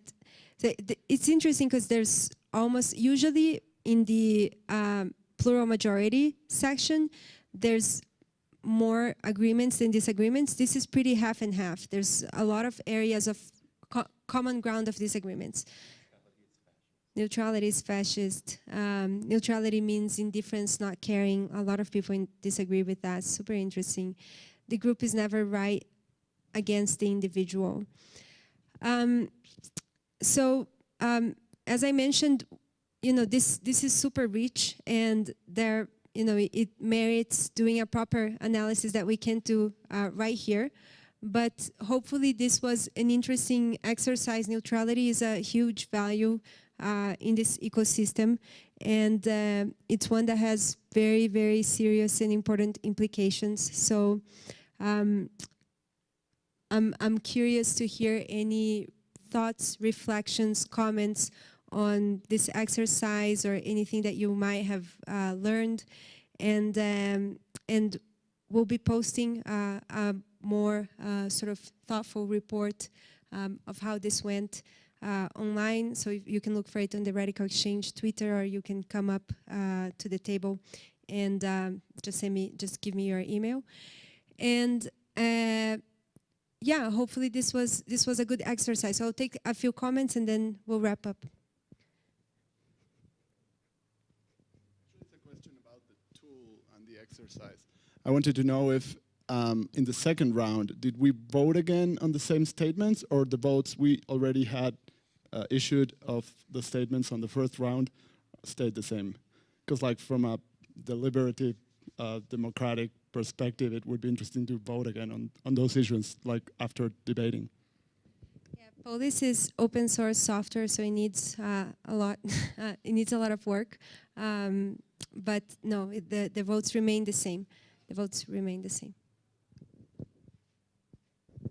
So I thought that was an interesting experiment. I guess one question is, I think this group is like all coming here with good faith and good intentions. And one thing I noticed is like, as people answered questions, even if I wasn't answering a question, the groups could like pretty quickly kind of shift. And also my position in the groups kind of could quickly shift. So are you thinking about this in the context of like people who might want to like intentionally create those shifts, or like kind of a more adversarial mindset, and how would you mitigate that, I guess?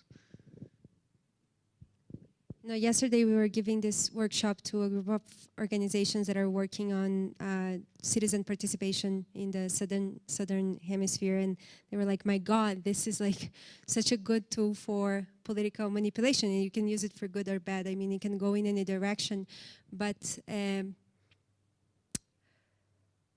part of the thinking behind trying to advance a paradigm with more pluralistic social technology is that if we can provide more resolution into the different social dimensions that exist within a community, then that's the only thing that will unlock good governance and our ability to cooperate across diversity. So, you know, it's a double-edged sword. I'm not sure if that answered your question. One other thing I'd say, Phil, is that it's just really interesting that, like, in this sort of socially conscious way of approaching things, as opposed to like ones that are modeled purely on market and individual incentives, we just have like no analyses whatsoever in any field of like incentive dynamics and attack. Like, it just doesn't exist. And like, that's a really interesting challenge here. Like, what is the incentive model that you want to use to analyze this? Is it based on individual attacks? Is it based on group attacks? Is it like, and what are the optimal? I don't even know. I have no idea. Like, it's really interesting questions. So.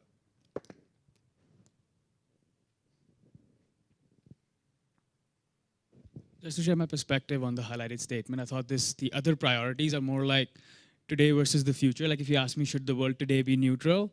Yes, of course, there should be fairness. Had the world been neutral from day one of existence, would we reach here? I don't know.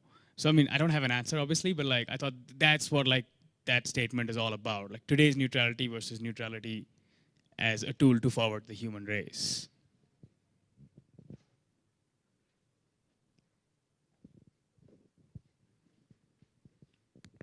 Some comments on the exercise itself. I think that the exercise heavily depends on the quality of the questions, and probably we need to have some approach to exclude some of these questions. When we see some white areas there, probably those questions were not very, so people didn't want to answer this question. Probably we should exclude them, or probably we should have another options on the poll, so where people voting, so they can kind of exclude or report against this question. Thanks. Radical Exchange, we do develop a few technologies, but this is not developed by us. It's by the amazing folks at the Computational Democracy Project. And it's an open source software. You can make a pull request or give them some support and share your feedback. But yeah, as Glenn was saying, this is a very, very primitive tool, but it is better than most of the things that we're using in trying to, identify social groups and illuminate areas of common ground and disagreement. And it's something it's remarkable how primitive it is, and the fact that it's still one of the best tools that we have. So we need to continue developing this. Can I jump in? Yeah.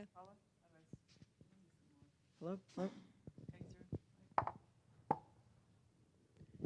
Yeah, so going back to the earlier part of the, I find it interesting because I tried to prime the discussion with like a conception of decentralization.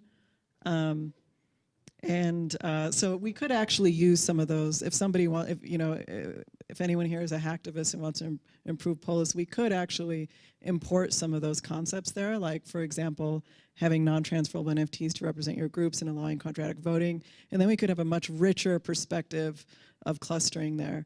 But the second observation I wanted to make, like Glenn, you gave your perspective on the clustering, but I think the difference between Group A and Group B was like A was sort of more biased towards thinking about neutrality in the sort of voice camp of voice versus exit, and thinking about equality and notions of fairness and being like, yeah, of course, like individuals, nation states, right? And then I think Group B was maybe more focused on like neutrality as an exit. I should be able to send my information packet wherever I want to, or like, transactions independent of gas, or with the exception of gas. Sorry, with gas is the only limitation. So I thought that's kind of, I think there's some broad strokes that can be made there on like voice versus exit, and how where you kind of are on that might inform your view of neutrality.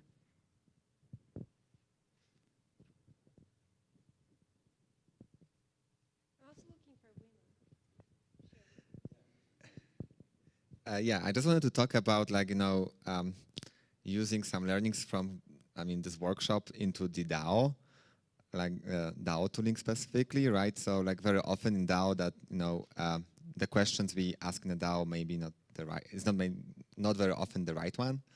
Like for example, yesterday we had a workshop with Maker on like how to optimize their governance process, and there was some drama related to basically some voting. Currently in Cosmos we have like this huge proposal for Atom 2.0, and yes, very often we cannot get an agreement because the scope of a decision is huge, right? So like applying these tools for DAOs to make more, to break them down and make more specific decisions. Yes, I guess that would really help in. Is there any activists in the room wanting to contribute to Polis? And I know that there was one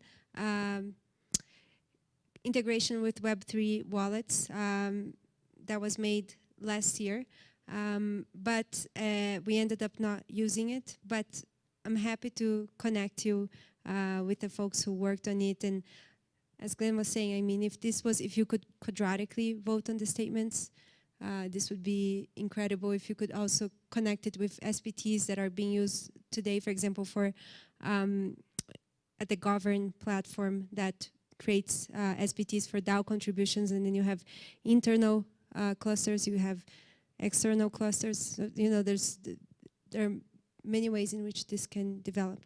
I'll go to some of the other folks. Okay.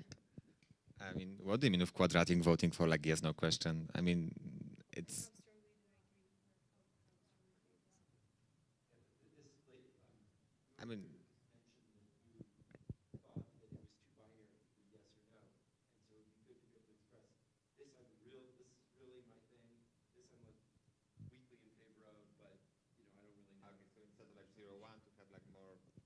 Be able to express the intensity of how much you agree or disagree, but it can have a quadratic system with it. You can have like credits that that you can spend.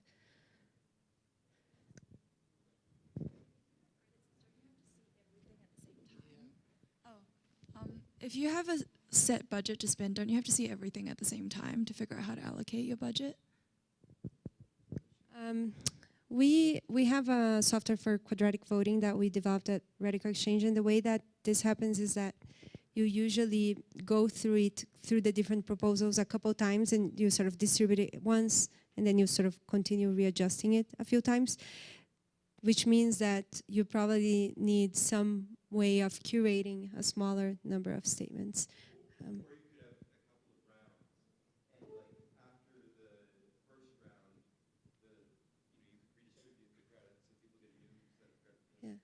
Our sort of way to hack around this is that in many workshops that we do at Radical Exchange, we first do a police conversation, then we curate a ballot, and then we put it in the quadratic voting platform, and then we do a vote. So we do this deliberation, then there's also a delegation step. So you have some credits, then you delegate them around, then we do a police deliberation, and then a quadratic vote in the end. And it works pretty well, like in groups that are actually like trying to work around a solution. We've seen groups that have sort of been having a very hard time in advancing on a particular issue for months, and then they did a workshop in 1.5 hours using these 3 tools, and they sort of unlocked a few things. So it's a pretty good idea, but it would be better to have them more integrated. Did you guys also think there were some like broad strokes differences in one group thinking about the idea of neutrality versus one group thinking how would neutrality be applied in the real or the digital world?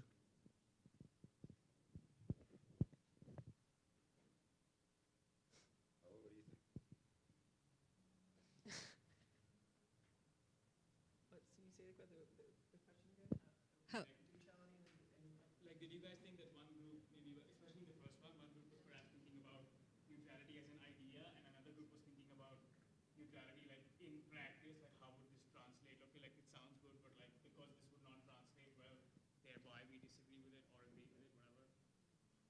Might be. Folks, we have 5 more seconds in this workshop, so I just want to thank everyone. And I also want to say we have